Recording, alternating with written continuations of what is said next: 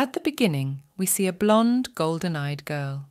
She smiles delightedly, looking up at her father from below. He affectionately calls her his pie and gently rubs her shoulder. A father stands before his daughter on one knee.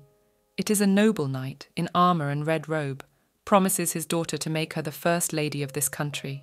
She laughs happily and throws herself around his neck.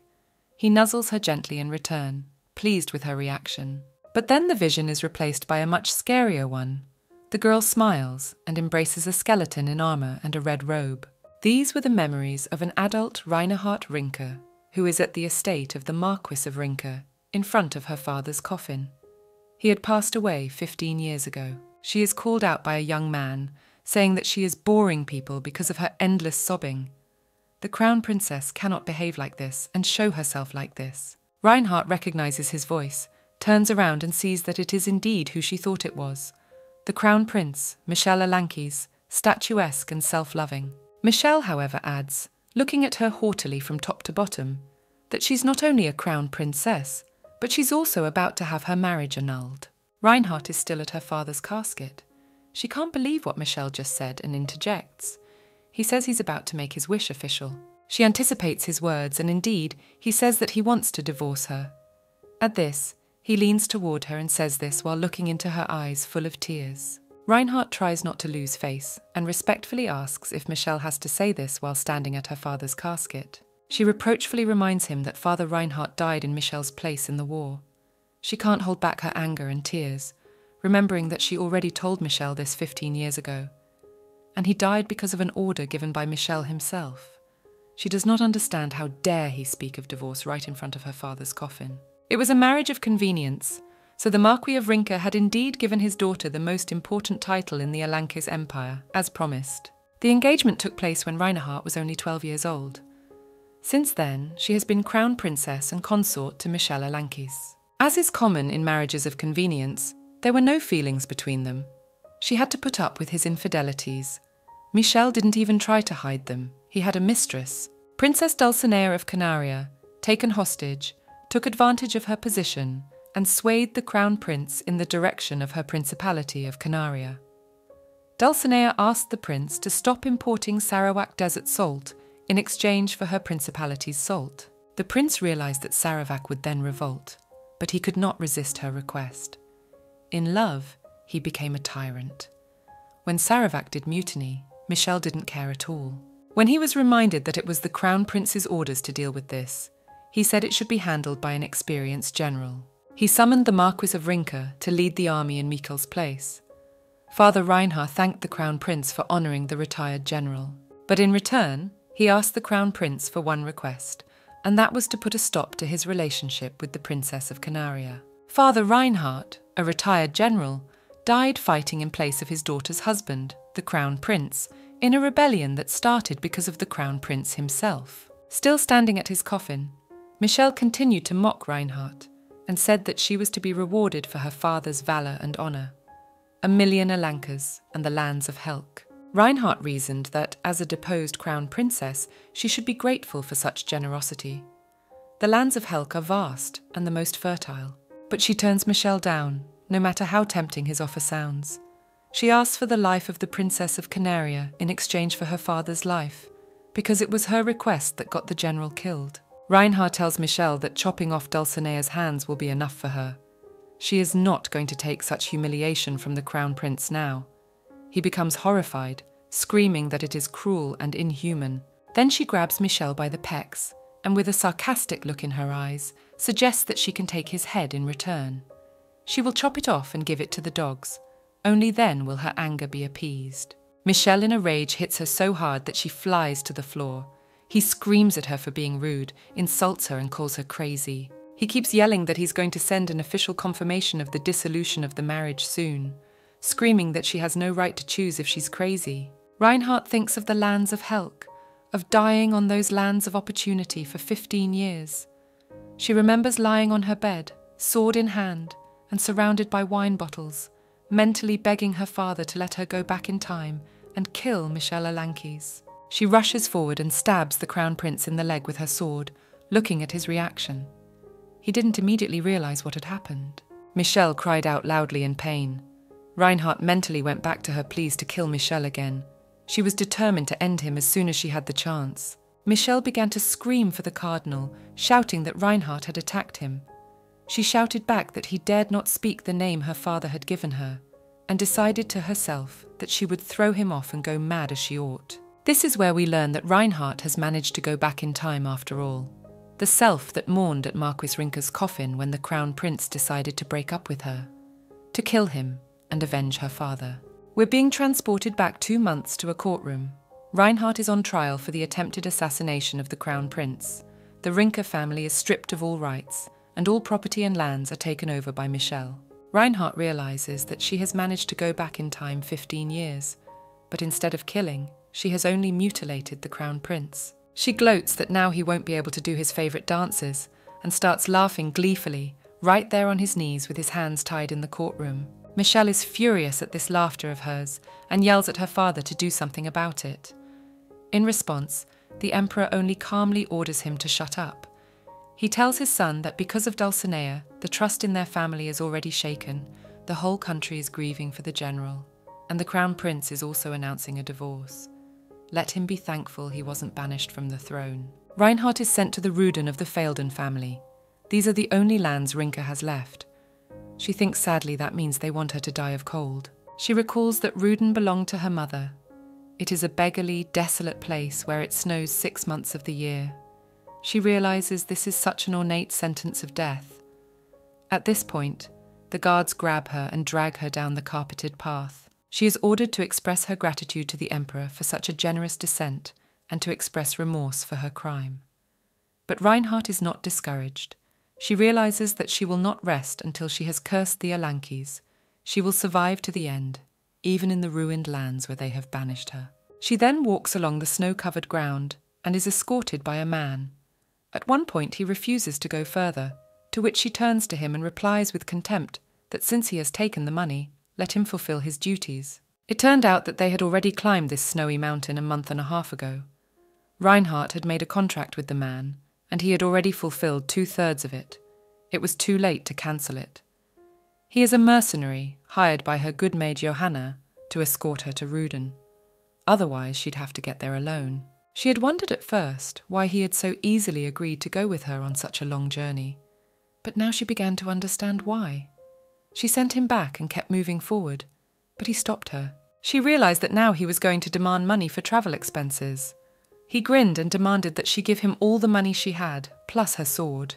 Reinhardt answered him that Rinker's sword could not be carried by a man like him.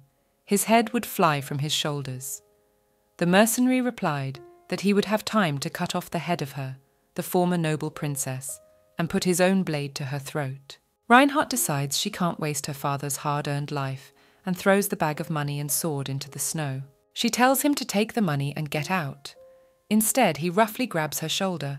Stopping her, she violently throws his arm off. With a dirty smile, the mercenary says that he asked her to give him all of her things.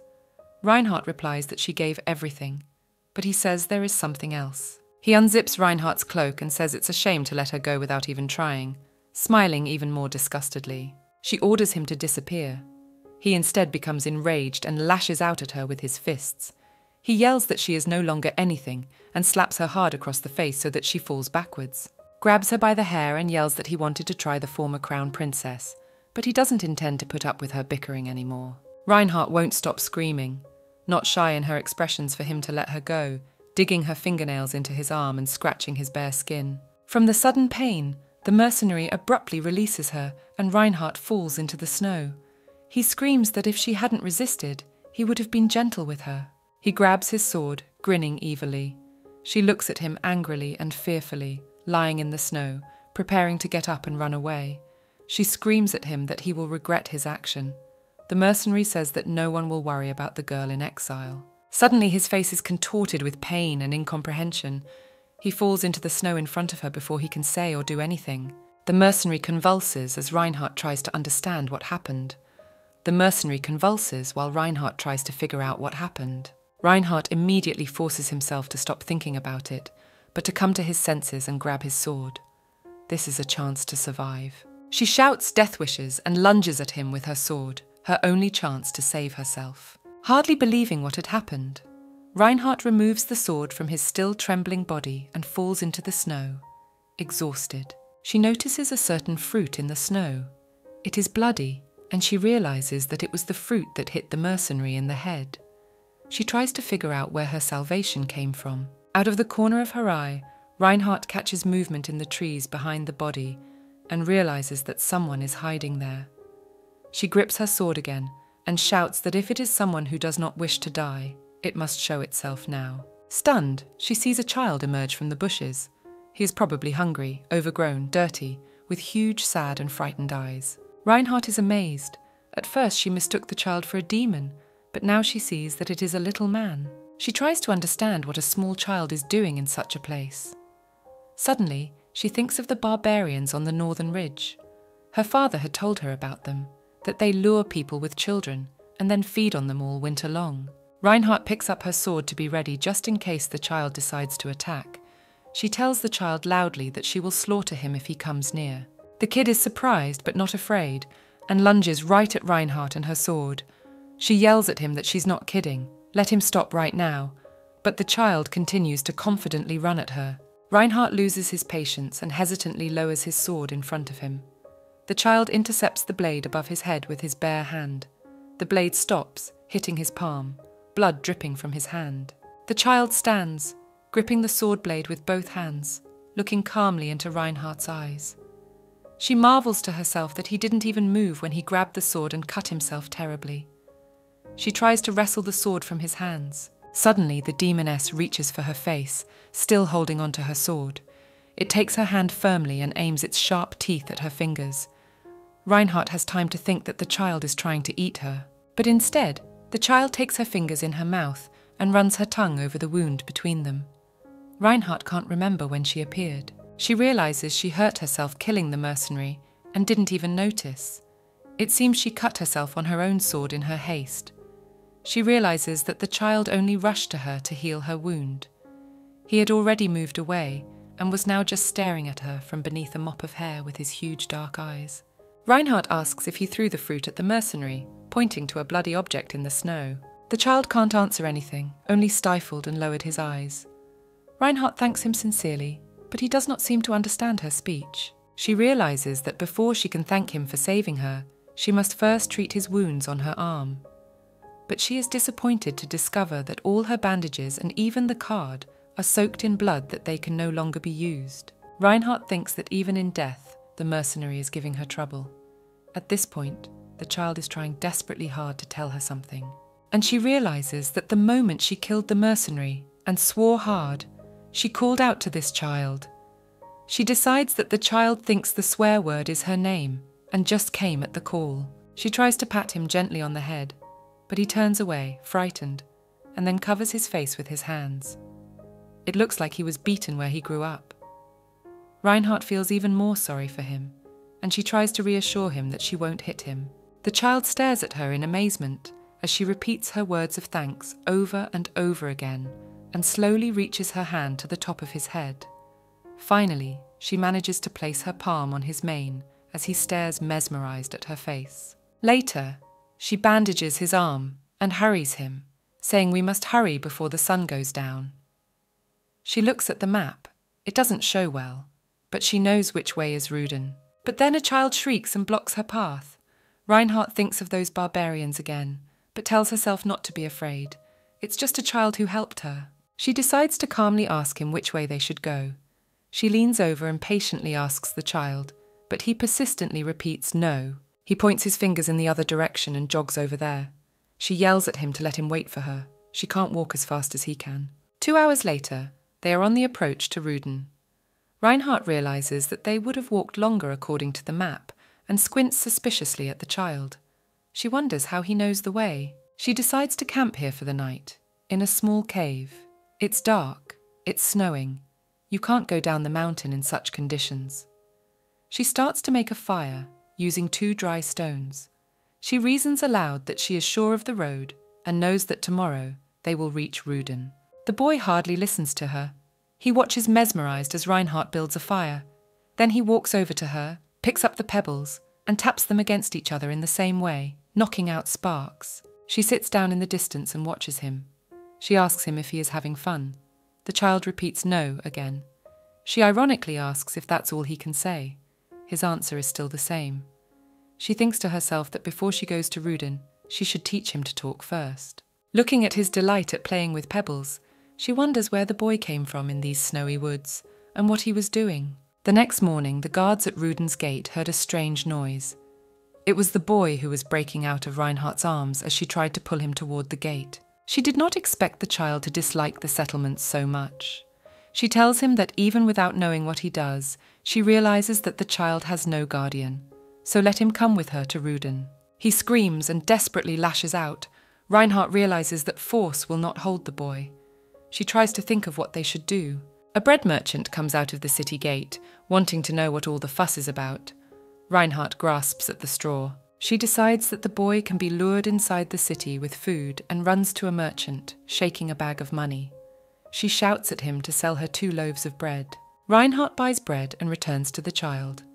She is slightly surprised that the boy didn't run away, but then she notices that he is drooling at the sight of the 2 loaves in her hands. Reinhardt tries to show the child how to eat, in case she doesn't know it either. She takes 1 loaf in her hands and opens her mouth wide as if she's about to take a bite. Then she holds it out to the boy. He takes the bread in his hands and looks at it briefly in surprise, then bites it and begins to chew hastily. Reinhardt praises him and encourages him. The boy has no sooner finished the first loaf than Reinhardt holds out the second loaf to him. He takes it too, and then he looks up and sees Reinhardt's friendly smile in front of him. He continues to eat the bread while she rubs his hair, saying he's doing great and teaching him a new word, bread. He obediently repeats the new word after her, and she praises him again. And then Reinhardt tells him in an enticingly friendly way that if the boy comes into town with her, she will give him more bread. He stares back at her, enchanted with bread-filled cheeks, and then trustingly puts his palm in her hand, and they walk into town together. Reinhardt admits to the boy that she is the lord of the place. They arrive at the castle, where they are greeted by a stern woman named Sarah. She has long administered Rudin to the Feidlon family, and the lord has come to town in person for the first time in 20 years. Reinhardt is angry back. It's a mess. She spent 15 years of her past life in the lands of Helk, which were very different from Rudin. Lord Helk's castle was 10 times larger than Rudin's castle.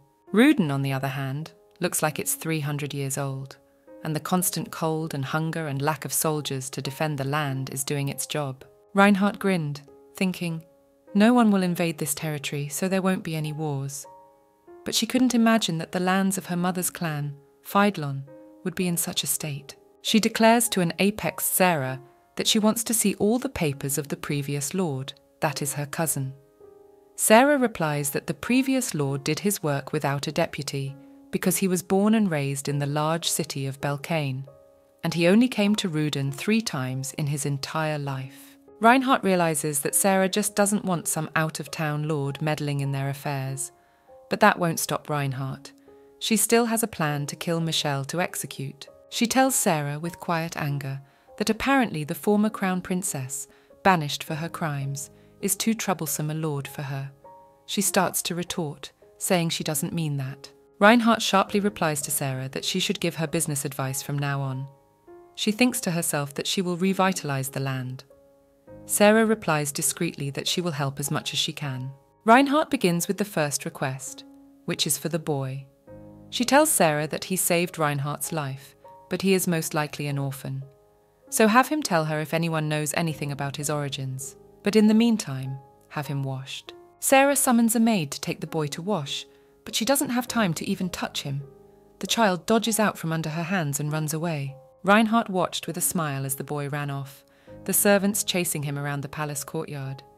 She laughed at the child's mischief until Sarah called out to her. She tells the new lord that the butler who carried the groceries recognized the child immediately.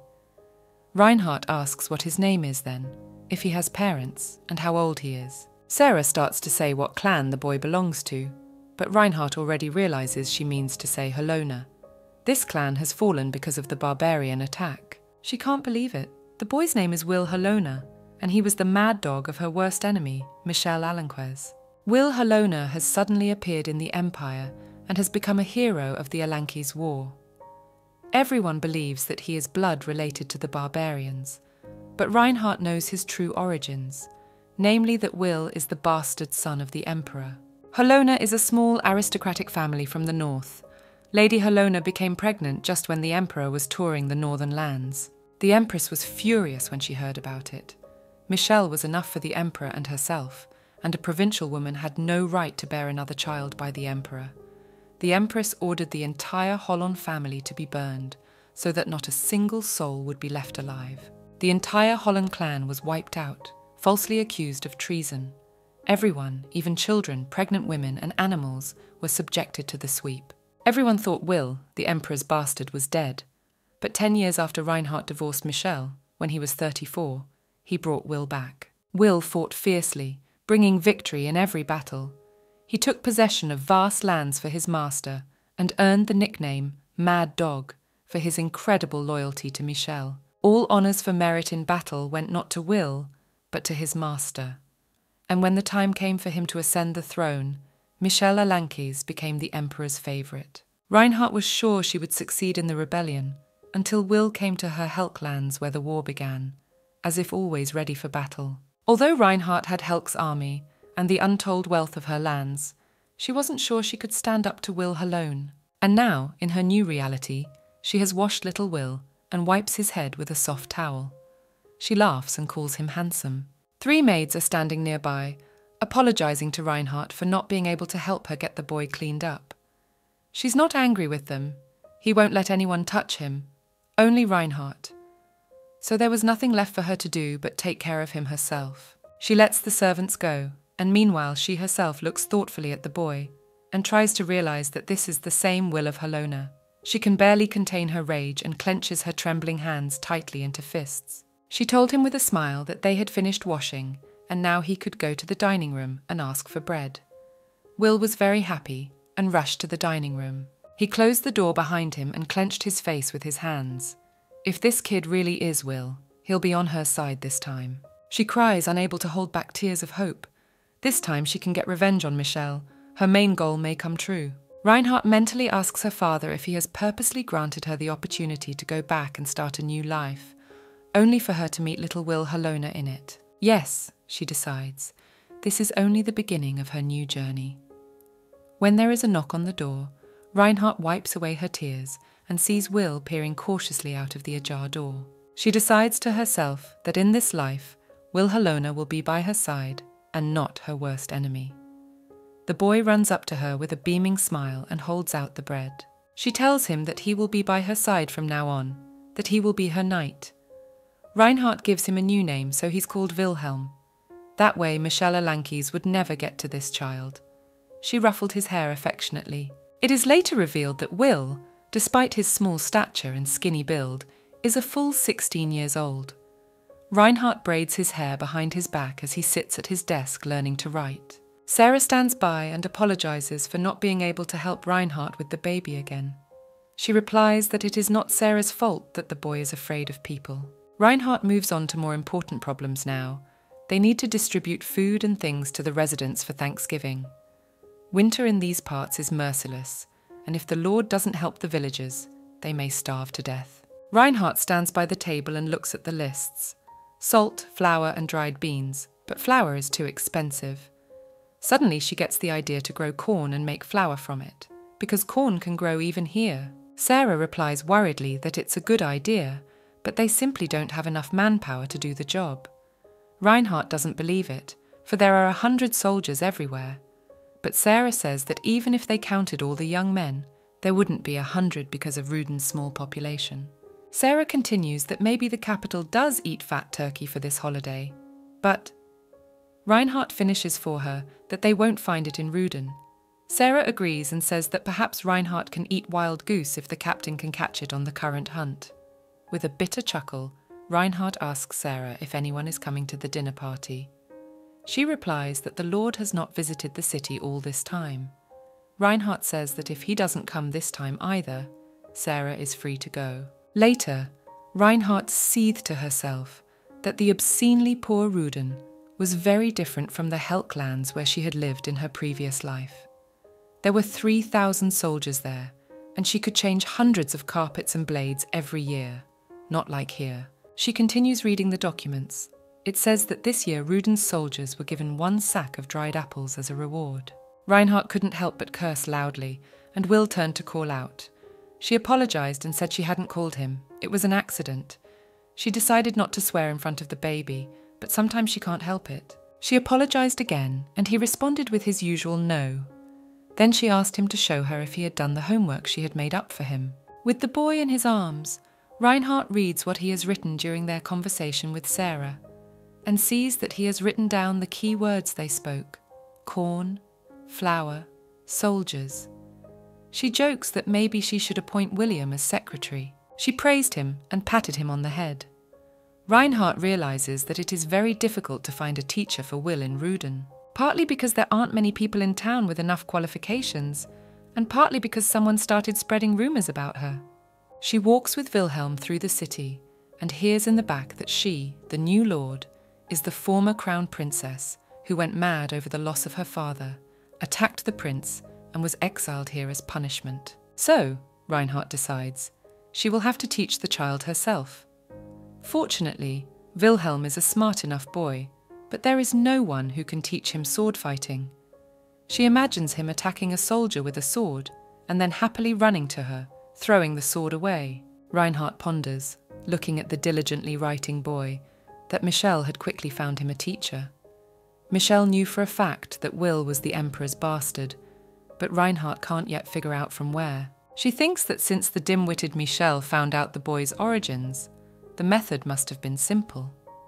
And then she notices the ring on Wilhelm's index finger. Reinhardt thought that the ring might belong to the imperial family, though it was a silly idea. The boy finishes writing and excitedly shows Reinhardt the paper. She praises Will and wanted to pat his hair as usual, but he suddenly stops her and reaches out to touch her head himself. She is dumbfounded, and William is already leaning his face against her neck and begins to suck in the air near her with his nose, as if studying her scent. Reinhardt tries to ask him what he's just going to do, but the boy sits for a second, with a blush flooding his cheeks, without looking at her, and then quickly runs out of the room. Before she knows it, Wilhelm is gone, and then she starts giggling and thinking about all the cute things he does. On Thanksgiving morning, Reinhardt wonders if a smile really does attract good luck. She hears someone come through the door and jumps up from the table. She shouts Dietrich's name loudly. A young man with piercing green eyes enters the room and gets down on one knee and loudly asks if Her Highness is in good health today. She also kneels down in front of him and can't believe her eyes.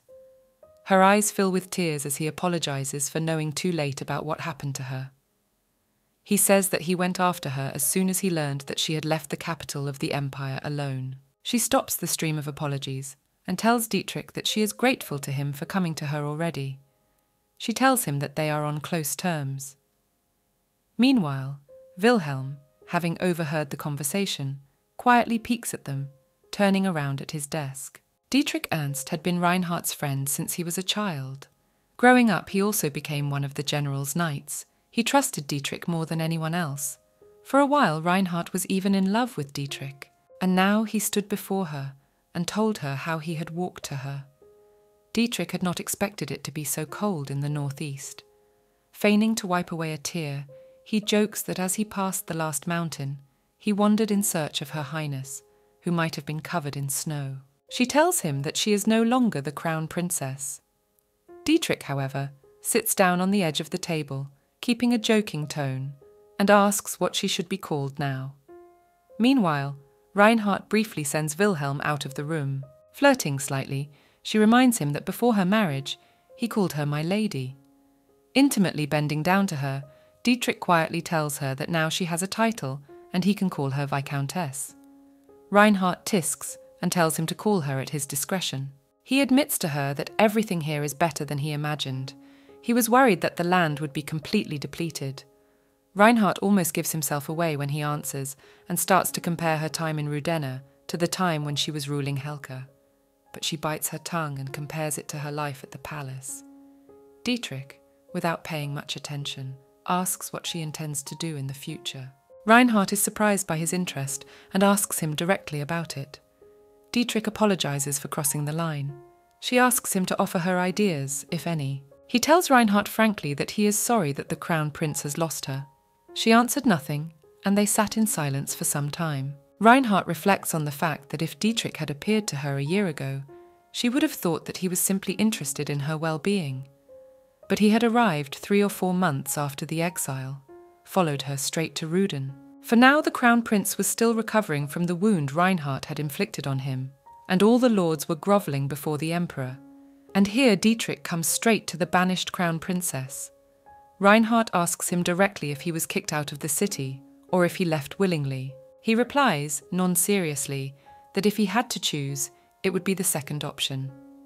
Reinhardt says with a smile that Dietrich must have said too often that he would leave the family, so his older brother kicked him out. He agrees with her. Dietrich finally tells her in earnest that he is concerned about Michelle's desire to seize all of Rinke's lands. The crown prince takes advantage of the fact that his ex-wife has become a criminal and no longer owns the lands. He says that the main wealth of Rinke consisted in his knights. Michelle is trying to capture them too, and Dietrich himself just couldn't bear to watch a man who couldn't walk properly controlling the fighters. Suddenly, the meaning of Dietrich's words came to Reinhardt, and she laughed, telling him that his father, Sir Ernst, would have reprimanded Reinhardt severely for such a gesture by his son. She goes on to tell Dietrich with a laugh that in these parts, knights are presented with frankincense as a gift, but she doesn't have any. She has nothing to give her knight. He asks what a Badian is. Reinhardt replies that it is a spice for tea. He jokes that he doesn't like tea. She tells him that he has nothing to do here, really. Dietrich says that he noticed when he entered the town that there were not even 50 people in the town. Reinhardt looks at the documents with horror and says that the soldiers are only 30. Dietrich hesitates incredulously, she confirms. He stretches with feigned fatigue and lazily says that Ernst will have to take over as leader. Reinhardt asks herself incredulously if Dietrich will really have to rot here. An idea strikes her. She offers Dietrich the position of fencing teacher in addition to being in charge. He turns around to face Reinhardt incredulously and asks if she really wants him to teach young children about weapons. She continues excitedly, reminding him of the child who was sitting here, and now he must be in the dining room. Dietrich half-jokingly tells her that he should get more than 1 sack of wheat for such a thing. Reinhardt replies to him, taking him under her arm, that he will have a sack of wheat and a wild goose for tonight's dinner. They continue to banter on their way to the dining room, Dietrich asking if she was going to give him anything at all. She replies with feigned arrogance that she has no dinner for uninvited guests. When they enter the dining room, they see Wilhelm there, and Reinhardt tells him to say hello to Dietrich. She introduces the boy to Dietrich. Wilhelm and Dietrich look at each other. The former has a wary look of consternation on his face, while the latter looks on appraisingly. Later, Dietrich asks Reinhardt what the child is. She briefly tells him that the boy saved her life. She asks him to speak kindly to Wilhelm and to become friends in general. She beckons Wilhelm to sit next to her. Will sat down shyly at the table in front of the bowl of food, ignoring Dietrich's greeting. But after a moment he couldn't stand it. He jumped out of the table and hid behind a column, then cautiously peeked out. Reinhardt begins to call him back affectionately and coax him to eat. Dietrich, with a sly expression on his face, whispers to her, asking her if he should try to bring the boy back to the table. Reinhardt answers him in the same whisper that Wilhelm experienced abuse growing up, which is why he is afraid of strangers. She will handle the situation herself now. And then, to Dietrich's surprise, she begins to eat her food quickly and aggressively, saying how delicious the food is. Dietrich listens in shock to her remarks about the incredible flavour of the food and tries to understand what is going on. Reinhardt asks him to trust her. It is easier to get a child interested in food that way. She glances with her mouth full at Wilhelm, who is still standing quietly behind the pillar watching them. Dietrich tells her that a bystander would think that she really does have experience in child-rearing. Here, Dietrich caught her idea and decided to help when she was beginning to despair. He took a bowl of sauce and started pouring it over the meat on her plate to make the food look even more beautiful and appealing. But suddenly, they hear a rumble, turn around, and see that Wilhelm is running away from the room after all.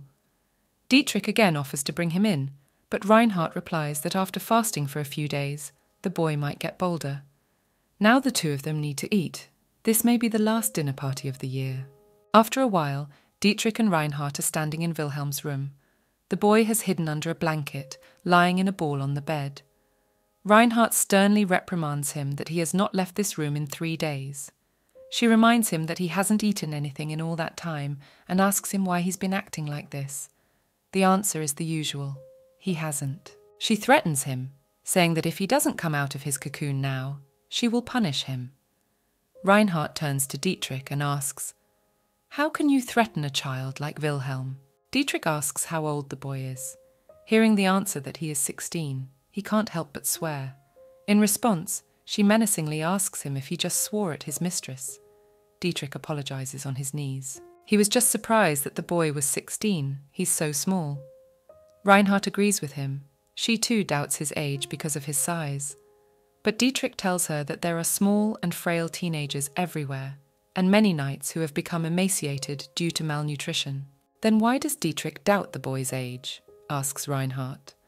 He answers her that it is hard to believe that a person who behaves so primitively is already 16 years old. He brags that at the age of 16 he was already in the service of the Marquis of Rinke and followed him to war. Reinhardt confirms that he was indeed her father's escort. Dietrich reproachfully tells her that she shouldn't coddle and cuddle nicely with Wilhelm just because he's acting like a little dumb kitten. Reinhardt is outraged. Dietrich asks her to hand over the reins of the child to him. In the next instant, he slides his hand under William's blanket and grabs him by the ankle. He lifts the boy into the air, holding him by both legs as he struggles to cling to the blanket. Dietrich asks the boy if the Viscountess gave him the name Wilhelm.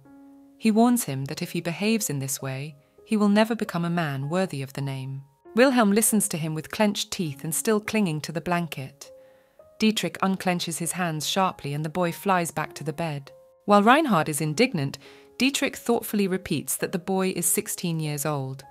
And then, with no shyness whatsoever, she informs him that when Reinhardt was 18, she proposed marriage to Dietrich.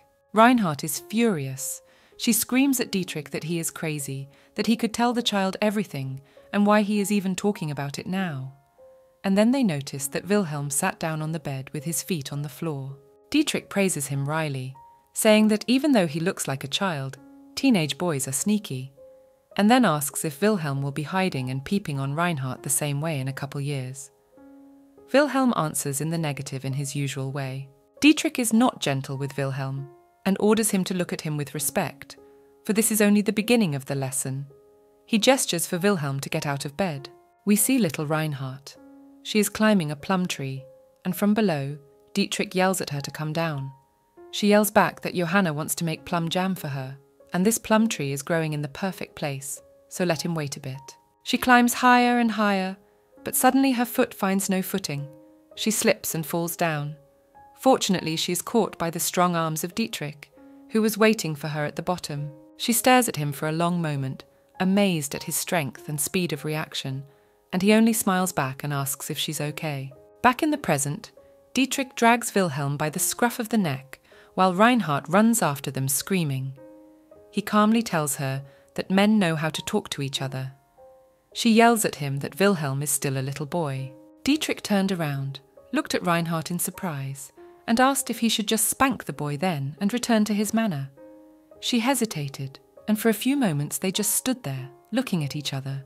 Then Reinhardt comes closer, brushes his hair away from Will's forehead, kisses him, and apologizes. She tells him that Dietrich will indeed be a good teacher for him. Let Wilhelm in turn be a good boy. Dietrich tries to soften the situation and asks for compliments. They banter for a while, and then Reinhardt earnestly asks him to be kinder to the boy. He promises her this, and humbly kisses her hand. Wilhelm saw this and began to boil with anger. Dietrich, noticing the boy's reaction, looked at him with a sly squint and walked on, laughing. Reinhardt asked him what was so funny, but he dismissed it. Later, Dietrich began Wilhelm's apprenticeship. The boy fell carelessly. Dietrich, without sparing him, frankly said that he hated children who did not understand words, that he was not his mistress to allow the child such liberties. He looks down at William and says venomously that under Richard, all he did was throw out scoundrels with looks like the boy's. He looks into the boy's eyes and decides he understands. William only looks at him with anger. Dietrich doesn't understand why his mistress saved Wilhelm, a child who can't even speak. How did someone like Wilhelm ever get such an honor? He tells the boy that since the lady wants it, Dietrich will make Wilhelm worthy of such an honor from her. He orders Wilhelm to stand up and move, and throws a wooden sword into his hands. The boy stands up and grips his sword tightly with vicious determination. He approaches Dietrich. He stands quietly and thinks to himself that he only went to this cold wasteland to persuade Reinhardt to leave the Empire with him. He orders Wilhelm to attack. A few weeks later, Dietrich gives a small performance in the street to a group of people. They marvel at how carefully he cuts the neck of a pig, and in general, it is the first time they have seen such a knight. He modestly thanks them and says that this praise is more pleasant than praise for neatly cutting human necks. It is the first time he has ever been praised so sincerely. Reinhardt stares out the window, amazed at Dietrich's ability to find common ground with people so easily. And yet, as the lord who has been in charge of the town's affairs for 2 months now, she is shunned by the people. Suddenly she hears Wilhelm say her name and turns around. She sees a trim, neatly dressed Wilhelm, who embarrassedly covers his face with his hand. She chuckles and asks Wilhelm what's up with his hair. He squeezes out the name Dietrich. She realizes it was Dietrich who cut the boy's hair that way and laughs even louder. She says it looks like a rat chewed it off. She finally laughs it off and affectionately beckons William to come closer. She reassures him that she is about to trim his hair herself. Reinhardt recalls Dietrich saying that since the boy was 16, he should be able to both speak and swing a sword. He said that Wilhelm had to be beaten to make him human. Reinhardt was furious then. That doesn't make sense. She thought at the time that it was just an excuse on Dietrich's part. However, Wilhelm did start to talk a lot more, in words that Reinhardt had not taught him, and now he asks her if he looks strange. She, smiling, tells him that he doesn't look weird but cute, and will be even cuter when she trims him up. Let him sit still. Reinhardt has never cut her hair either, but still thinks she can do better than Dietrich. She ends up cutting Wilhelm's hair so short that Dietrich can't contain his laughter when he sees him at dinner. He laughs and asks if Wilhelm has enlisted in the military. The boy answers no again, and Dietrich continues to laugh, saying that even after training, Wilhelm has not weaned himself off the word. He gives Wilhelm a ringing slap and tells him that an open forehead is great. The boy rubs his forehead with his hands in shock and bewilderment. He continues to tease the child, not even hearing Reinhardt tell him to stop, and then they get their lunch. Dietrich looks sadly at the plates of food: boiled potatoes, porridge of oatmeal and corn. Reinhardt orders him to eat, a delicacy at this time of year. He starts barking again, saying that he is not a child who complains about food. Reinhardt replies with a sigh that the child next to her doesn't complain. Dietrich explains wryly that Wilhelm needs to eat more meat to become as stately as Dietrich. Then Reinhardt thinks hard. Dietrich is right, but what can they do? And then she gets the idea to give the boy the meat that is meant for her. Dietrich immediately flares up. He shouts that the Viscountess would have gone 6 months without meat, even in the capital. And it's winter here, to which Reinhardt embarrassedly replies that she is not cold. He suggests that she take off her coat in that case. He adds that he is going on a winter hunt anyway, and that he is taking Wilhelm with him. Here it is Reinhardt's turn to burst out. How can a small child go on a winter hunt?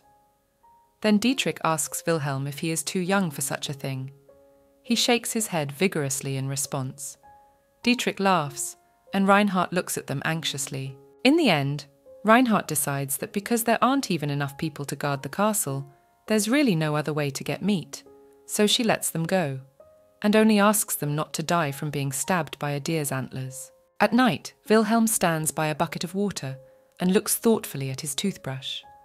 Then Dietrich jumps up and whispers insidiously that if Wilhelm does not brush his teeth, he will be ahead of him in the deer hunt tomorrow. This is when Reinhardt comes up to them and says that she didn't like brushing her teeth as a child either. She spits out the water and continues that her father then told her that if she didn't brush her teeth, her prince wouldn't take her. She thinks to herself, wiping her lips, that she didn't know not then that she would make this very prince an invalid by stabbing his leg with a sword. Wilhelm interjects in his own way, and she replies that yes, of course she didn't. Then she shouts sharply, folding her fingers in a rake, that she doesn't like guys with unbrushed teeth. Wilhelm then immediately begins to brush his teeth vigorously. Dietrich reproaches her for treating Wilhelm like a 6-year-old child instead of a teenager. She asks him to be lenient Because Wilhelm is so charming, it is impossible to treat him as an adult. Wilhelm spits out the paste, and Reinhardt comes closer to check how well he brushed his teeth. He opens his mouth wide as she examines his teeth and praises him for his cleanliness. She leans over and strokes his head affectionately, and he blushes with embarrassment. Later, warming himself by the fireplace, Wilhelm falls asleep in Reinhardt's lap while she tells them a tale of local deities and gently strokes the boy's hair. Halsey, the goddess of vengeance, hates reindeer. Alutika, the god of fertility and tranquility, once came across Halsey in the guise of a reindeer. In his horns grew a tree of peace, and Halsey was very eager to eat the fruit from this tree, so she could not avoid Alutika, no matter how much she wanted to. Halsey ate one fruit each time they met, and fell asleep on the reindeer's back. Dietrich, listening to this tale while fixing her bow, tells her to better tell something more useful to the man who is about to go deer hunting. She asks him to be quiet. It's the only thing she knows about reindeer. Wilhelm also raised his voice and asked Dietrich to keep quiet. Wilhelm listened with wide-open eyes to the continuation of the tale. The weather had been calm while Halsey slept. Alutika had carried her on his back all over the continent and had sown abundance and tranquility everywhere. And so now, when the winter suddenly gets warmer, it is said that it was Alutika who put Halsey to sleep. However, after the thaw comes a blizzard. This is Halsey's anger. Dietrich hears this and reminds Reinhardt that this is not a fairy tale for children. She replies that it is a tale her father told her. Dietrich suggests that Marquis Rinke may have been sparing the little girl's feelings. He continues the story instead of Reinhardt. Spring comes after a hard frost. New life appears thanks to the goddess of spring, Anilak, daughter of Halsey. Probably to conceive, Alutika and Halsey did adult chores throughout the frost. Reinhardt stirred and tried to cover Wilhelm's ears so he wouldn't hear what Dietrich was saying. The knight noticed that it was too late. Finally, Wilhelm falls asleep and Reinhardt covers him with a blanket. Dietrich asks her permission to ask one question. He asks if this child reminds her of her father. And then he began to do to her his own memory of the Marquis of Rink, when the Dietrich was only 6 years old. He remembers the day the Marquis brought a 4-year-old girl into his home and adopted her. Dietrich greeted her with a bow, announcing to himself that this girl was his mistress. He still remembered that he was treated as an equal, even though he was only the second son of a vassal. The Marquis asked Dietrich to take care of Reinhardt. Dietrich now realizes that the Marquis asked this in order for the girl to have a friend about her age, and also so that her family would have someone on her side. Dietrich thinks that Reinhardt is unconsciously repeating her father's actions with herself as a child, when she kisses the boy's forehead, holds his hands, and reads him stories. He calls out to the subdued Reinhardt, and she responds by saying that she realizes her father's death, but Dietrich replies, let her forget the loss of her father if she can, but if her love for this child helps her come to terms with her loss, then she needs to continue to care for Wilhelm. Reinhardt gently placed her palm on the head of the sleeping Wilhelm and thought she was pleased to have such a cute child chasing her tail, and she did act as if she had forgotten about her father. But she hasn't forgotten the real reason she doesn't care about Wilhelmina. It's revenge on Michel, and she can never forget that. She coldly replies to Dietrich that if she could have forgotten about what that scumbag crown prince did to her by simply wounding him in the leg, she would have done so a long time ago. She thanked Dietrich for reminding her of her offence. It sobered her. But he thought he'd said something that disturbed her. He put his hands behind his head and faltered. He jokingly tells her that either she has a keen eye or she's just lucky. But there's a black viper sleeping on her lap right now. Reinhardt doesn't understand what he means. Dietrich explains that Wilhelm has broken 5 wooden swords this week, and Reinhardt smiled in response. Dietrich advised against this and went to wake the boy to take him to his room. The languid Wilhelm opened his eyes with difficulty and said his teacher's name questioningly, but incorrectly. He and Reinhardt laughed. Dietrich asked him to repeat his name correctly. The boy was still having trouble pronouncing the words clearly. Reinhardt affectionately suggests that, if the hunt goes well, he call her simply Rain. It was easier to pronounce than her full name. He grudgingly agrees. The very next day, Dietrich and Wilhelm went hunting. They were accompanied by 5 guards, and in a week they managed to catch only one, but a huge stag.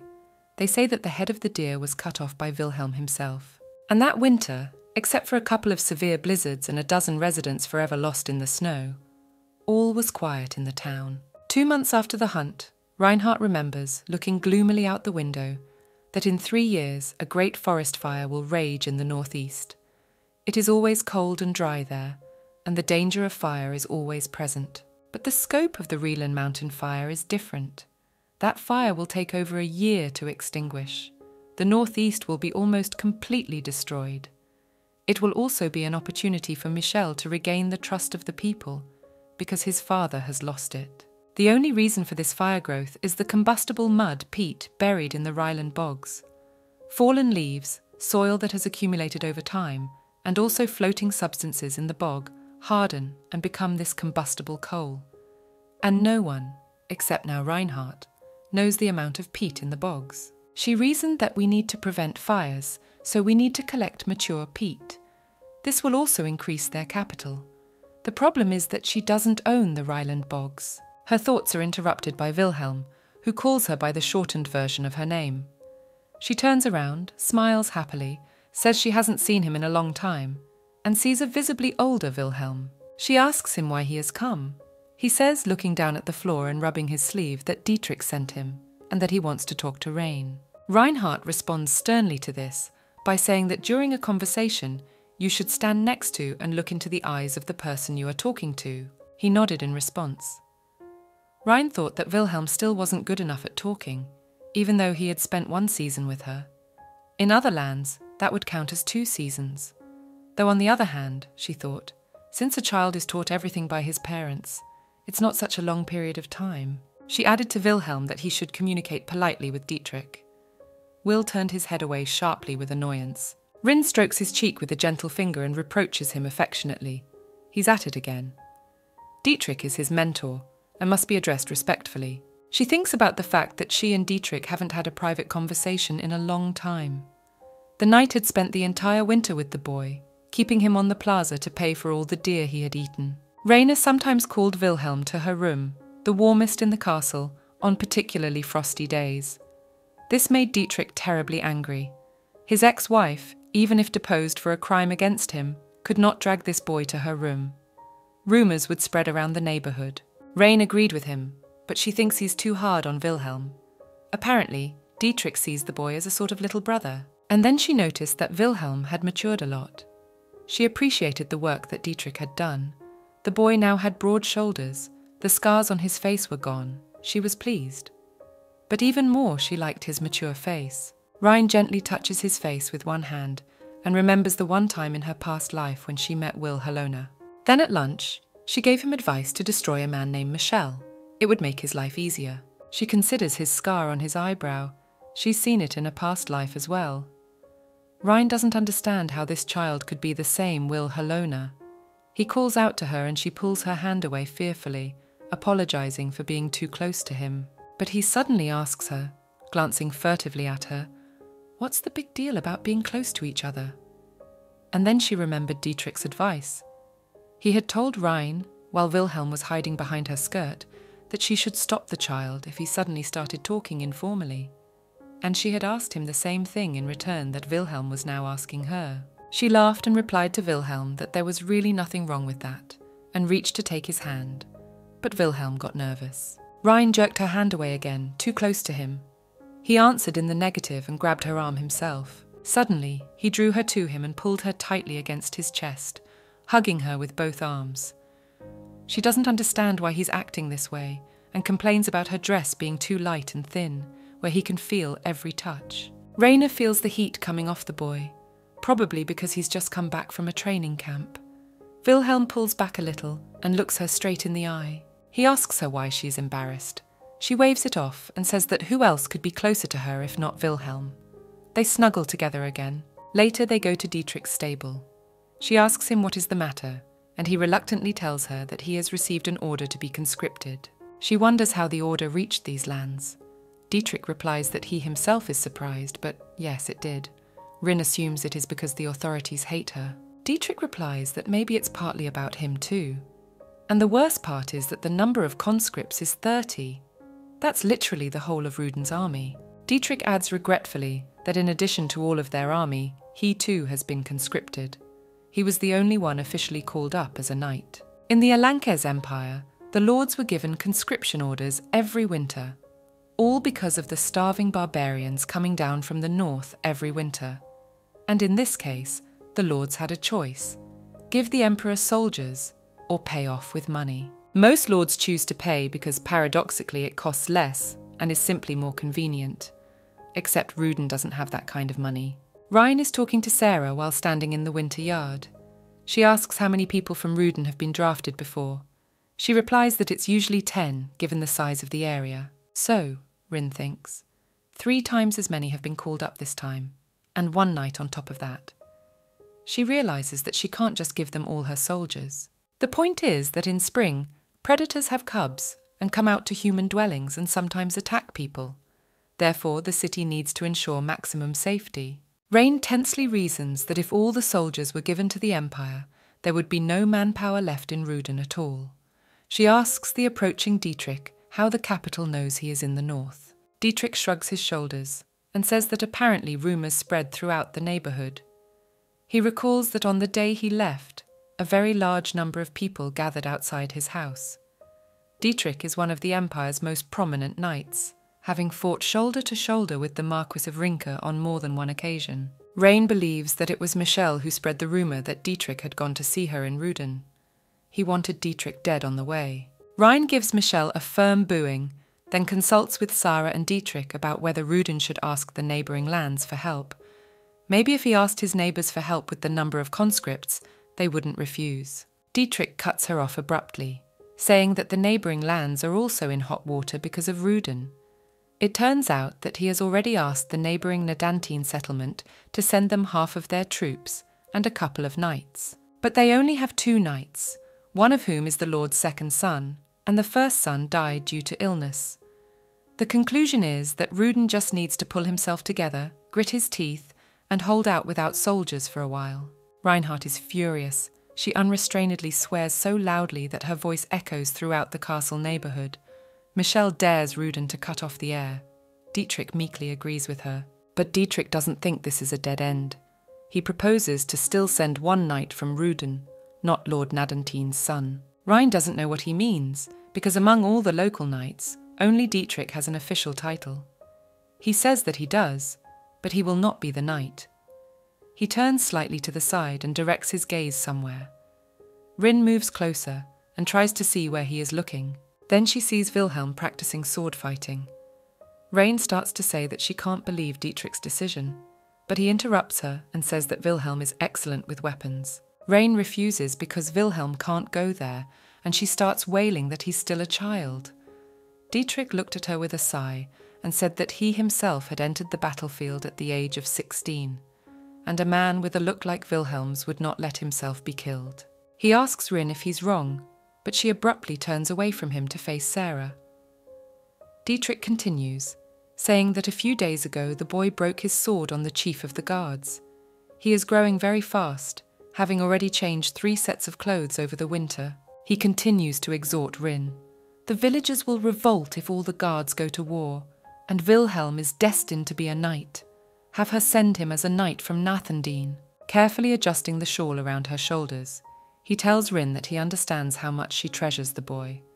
But her revenge needs something stronger than a knife in her hand. She can't dwell on one child while living in a dilapidated settlement. She can't let anything spoil her plans. Dietrich thinks to himself that Rain still cannot remain cold-blooded. He remembers that at first he didn't believe the rumours that she had stabbed the Crown Prince and been imprisoned for it. Since her, Mrs. Dietrich's name was Reinhardt, and that name is only given to the official heir of the noble Rinke, she simply couldn't stumble like that. Her father, Marquis, by marrying off his daughter to the Crown Prince, made her the noblest woman in the world. She was protected by the entire empire. But the defences were apparently too strong, and Reinhardt never learned to defend herself on her own. And she is exactly the same now, Dietrich thinks, not changed at all. He thinks sadly that only the way he has proposed can keep the city safe, but he has little faith that he will be able to persuade her. Suddenly she asks if Wilhelm would replace a knight rather than a simple soldier. Dietrich even hesitates. He begins to say that there are some conditions, but she interrupts him and with an expression of calm calculation on her face, says that even a dozen soldiers would not be enough for such an exchange. "It would cost more to rent one night," she asks Dietrich. "Besides, it's about saving the Lord's last son, and that means exchanging not for a bunch of soldiers, but for a piece of land." Dietrich agrees. She says she wants the Raylan marshes. There are tons of peat buried there, so the price will be comparable. Rain thinks that in that case they can borrow Will. Dietrich laughs to himself and thinks that the Marquise did not give her that name for nothing. He gets down on one knee before her and bows his head humbly. He will follow her orders. When Dietrich and Wilhelm went winter hunting, Dietrich, sitting in the cave by the fire, kept telling the boy that tale of Halsey and Aluki. He wondered if she really hated him.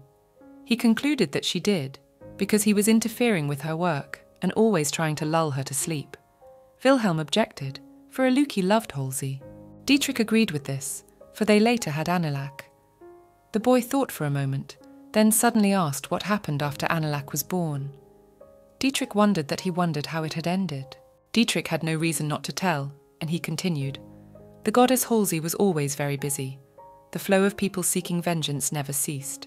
After Anilak was born, however, Halsey left her business for 100 days, at the end of which time she placed the baby in Aluka's hands. His castle was very far away, and the journey to it took 100 days. Leaving her daughter behind, Halsey immediately left the castle without a moment's hesitation. Wilhelm asked if it was because she hated Aluka so much. Dietrich agreed and said that Halsey nevertheless loved her daughter very much, and that was why she voluntarily returned to the castle every year to see her. Halsey didn't even look at Aluki because she hated him from the start, and she had become a goddess of vengeance thanks to a man. Dietrich grinned bitterly, thinking to himself that in spite of that, she had 2 more children with Aluki, like all stupid adults. Wilhelm said that Alutika was happy anyway, since he had gotten Halsey. Dietrich objected. How can you be happy when the woman you love despises you? Wilhelm opined that it didn't matter. Dietrich did not like his words very much. He didn't understand who the boy was thinking of when he said such things, but his opinion of him was shaken. So they're standing by the carcass of a downed deer. Wilhelm asks what he has to do. Dietrich replies, surprised, that he must now chop the deer's neck, and they must not be afraid, for otherwise their mistress will remain hungry. Wilhelm, hearing these words, drew his sword high above his head and brought it down sharply on the deer carcass. Dietrich realizes that the words about Reinhardt always resonate strangely in the boy. He noticed this the first time they met, and since then, no matter what training and restrictions he has undergone, nothing in the boy has changed about Rain. He becomes reckless, cruel and greedy when he thinks of Reinhardt. Dietrich thought to himself that he would never let the child with that look even come close to Reinhardt. But aloud, he only praised Wilhelm for his determination to cut off the deer's head. Dietrich is sad that some people grow up like ducklings looking only at their mother. After all, it is important to become a human being first and foremost. Finally, he saw an opportunity to separate Wilhelm and Reinhardt, namely the military draft. Now Sarah presents Reinhardt with a letter from Nadatin about the transfer of the rights to the Ryland marshes. Reinhardt asks her to give the letter to her, but when she does, Sarah hesitates for some reason. She must be wondering why Mistress would want to go to the swamps. Rein asks her about the departure date to coincide with the draft dates. Sarah replies that in 2 days, at dawn. We also need to prepare provisions for these soldiers. Rin realizes that there is not enough budget for that. She gives Sarah the diamond necklace to sell. She says that although the stone is slightly damaged, the amount from the sale will be enough to buy food for the soldiers. Dietrich immediately squeals that it's her late mother's necklace. Reinhardt mentally agreed with Dietrich. Her family's property had been confiscated by the crown prince. This necklace was the only thing she had left. She smiles and says that if she had known in advance how things would turn out, she would have treated her mother, who left her this necklace, better. Sarah respectfully bows her head, thanks and promises, leaving to immediately look for a merchant who will buy the necklace. Reinhardt stares after her thoughtfully, and Dietrich stares at her in turn. She flares up and orders him to get ready now, for he is going to war in 2 days. Rein sighed in relief, leaned back in his chair, and thought that they had almost completed all the preparations. The only thing left to do was to inform the person concerned, the name in mind being Wilhelm. He was just hiding behind the door, counting on her not seeing him, but Reinhardt loudly tells him to come in. He looks at her sadly, instead of answering. Wilhelm enters the room but does not approach the table. Reinhardt asks him what's wrong, and he embarrassedly replies that he hasn't had time to wash and now smells of sweat. She laughingly told him that she had long since gotten used to sweaty nights, so he should not be shy and come closer to her. At those words, Rein thought of his father. Wilhelm asks gloomily if it is because of Dietrich. She replies with a smile that it was probably because of him too. Dietrich sometimes smelled even worse than the Marquis. Suddenly Wilhelm moved closer and was behind her. While Rainer was trying to figure out how he'd gotten here so quickly, he leaned over and hugged her. She is perplexed to hear Wilhelm whisper softly, right in her ear, about how he hates the fact that Rin is used to Dietrich. She thinks Will is showing his dangerous sense of possessiveness again. But decides to keep it quiet and laughs merrily as she strokes his arm. He continues to whisper in her ear with a note of obsession that he now knows what she smells like. It is not the boy's current behaviour that particularly bothers Reinhardt. She is concerned about Wilhelm's reaction when he learns the news that he is going to war as a knight of a neighbouring settlement. After all, whatever Will Helona is from her alternate future, Wilhelm is just a child who is unconditionally loyal to her. Rin thinks wistfully that she's sending him to certain death just for the money. She finally tells him the brutal news. He is going into battle instead of the 15 guards of the city, so that they can stay and defend Ruden in the spring against predators. Wilhelm listens to her calmly. She adds mentally that if he doesn't want to go, he can stay, but instead only says that if Wilhelm doesn't want to go, he can think of her, of Rin. She failed to give him the choice to decide his fate for himself. Rein can't order him not to fight. After all, she is the mistress of Ruden and must take care of the people of her town. She gently took Wilhelm's hands in her own. In return for all this, she promises him to pray for his well-being every night. Reinhardt vows that she will pray for him day after day, every night before she goes to bed. And she said, solemnly handing him the sword, that therefore she was asking him to go to war for her. She tells Wilhelm that this is no ordinary sword, but his father's. He once fell from his horse in the heat of battle and died before he could bear the blade. It is very precious to her, so she asks Wilhelm to return to her alive. Rin tells Wilhelm, in some sort of mad fervour, that she's not going to stop at just Michel Alankes' mangled leg. The Crown Prince owes her his miserable life, and therefore must die with that sword. She asks Wilhelm once more to return to her with that sword. He, with the same solemnity, promises her he will definitely come back again. In the meantime, Wilhelm said he had read in some book that ladies gave their handkerchiefs to knights before they marched. Rainer was embarrassed by his implication, but still she resolutely tore a piece of cloth from her sleeve.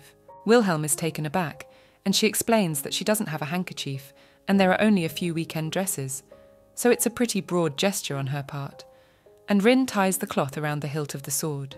Wilhelm looks at this hilt with undisguised fondness and thanks Reinhardt for such a gift, realizing what it means to her. But 2 days later, before they set off, Wilhelm watched irritably as Rein sheathed Dietrich's sword in the same way. Finally, together with 15 sentries, they set off northward. Rin realizes that about 9 months ago, she pierced Michel's leg with her father's blade. Later, 3 years later, Rein learns that Dietrich and Wilhelm will return home this year. Sarah clarifies that according to the date on the letter, it will be in about 2 weeks. Rin is so excited that she tells him to open up more apple cider, which they bought a while ago. Sarah objects, because the cider was bought for cooking. Rin laughingly replies that she doesn't have to be so stingy, because they can now afford more cider. The time without the boys flew by. Lord Nadanthin was happy to give Reinhardt the Raylan marshland. After 2 months he regretted it, as he saw that the excavated peat was being sold at a furious rate. He sent a representative to Reinhardt. This representative asks how Reinhardt knew about the presence of peat in the land of Raylan. In response, she tells him about the book, Abandoned Ruins of the Cold Lands, which was written by the first empress, Amaryllis Defapina Alankes. The book had inexplicably ended up in the library of Ruden Castle, and it was the one that wrote about the existence of peat in the marshlands. Although the last part was rather strange, something about magic and dragons. Thanks to the sale of peat, Ruden finally began to develop. Even the winters became warmer, because people had something to heat themselves with, and no one had finally died of cold in the past 2 years. Rumours spread throughout the empire, and thanks to the newcomers, Ruden's guards were greatly augmented. And Reinhardt made a gift to Sarah from the bottom of her heart for helping her mistress so much all this time. Even the locals' attitudes toward Rin had reversed. They waved to her when they met her on the street. They wished her a good day and invited her to dinners. Everything was fine, except for one but. The war never stopped.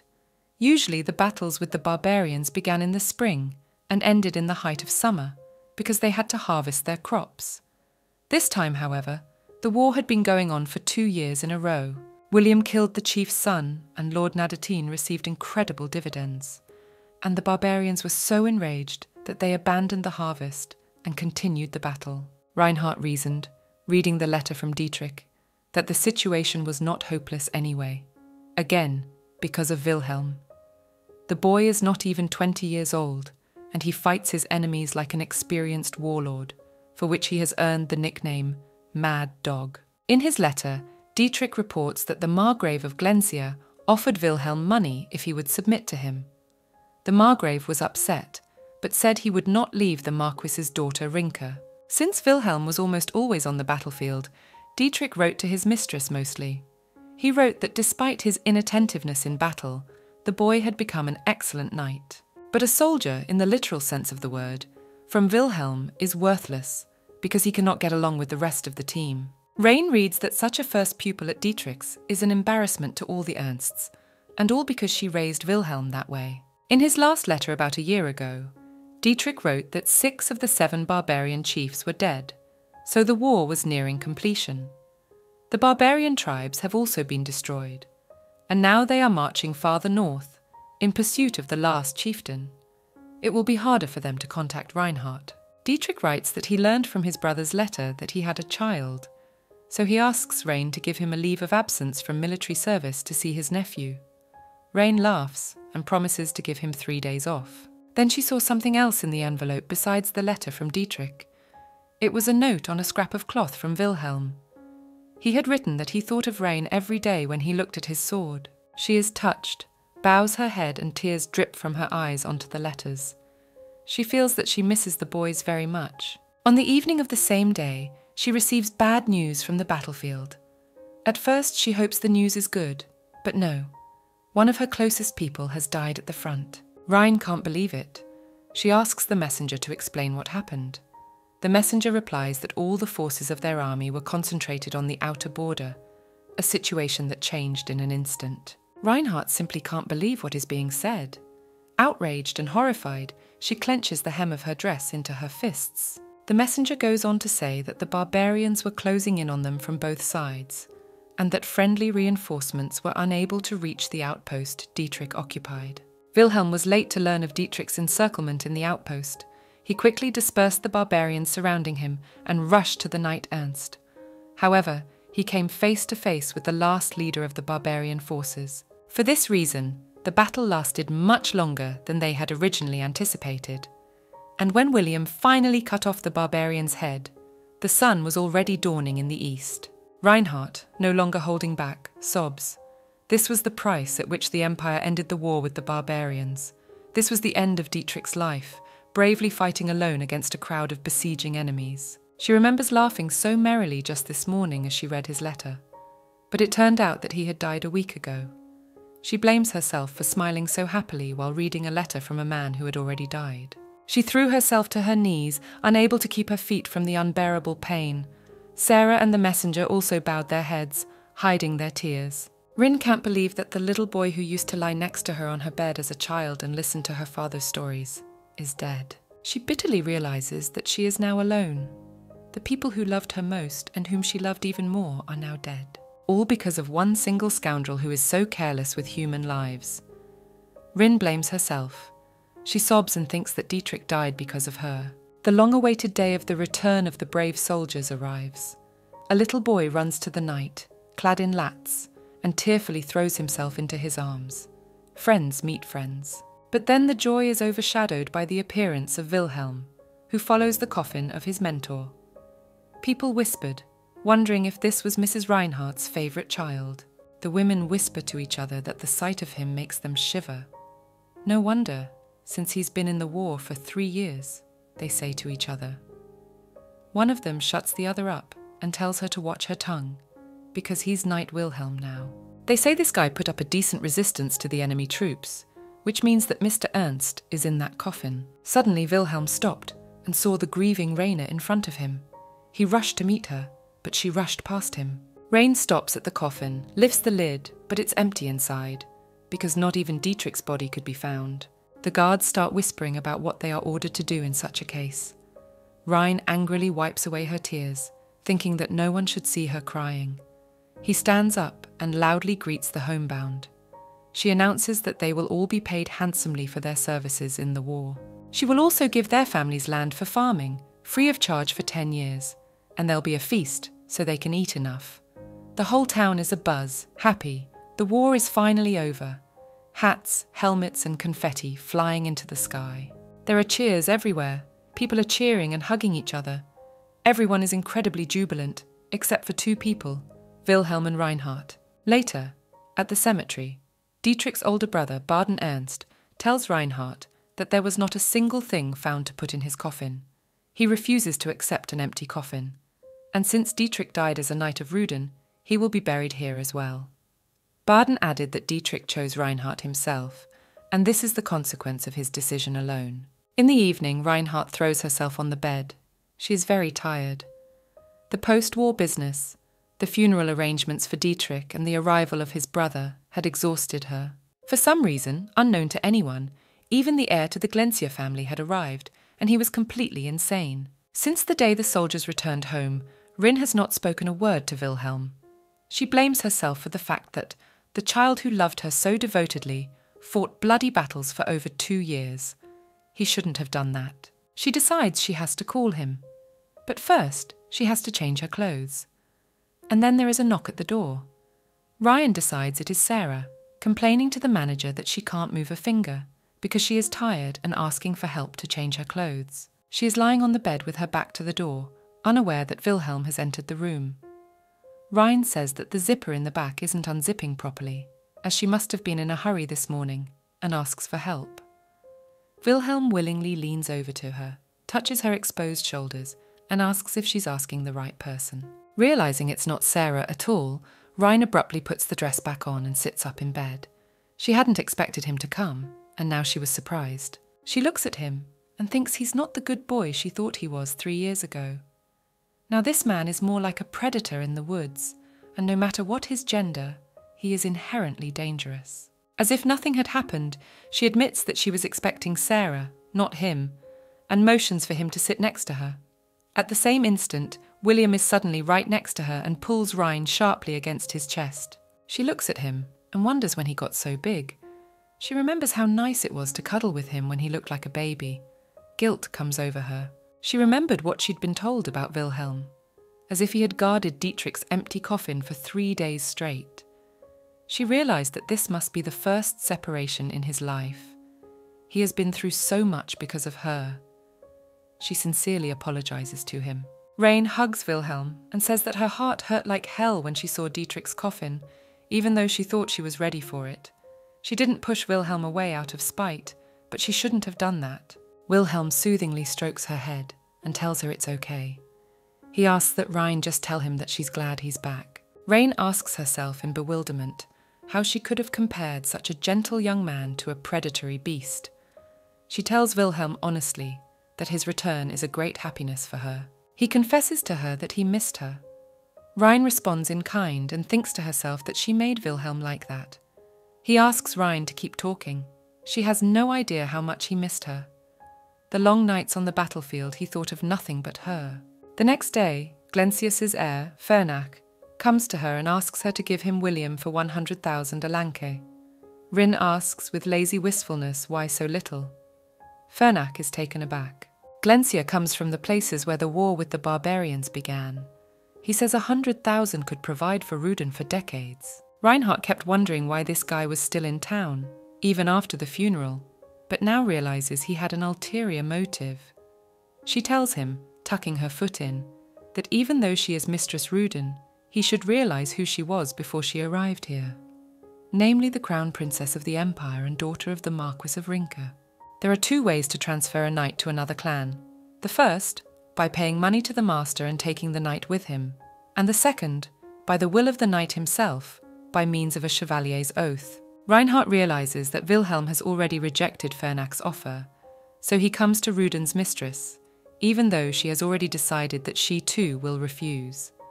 She tells Fernach that 100,000 is an unreasonable price for a man who killed a barbarian leader, even though he was not even 20 years old. Glencia was very confused by such a reprimand and immediately apologized with a bow and offered to increase the amount for the knight 5 times. Reinhardt interrupts him halfway through and says that he will not give Wilhelm up for any money. Fernach starts to get angry. Ruden doesn't even have soldiers that Wilhelm can command. Rain reprimands him for being rude, and Ferner goes on a rampage. He shouts that in that case he has nothing to lose. No matter how many people live in Ruden now, they still only have 42 soldiers. It's not fair to put a knight like Wilhelm with such a small unit. Fernach promises to pay him an additional 5,000 alanke every month on top of the deposit. In a desperate impulse, he also promises to give up his sister. Reinhardt is shocked, but Fernach continues to talk about how beautiful his sister is. She asks him to be quiet and is stunned to think that Lord Glencia wants William as her son-in-law. Rein turns to the knight and begins to ask him a question. William calmly interrupts her with the simple statement that he is not interested in anything or anyone but his mistress. Glencia leaves in a frenzy, and Rein asks Wilhelm if he has had a hard time under such an unstable man. Wilhelm replies that Fernach was nevertheless very famous on the battlefield. Rein looks at her knight and thinks he looks like a completely different person from the one who came into her chambers last night. She asks him defiantly if he was popular with the girls. He is so handsome. Wilhelm faltered and she laughed. Rin runs a hand through his hair and says his bangs have grown back. Must be uncomfortable by now.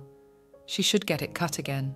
He takes her hands in his and tells her that just the thought of her parting words gave him strength on the battlefield. He kept telling himself that he'd promised Rin he'd come back alive. Raina smiled embarrassedly and praised Wilhelm. He intercepted her hand again, pressed it to his cheek, and said that he had kept his promise to her. He would always come back to her from now on, so she should give him his reward. Rin asked him what he wanted from her. Wilhelm replied that it was hard to say for now, but he would be sure to clarify everything later. He kissed Raina's hand gallantly. Without letting go of her hand, he said that he would be sure to let her know what he wanted before it was too late. Meanwhile, Glencia and her adjutant, Alzen Schuttgall, are talking while sitting by the fire in the woods. Fernach complains that he will now be reprimanded by his father for not bringing Wilhelm to him. The adjutant agrees, saying that nothing can be done about it. Fernach recalls his words when talking to Rin about not needing anyone but her. Glencia, of course, knew that the knight was not quite in his right mind, but he hadn't expected this. When William triumphantly cut down the head of the barbarian chief, everyone was delighted, but the Margrave of Glencia was horrified. Fernaz explains that the barbarian invasion of the Glencius lands was an annual spring event and did not do much damage to either side.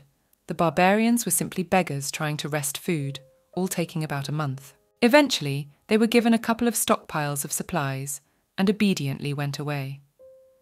It was for this reason that the soldiers fought them through their sleeves. They could instead manage 10,000 conscripted warriors. It was an equal exchange. For a long time things went on like that, until Wilhelm came along. One day they asked him if he had really killed the heir of a barbarian chieftain, thinking it was just a child. Wilhelm answered in the affirmative. They ask if it's true that he took him alive. Again he answered in the affirmative. Then Fernach told him, rubbing the bridge of his nose in a deliberately tired manner, that important prisoners must be kept alive in time of war. He asked why, then, he had not hesitated to kill the barbarian. Wilhelm, after thinking for a few seconds, replies that the bastard dared to touch his sword, and this sword belonged to the Marquis of Rinka himself. The barbarian took the blade away and began to sneer. No one in his place would have endured such humiliation. Wilhelm added seriously that for him personally, letting that scoundrel live was an even more shameful act. Fernak goes on to tell Alzen that he heard that the deposed crown princess came to Ruden as a feudal lord. He thinks the boy Reinhardt lent them is crazy. Alzen asks his master what he intends to do now. He replied, rubbing his forehead tiredly, that he might come to Ruden again, taking his sister's portrait from home. Alzen says that this is a useless undertaking. Fernak flares up at this, and shouting asks what the adjutant thinks he should do. They hear hoofsteps and see the silhouette of a man on horseback in the distance. They wonder who it could be, and then they see that Wilhelm himself has arrived. Often war changes a person. After all, if you constantly see dead people lying around, a person's moral values change. Once, during the war with the barbarians, the soldiers were gossiping in the camp while Wilhelm polished the sword Reinhardt had given him. They were talking about the crown prince's new wife, and when they heard this, Wilhelm became wary and looked in their direction. Flowers and bread had been distributed to all the inhabitants in the capital for 3 days in a row, and there was a cheerful bustle, and this in wartime, when so many people had been fighting the enemies of the empire for months. The soldiers are eagerly discussing the new crown princess. She's beautiful, of course she is. The last one was dishonourably banished. There's laughter. The crown prince has found himself a good new wife. The previous one was the kind of woman who would stab you in the leg when she heard of a divorce. Apparently, their married life had been rather dreary lately, but she was beautiful, and now she could get any guy she wanted, since she wasn't a virgin. A couple of soldiers began to indecently board and say that they should offer her their candidacy, that she was definitely uninhibited in bed. And then a sword pierces the throat of one of the soldiers. The blade pierced through the back of his head. The rest of the soldiers fell silent in horror. It was Wilhelm, having heard enough about his mistress, who stopped their tales. He pulled the sword out of the still living soldier, and he fell to the ground. The others backed away in fear. The warriors started yelling at him, trying to quiet him down. Then Wilhelm cut off the head of the next gossip. The others tried to flee. One fighter threw himself on his back, trying to make him realize that he was chopping his own men. Wilhelm calmly replied that the dead man had been condemned to death for disrespecting the imperial family. This episode is recalled by Alzen, while Fernak is talking to Wilhelm, who has just come to their doorstep. He thinks that it is not the war that has changed Wilhelm. It is just that he has always been such a psycho. He looks in his master's direction and sees his face twisted with rage. Fernak calls loudly for the adjutant, who comes hurriedly, and Fernak shouts that they are going back to Glensia at once. He turned abruptly and ordered them not to ask him any questions, just to follow. They mounted their horses and galloped away. Wilhelm stood for a moment, looking after them thoughtfully. When Reinhardt wakes up in the morning, she finds bread on her bed. She remembers how little Wilhelm used to bring her bread in the morning. She laughs that he's all grown up and still goes to her room. We should teach him some etiquette with the girls. Rain starts to say that Dietrich could, but then falters and remembers that he is gone. She thinks with anger that Michel Alenquez has taken another person dear to her from her. She should have stuck the sword in more than just his leg then. She thinks again that it would be good to go back and try again.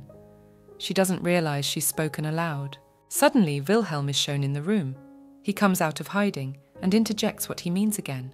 And what's going to happen next? Rain asks how long he's been standing there. Wilhelm says he was just about to leave, but then Rain wakes up. He is at her bedside in 2 steps and kisses her hand possessively. He asks if she slept well. She's embarrassed that she's not in the right clothes to be talking to him face to face right now. Wilhelm asks her lengthily if she enjoys managing the lands. Rain replies that there isn't a person who doesn't like it.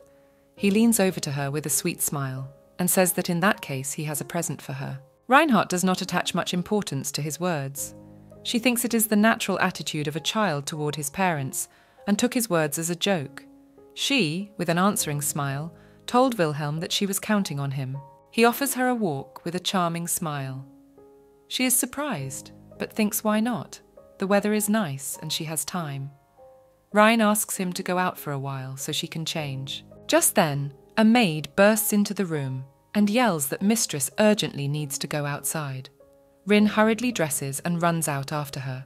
The maid points in which direction to run. Rin ran out into the courtyard and, amazed, froze. Dozens of knights were standing outside the castle waiting for orders. She frantically asks Wilhelm what is going on. The one with a beaming smile tells her to land, because she said herself that she likes that sort of thing. Turns out he's come to Ferna to make a deal. He asked him for the army of Glensia.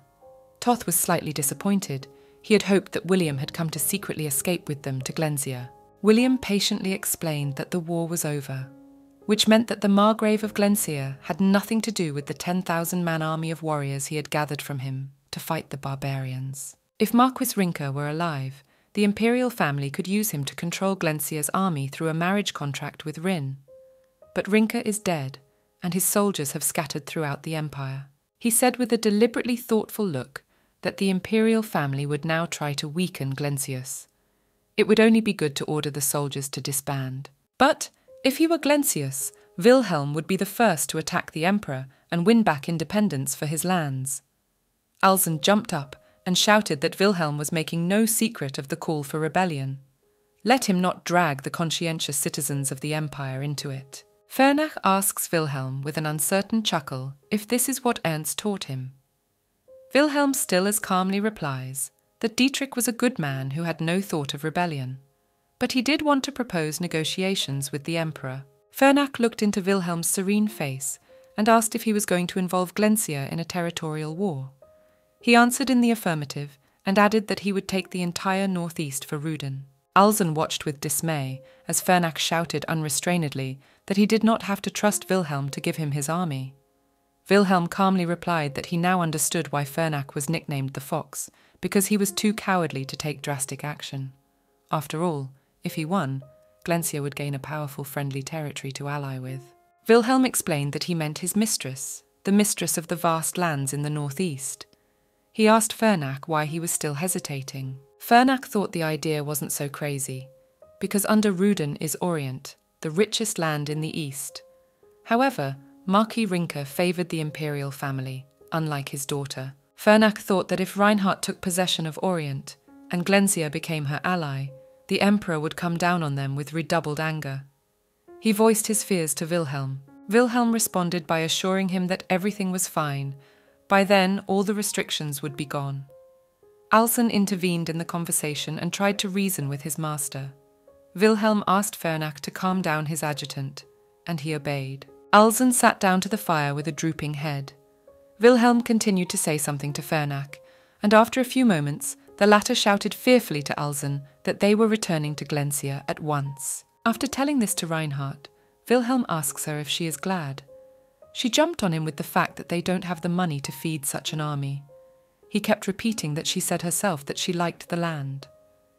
So it's not the land, it's the people, Rein shouts.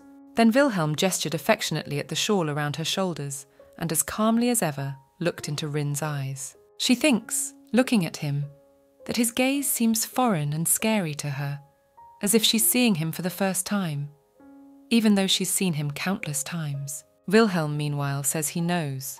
She trusted Dietrich far more than she trusted him. She tries to interrupt him, but he continues. She says that if 1,000 soldiers were brought to her by Dietrich, she would be jumping for joy. Of course, there is no point in talking now about his teacher, who is no longer around. He dare not claim to understand her grief and her anger. Wilhelm gets down on one knee and continues. Michelle Lankers took Dietrich away from them, so Wilhelm wants to share that hatred with her. He kisses the hand of Rainer, who thinks about the fact that the man in front of her is not familiar to her. Rin realizes that she always saw him as just a little kid. She thought he didn't realize what was happening. She doesn't understand when he had time to grow up like that. This boy grew up feeding off her feelings. William stares mesmerized into her eyes and tells her that he did it to get back what is Rin's. And this is just the beginning. She replied, taking her hand away from his, that she had never asked for such a thing. Even if she was going to give something back, she should do it herself. Wilhelm objected. She was going to do it with his help anyway. Her eyes widened. She mumbles that it was just a misunderstanding. Wilhelm interrupts her and says with the same serene smile that Rein would have used him as a tool anyway. He takes her hands in his again and says that, in that case, whatever he does will be the result of the effort Rin put into him when raising him and her personal anger. Wilhelm promises her that he will be the thunder and lightning of her hurricane.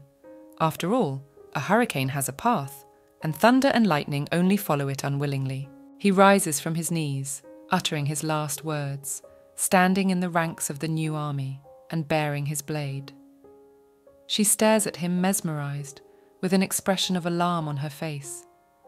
He says that he only hopes that the road he takes will be to her liking.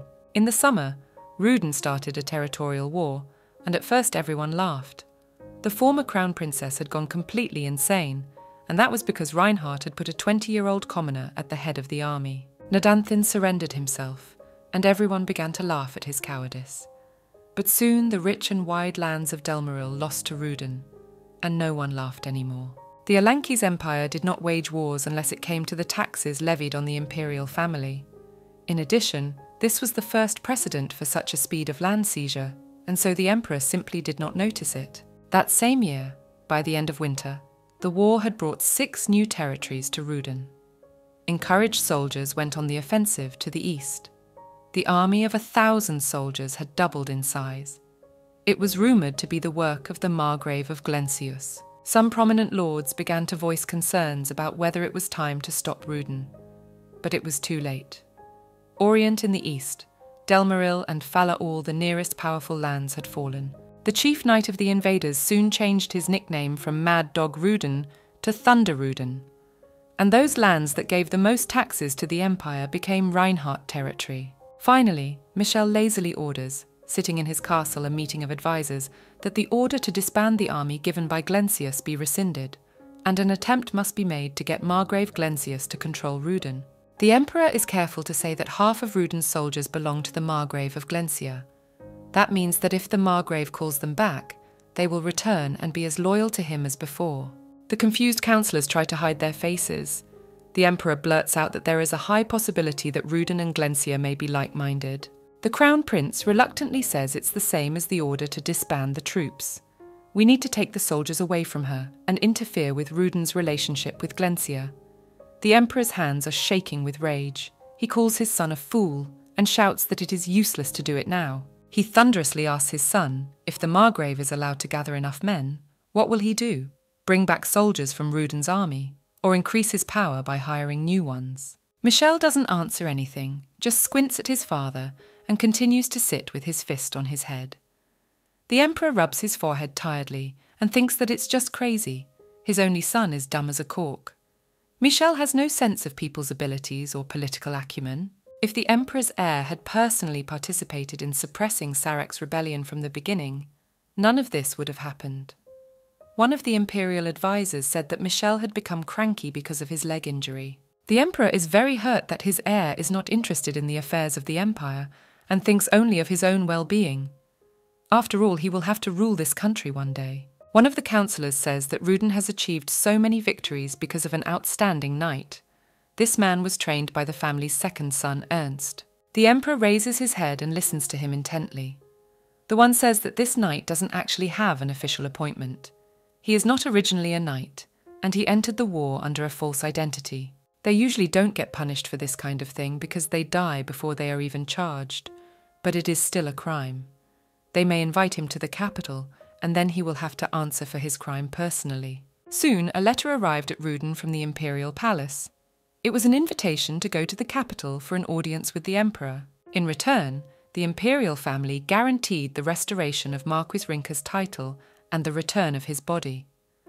After Reinhardt crippled the crown prince, all her property was confiscated and all titles and privileges were revoked, the knights coming under the control of the imperial family, and her father's body had to be buried in a public cemetery far outside the capital. Rein can't refuse the offer.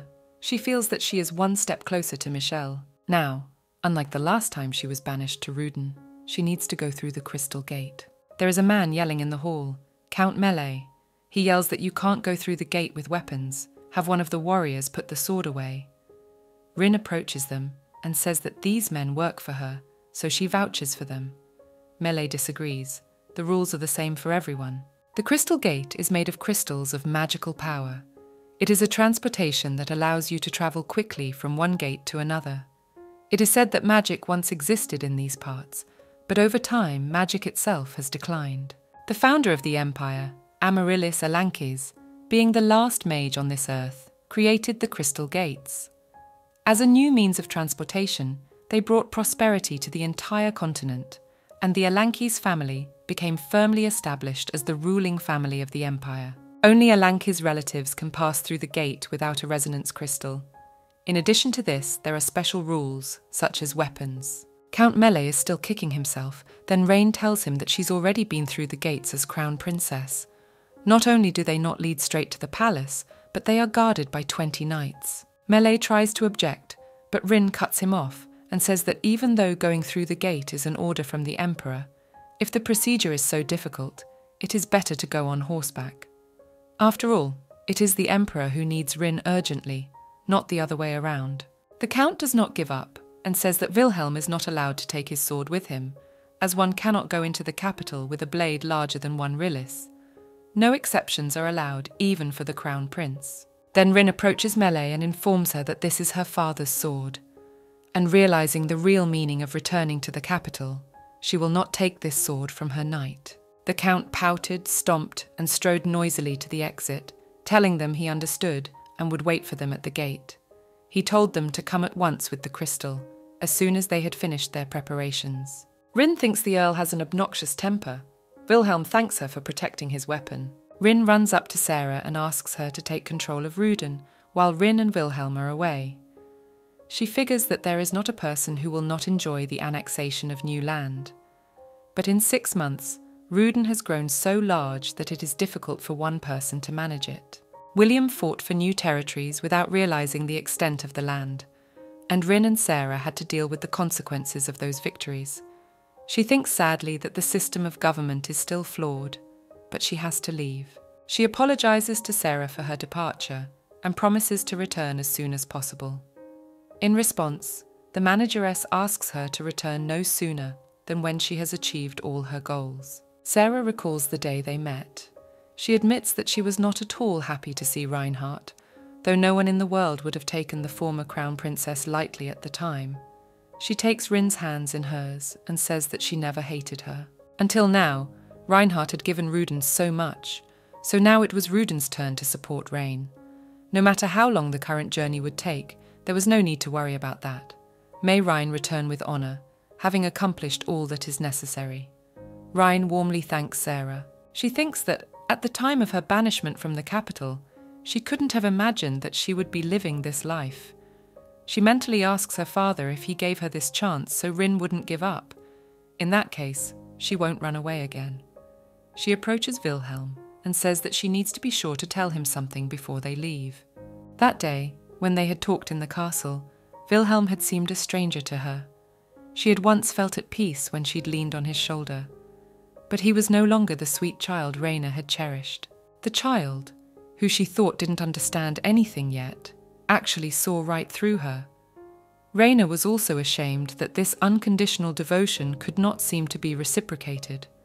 Wilhelm had won one victory after another. News of them came even when she did nothing. It proved too hard for Rin to fulfill the duties of being the owner of all those lands that William, already a war hero who knew no defeat, had conquered for her. But unintentionally, in a way Reinhardt had never realized, her long-awaited revenge was coming. She remembers to give Wilhelm whatever reward he sees fit. However, she does not know what she can reward him with for such accomplishments. And so they stand before leaving for the capital, and Rin tells his knight that this trip is like sticking his head in the lion's mouth. She thinks that in that case she should trust Wilhelm completely. She reminds him, brushing invisible dust from his camisole, that he promised to avenge Dietrich's death. Reinhardt admits to him and to herself that she trusts Wilhelm. Leaning her head against his broad chest, she says she is going to tell him something she has never told anyone before.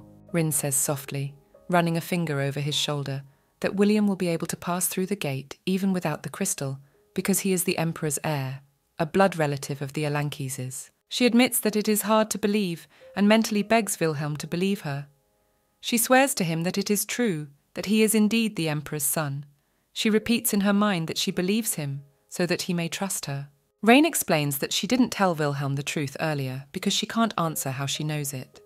But since it concerns Wilhelm, he should know. He doesn't say anything, and Rin is already filled with anxiety as she suddenly touches the hilt of his sword and asks if it's the cloth she tied for him. Wilhelm asks her not to touch the cloth because it is dirty and has blood on it. Raina replies that it's her sleeve, There's nothing dirty about it, and thinks to herself that she's tied the flap tighter than she thought. He apologizes to Rhine for not returning the blade to her because of his own greed, but she's even glad that he appreciates her gift so much. She is relieved to think that no matter how much Wilhelm has grown and changed, he still has that same child inside him. Rhine slides her fingers lightly over his torso and apologizes for really wanting to use Wilhelm as a tool. But she trusted him with her father's sword. That means that no matter who Wilhelm becomes, no matter what he does, no matter how much he changes, and even if he leaves Rin, as long as that sword is with him, she will trust him completely. Rin is afraid of Wilhelm, but she is not going to repeat the mistakes of her past life because of her cowardice. In this life, he belongs to her. She tells him with a radiant smile that he can come back to her whenever he wants. Wilhelm promises her that. She reaches out and strokes his hair as she once did as a child. Wilhelm tells her that he has something to tell her too. He brushes her hair off her shoulder and says quietly into her ear that he too knows he is the Emperor's son. Rin pushes him away in shock, shrieking, asking since when did he know that? Wilhelm calmly grabs her hand and pulls her back against him. He says that he cannot yet say where he came from or when. At the same moment, one of the soldiers enters the room and announces that Alzen has arrived and that it is time to leave, followed by the announced man himself, who apologizes for the delay. Rhine thinks to himself with annoyance and embarrassment that Alzen has come surprisingly out of the way and hurriedly says he's on his way. Let them get everything ready. Wilhelm tells Rin that the moment for such a conversation has passed, but they will definitely get back to it. With a quiet murmur, he walked around Rin and went to give orders to get the horses ready. Later, riding his horse to the gate, Rhine realizes why Fernach gave them so many soldiers so easily. As collateral, Wilhelm left them himself, or rather the Emperor's blood flowing in him. This means that the Empire's ruling family is acting in Reinhardt's favor, which means the Emperor can't charge her with anything. Because of the Empress, Michelle remained the Emperor's only child, not by his will. The Empress is no longer able to give birth due to her age. Michelle is not bright, but he will not be the only heir for long. The appearance of another candidate for the throne will certainly please the Emperor. Rhine suddenly bumped her eyes into Wilhelm's scrutinizing gaze and quickly looked away. Finally, they arrived at the appointed place. Melee was waiting for them at the gate. He tells them to take the resonance crystal and follow him into the gate. Then he disappears into this glowing blue archway. After a moment, Wilhelm leans in close to Rainer's ear and reminds her that he still hasn't said anything about his reward. She nervously clutches the hem of her dress and asks him to repeat what he has just said. Wilhelm says that Rainer asked him to come back alive, and he did, and he will always come back alive for her. They, keeping side by side, approach the gate. Wilhelm asks her to give him the reward. The other members of the delegation rush them, and she agrees with an awkward smile. Rain pokes Wilhelm about what kind of reward he wishes to receive. She doesn't have anything that she can give him. Wilhelm smirks slightly and asks Rin to give herself to him. In that instant, her head goes blank. Wilhelm tells her honestly that what he has always desired in every circumstance was only Rin. She hesitates to answer and hurries him through the gate in case the others hear him. Wilhelm says he doesn't care about that.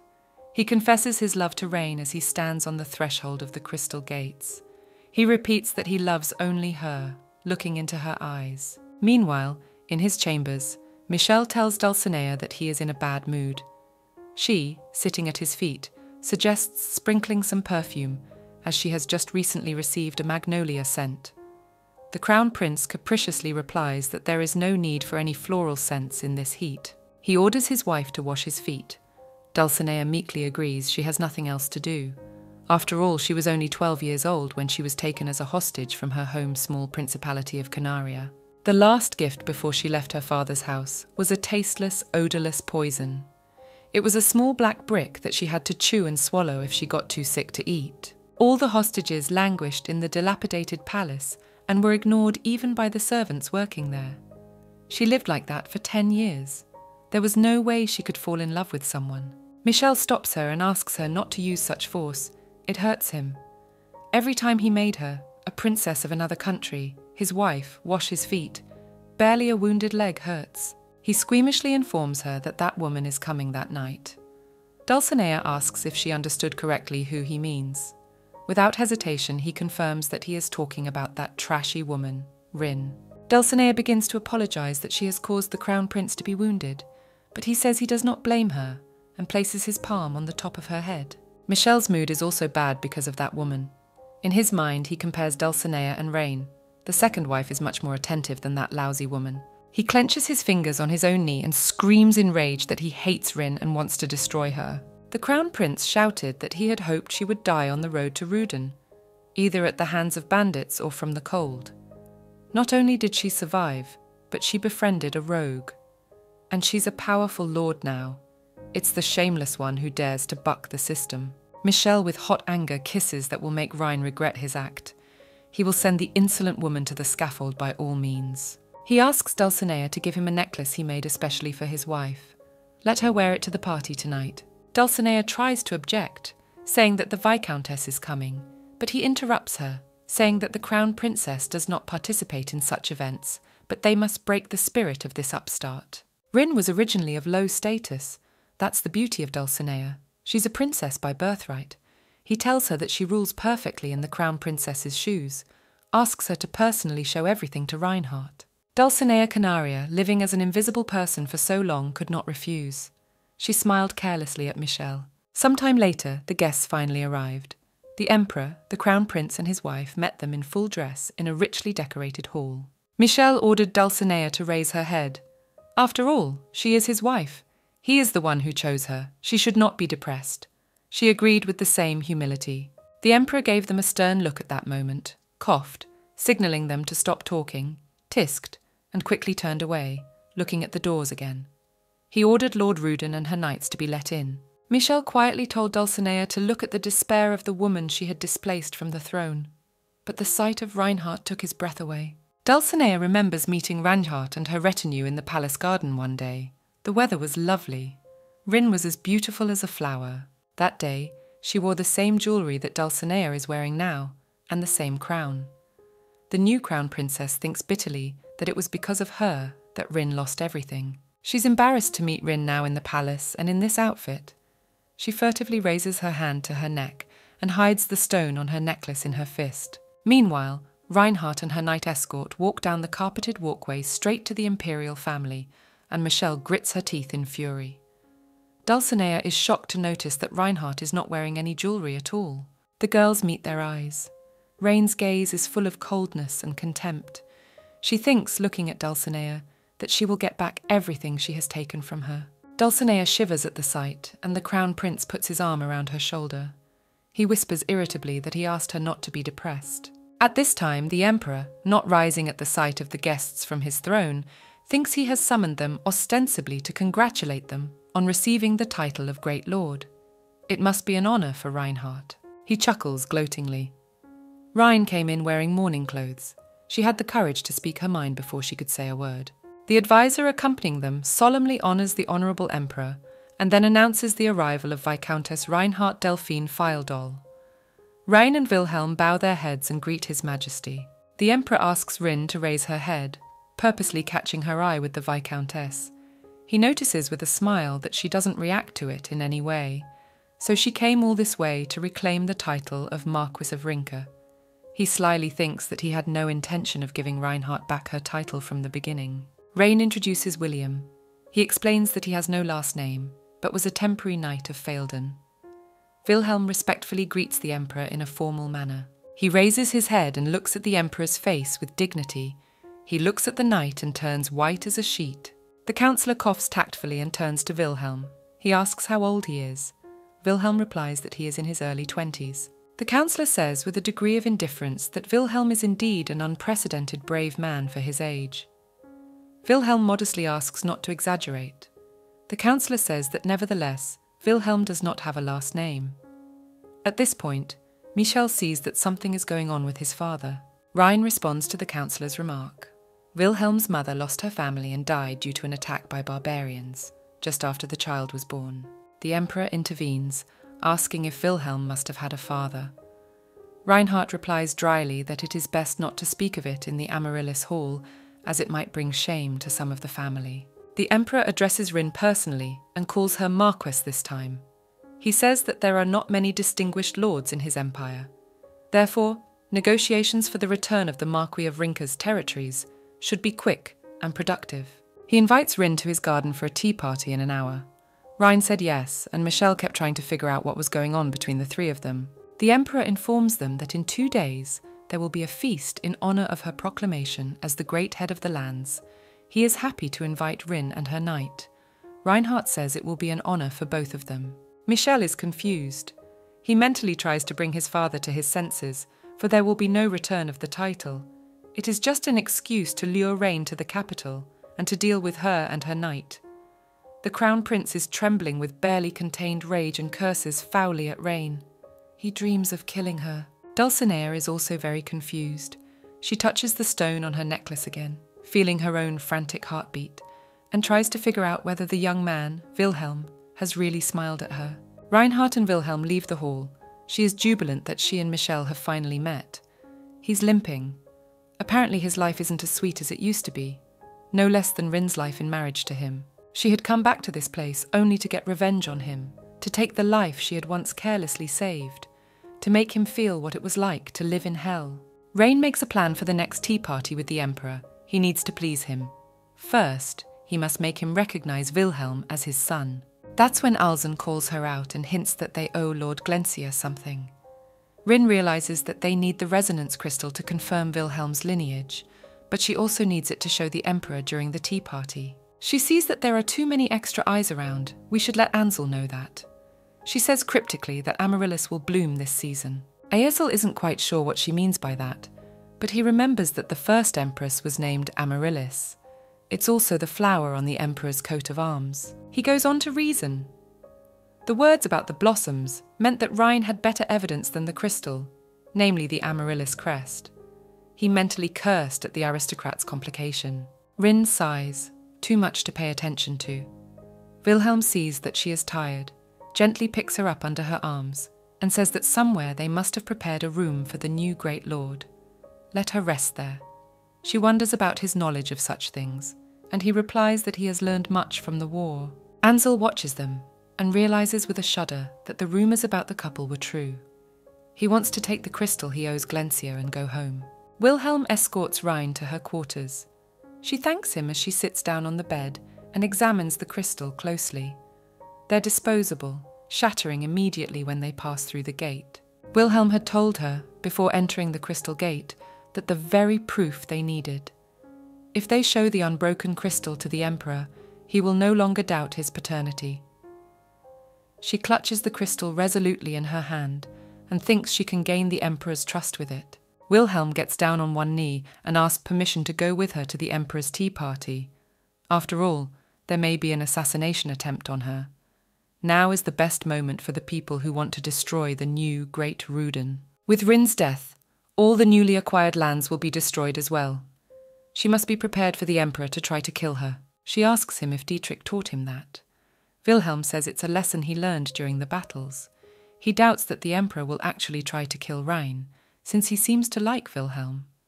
Rin agreed with him, though she was visibly nervous. She asks Wilhelm what he himself would like to do if he would like to be the imperial heir. He answered honestly that he did not know. Rain thinks it would be nice to see Wilhelm as crown prince. Michelle will squirm in shame and misery, deprived of her status. Wilhelm said that it was too complicated, so he didn't know. Raina thought he was joking, but he replied seriously, resting his head in her lap, that he would just let her handle it. Now he just wanted Raina to kiss him on the forehead. Raina was embarrassed and remembered the moment at the Crystal Gate when William had confessed his love to her. She doesn't know how she should respond to this. Then she simply tells him that Wilhelm should go guard the room and she should get some sleep. He gets up and she falls on the bed. Falling asleep, Rin thinks she has a hard time with him. Wilhelm is too complicated for her. And now comes the exciting moment of meeting the Emperor in his garden, face to face. They greet him again. He invites them to the table, addressing her again as Marquise. Raina sits down, and Wilhelm kindly pulls up a chair for her. She decides that, judging from his treatment of her, the Emperor is not thinking of killing her yet. The Emperor interjects her knight's name, smiling condescendingly at him. He had heard him referred to as the thunder of the Marquis of Rinka's lands. Let him sit down too. Raina belatedly realizes that she has not taught Wilhelm the etiquette of the palace. But the knight gratefully accepts the invitation and says that he would not dare to sit next to respectable aristocrats, so he just stands. Raina is surprised at his correct answer. The emperor says, sipping his tea, that unfortunate circumstances have caused them to become estranged from Reinhardt. But that is in the past, he suggests. Forget the conflict. Looking openly at Rin, he says he will return all her privileges, her family's property, everything Michelle took away, and of course her father's body. But before she does, have her present him with her knight's birth certificate. Raina calmly agrees and says that she will give it to the emperor in person right away. Wilhelm again gallantly pulls back his chair for her. Rin takes the scroll, and as she walks past the knights, she thinks they are worried. She is the one who pierced the crown prince's leg. They are wary of what she might pull this time. She leisurely approaches the emperor and tells him with a radiant smile that she is glad to see him in good health after such a long separation. She hands him a fake birth document with a crystal hidden inside. This is to make sure that no one dares to interfere. And the emperor's entourage around doesn't understand why she's being so nice. Apparently she wants to become the emperor's daughter-in-law again. The deal is both hidden and genuine. The emperor takes the scroll from Rin's hands with a polite smile, his fingers touching hers. He tells her that he is pleased to have her back in the capital. Through this transaction, Rin expects to regain the emperor's trust. Later, already exhausted lying on the bed in her chambers in front of a lit fireplace, Rain complains to Wilhelm and the maid Mark that her business in the capital does not end. He reminds her of the emperor's promise to formally knight him at the banquet, so they need to get their clothes ready. Rhine marvels at his knowledge again. First in the garden at the tea party, now this. We need to talk to Wilhelm about this. She asks the maid to leave them alone for a while. Wilhelm asks her with a sly smile if she wants to be alone with him. He leans over and warns her that if she is alone with a man late at night, she risks the reproach of strangers. Rhine laughingly replies that there will always be reproaches. Besides, everyone already thinks they are a couple. Wilhelm is slightly taken aback by this. Rain says that she doesn't care what others say about her, as long as her conscience is clear. Wilhelm doesn't understand what she means.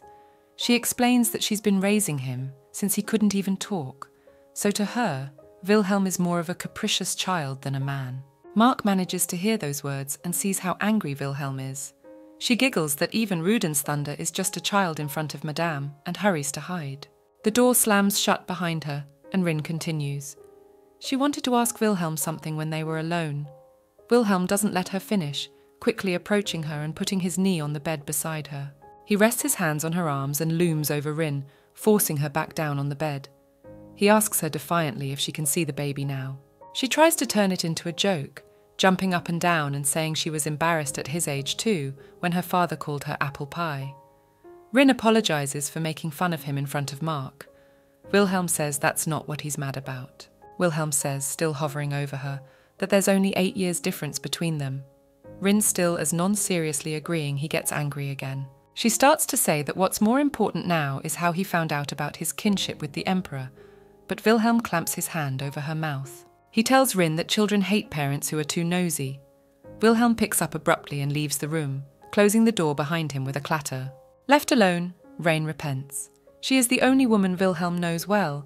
Of course he thinks he is in love with her. That said, he's her only trump card. She can't commit to him with something so abstract. Rhine thinks that if he knew how fleeting love is, he would be able to understand her. Wilhelm walks away from her through the courtyard and laments that he confessed his feelings to Rain at the Crystal Gate. And then he was called out. He turns around sharply and sees 2 girls. One of them is the new crown princess Dulcinea, and she looks at Wilhelm fearfully, unable to take her eyes off him.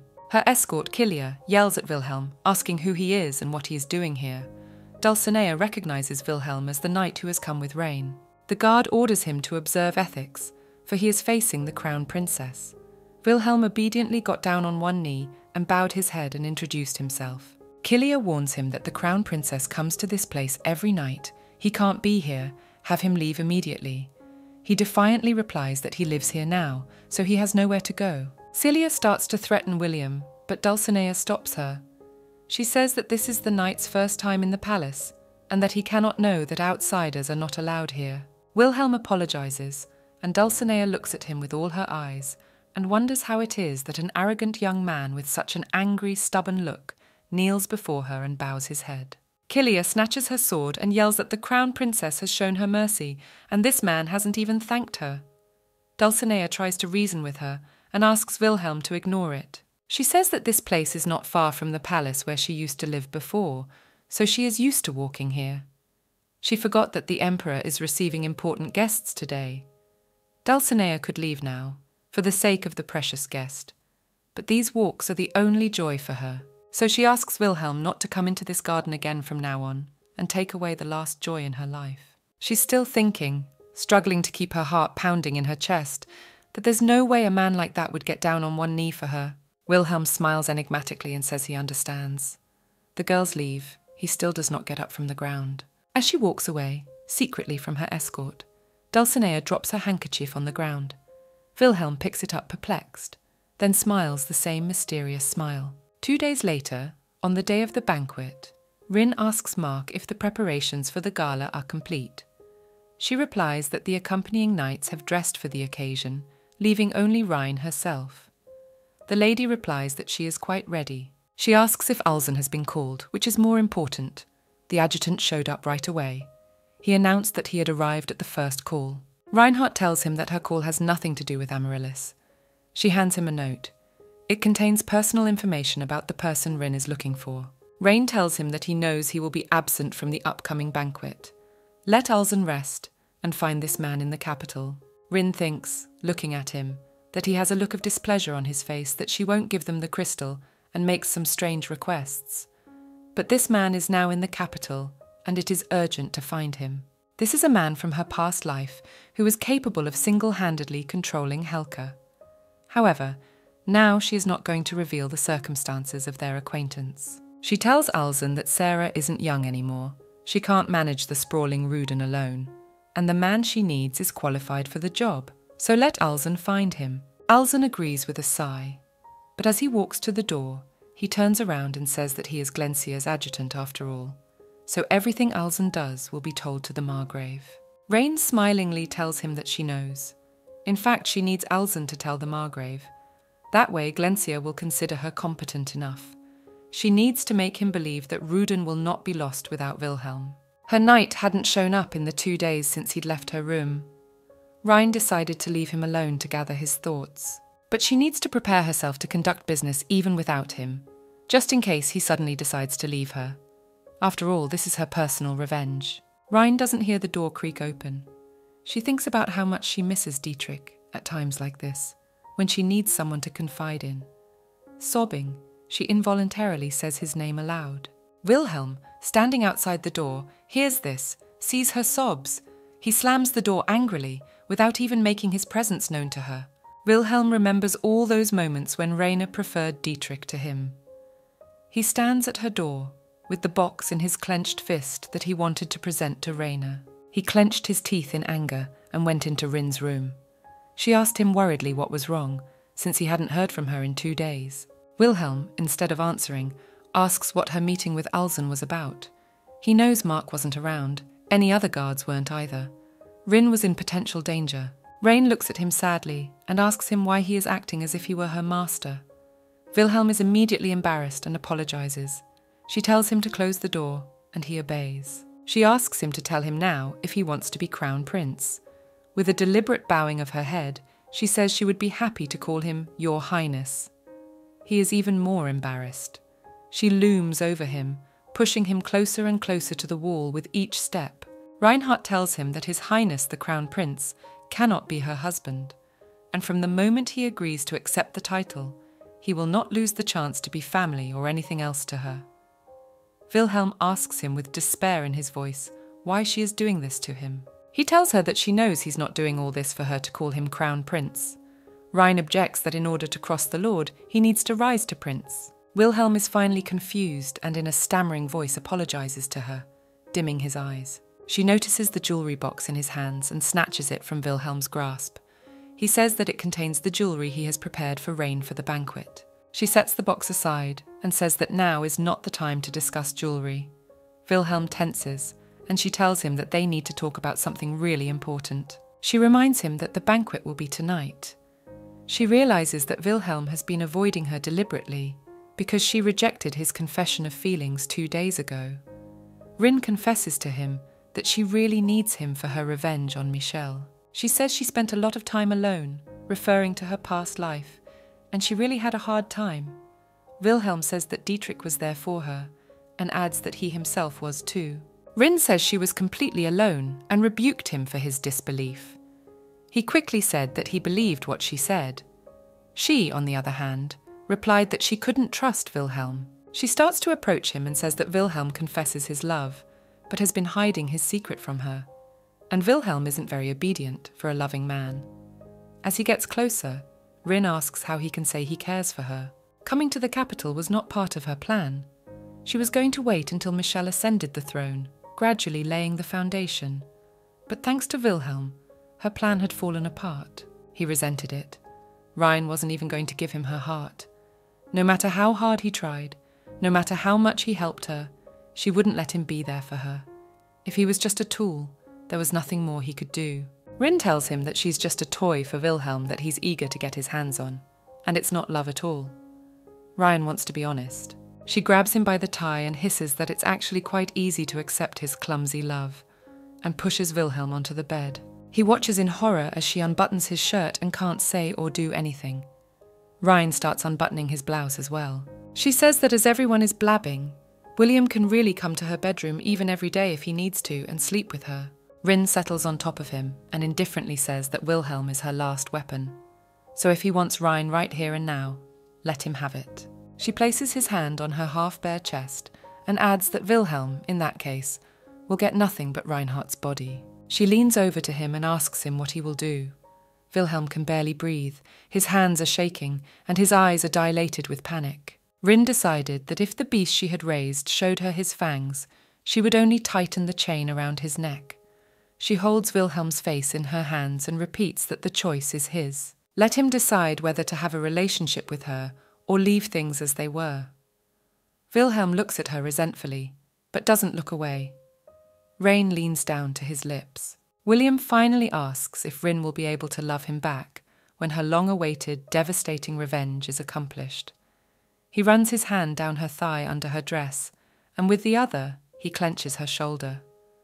Reinhardt is slightly startled by his actions. He firmly says he will push her away now to give her the confidence that he loves her, and therefore will do anything to get her completely. He rests his face against her shoulder and adds that even if he has to do something to push her away, he'll do it. She thinks back to her experience with Michel and thinks that although those feelings are similar, she is now experiencing a whole new emotion with Wilhelm. She runs her finger over his lips and tells him that he is very good to her and kisses him gently on the forehead.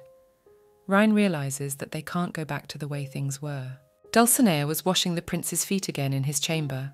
Someone came rushing toward the bedroom, and the door swung open with a clatter. The prince lazily greeted Empress Casteria, who entered. She immediately lamented that she had come as soon as she heard that her Michel was unwell today. She rushed to her son's bed, roughly pushing Dulcinea away from him, and continued to whisper and pry why there was such bitterness on his face, whether it was that rude girl who had done something wrong again.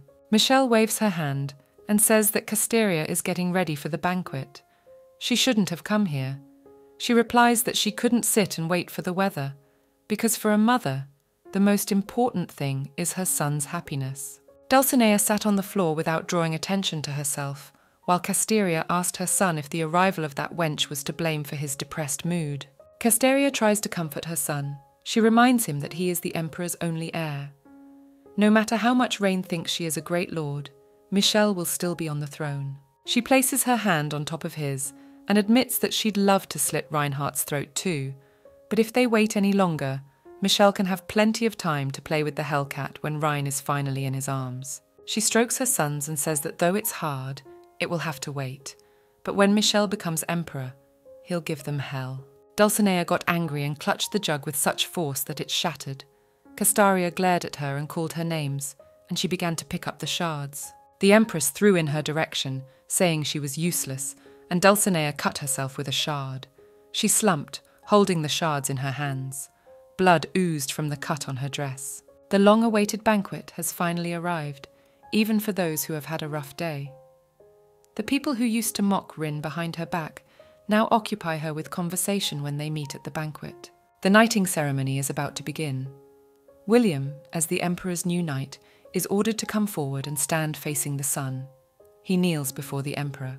Castaria looks at him and feels like she's seen him somewhere before. She feels a strange sense of déjà vu. And then the name of William Holland is spoken, and the Empress's eyes widen with shock. She remembers everything.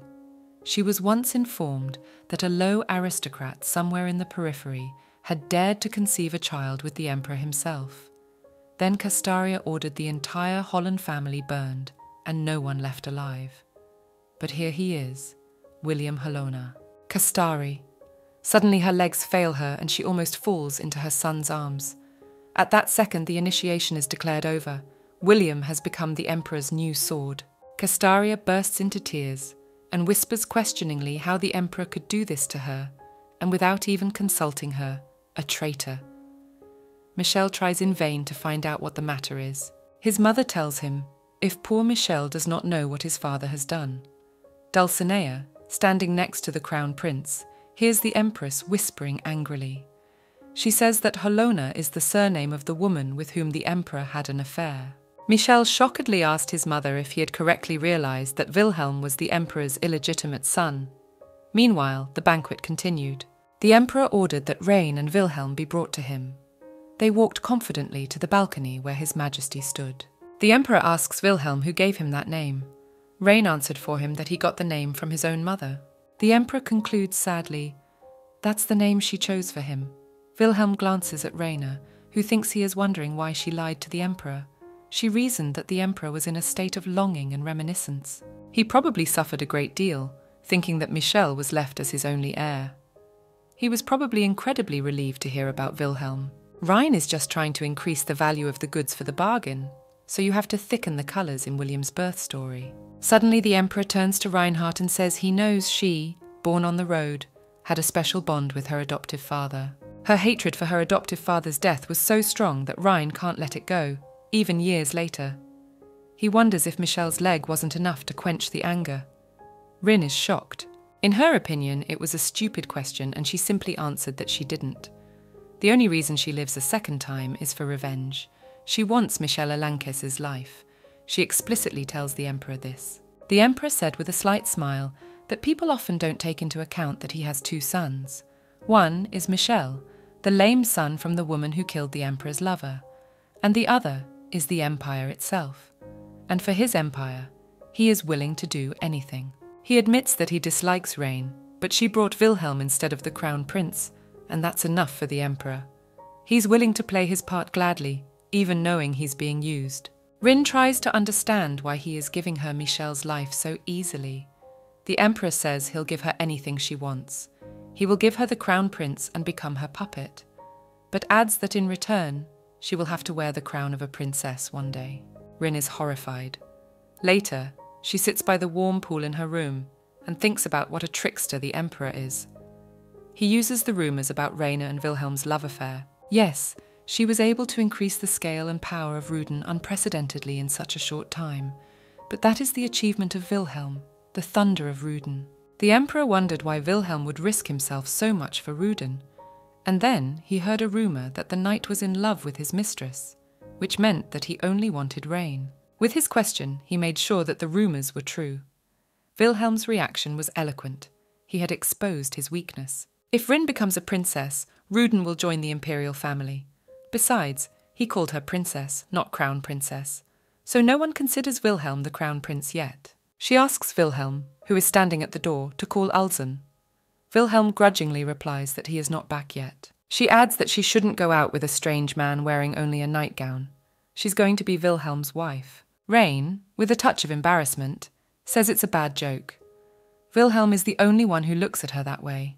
He replies that he thinks those who don't look at her that way are strange. Intentionally stern, he says she looks too provocative for a 20-year-old man, standing in wet clothes in the bathroom. Rin, on the other hand, replies that he sounds like a 30-year-old right now.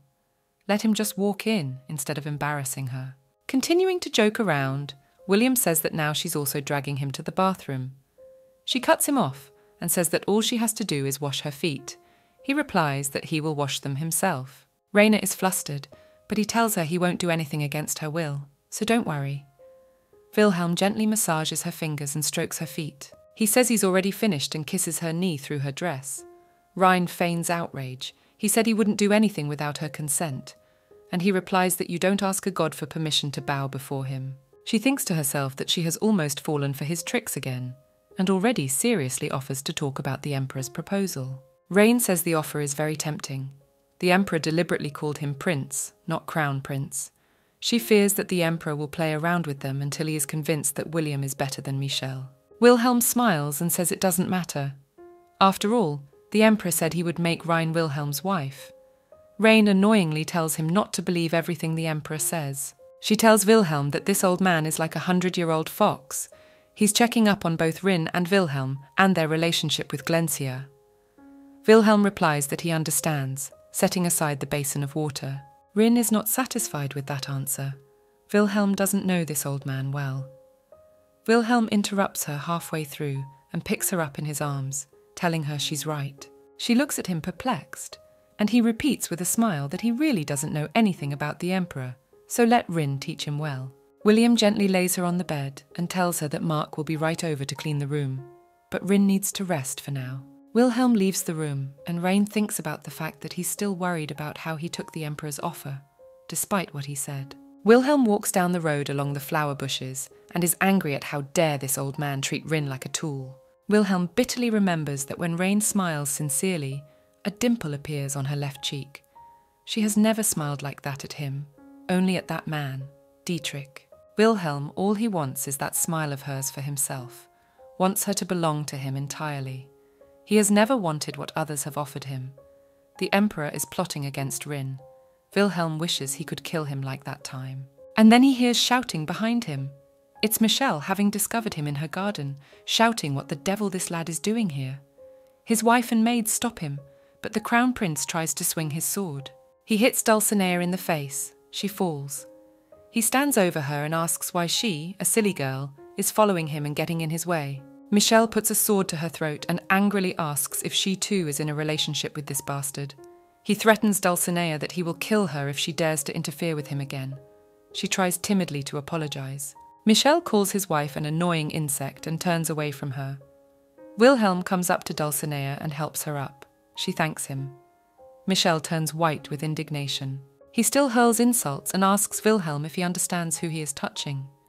Wilhelm calmly replies that Dulcinea had fallen, so he helped her. Michel shouts that only he has the right to touch his wife, and she fearfully clings to Wilhelm's shoulder. Wilhelm replies that he is not familiar with the rules of etiquette of the capital, so he didn't know that. Michel, bursting with anger, approaches Wilhelm. He shouts that it is not the behavior of a man to ask for forgiveness. The Crown Prince thinks that Wilhelm knows his origins, and that is why he dares to behave like this. Wilhelm has no other reason for such insolence. The knight looks down at him calmly, and Michel shakes slightly with rage. Michel replayed in her head her mother's words that her father had betrayed them. She can't stand it, and clumsily draws her sword over her head in an impulse to kill Wilhelm. Dulcinea gasps and presses her palms to her mouth. Wilhelm, without flinching, grabs the Crown Prince's hand and squeezes it tightly. Michel whimpers, begging to be released, but he says he will only let him go when Michel lets go of the sword. Michel is already shaking with rage and hisses in Wilhelm's face that she will kill him. Wilhelm calmly replies that everything is the prince's will and abruptly lets go of the Crown Prince's hand, and he flies to the ground. Wilhelm manages to grab Michel's arm to stop him from falling. The servants rush to them, and Wilhelm apologizes for his rudeness. He tells Dulcinea that this was a stopgap measure to the conflict that was beginning. At this point, one of the maids puts the Crown Prince on the back of another to carry him. Wilhelm says to tell Michel in the morning that he dreamed the whole thing and is so drunk he won't remember anything. Dulcinea falters, then says that William has been extremely disrespectful, and to preserve his life, she prefers to believe that there has been a mistake. He looks her in the eye and thanks her for her support. Dulcinea realizes that she has been staring at him for too long and is very ashamed. She hastily suggests that Wilhelm go back to the palace. Then a servant calls out to her, and she runs to them and picks up the crown prince as well. Together they hurry inside. Wilhelm looks after them and thinks that Michel Alankes, already pathetic, is now a completely worthless piece of trash who has lost the last of his dignity. He realizes, without wanting to, that Michel was married to Rin, which means they had an affair, and unknowingly imagines this picture. Wilhelm becomes enraged at the realization that this mockery concerned Rin and swears to himself that he will surely tear the crown prince to shreds. Dulcinea turns around and gives Wilhelm a quick smile, then hurries away again. Wilhelm thinks, as he watches her go, that some things remain the same. The next day, Reinhardt has a meeting with the very person she needed to control Ruden. He is a shy young man with glasses named Hayes Elto, who is very tense and can't even look Reinhardt in the eye. She thinks while sipping tea that in her previous life, Hayes fell for Helke completely by accident. However, in this life, things are very different, so she is a complete stranger to him. She asks him about whether he is Baron Elto's second son. Hayes flinches in surprise as she addresses him. Rin says that Hayes is now working as a petty clerk in the Treasury Department. She thinks to herself that she's about to create his circumstances. She asks Hayes if it's true that he doesn't get enough recognition working in finance, and being the second son, he will not inherit his father's estate. He must have heard the news on Ruden that the 6 territories had merged to make one large domain. Hayes shyly congratulates her on her success. This is where she upsets him with her plan for him to manage Ruden's affairs. Ruden was originally quite small, but now it has grown, and Rin needs an extra person to be in charge of the finances. She says that Hayes was recommended to her by an acquaintance. He jumps up and nervously asks who she's talking about. Rin playfully replies that she'll tell him who it was if Hayes agrees to work for her. He started to talk back, saying that the offer, though flattering, was very unexpected. Ryan interrupts him. She knows that last year he was involved in tax evasion in the east of the country on behalf of his superiors. She's done the math, and she's also looked at the books. In fact, she knew this from his personal stories in a past life. Once Hayes had yelled that he was the only one who had collected taxes in that bloody Orient out of the entire Treasury Department. Rin had agreed and told him he was incredible. Hayes continued to complain that his superiors not only don't appreciate him, but also bypass him. He is afraid of being stripped of his position. Ryan knows that, though he doesn't show it, Hayes has always been unhappy with his position in the ministry. And she knows the look on his face as he tries to hold back a smile. After all, Hayes has been unrecognized for his talent all his life and has been an outcast. He is very pleased now to be appreciated by the great lord, even though they have only just met. She tells him, nonchalantly sipping her tea, that she memorized his name after seeing Orient's book. After Orient's capture, she found his name on the tax documents. Hayes was the one who counted everything correctly. Rin adds tantalizingly that she can give him what he wants most. He asks even more nervously how she knows what he wants. Ryan replies, more seriously, that she's not the kind of person who would thoughtlessly hire a stranger for service. She shows Hayes a palm with spread fingers and says she needs 5 years of his labour. After that, he can leave if he has somewhere to go. Hayes finally accepts her invitation and thanks her, bowing his head respectfully. He says he'd love to work with Rin, and she thinks triumphantly that now she has the Empire's best financial officer. We see a gazebo on a clear day. Dulcinea is in the gazebo with a man, but their faces are hidden.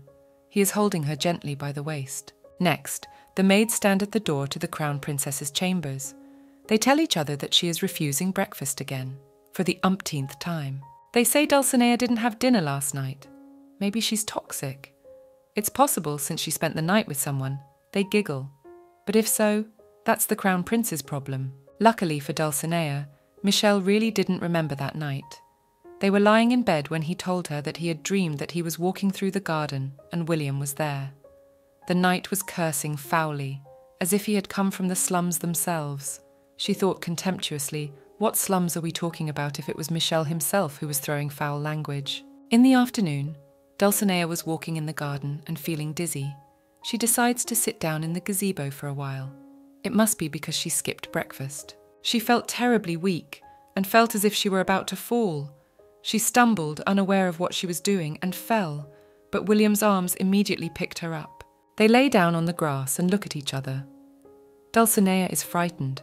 She doesn't understand what he's doing here. Wilhelm, on the other hand, is calm as usual. He escorts the crown princess to the gazebo, and she fussily tells him, hiding her eyes, that he is not allowed to be here.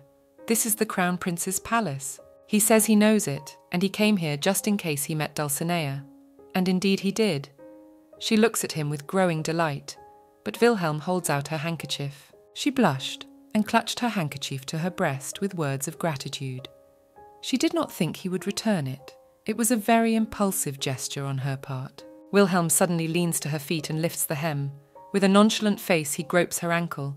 Dulcinea jumped up and shrieked at what he was doing. He apologizes in confusion, as he thought he had hurt Dulcinea. He feels his leg again, and is glad that his ankle is not swollen. But it could get worse on the way back to the palace, so he walks her out. Wilhelm rises and gives her his hand. Dulcinea thinks she wants to stay with him a little longer, but still she refuses, saying she wants to walk some more. He objects. She was staggering before she fell. Why not call the maid of honor to look after the crown princess? Dulcinea suddenly blurts out that she doesn't want to do that. She immediately realizes she's overreacting and explains what she means by grabbing his hand. She wants Wilhelm to be the one to walk with her some more. She frankly presses her whole body against his hand and says that if there is an interesting interlocutor, you do not pay any attention to pain. Wilhelm fears that there will be bad gossip. Dulcinea replies that it's not the first time she's heard bad things said about her. Wilhelm, hearing this, remembers that Reinhardt said the same thing to him.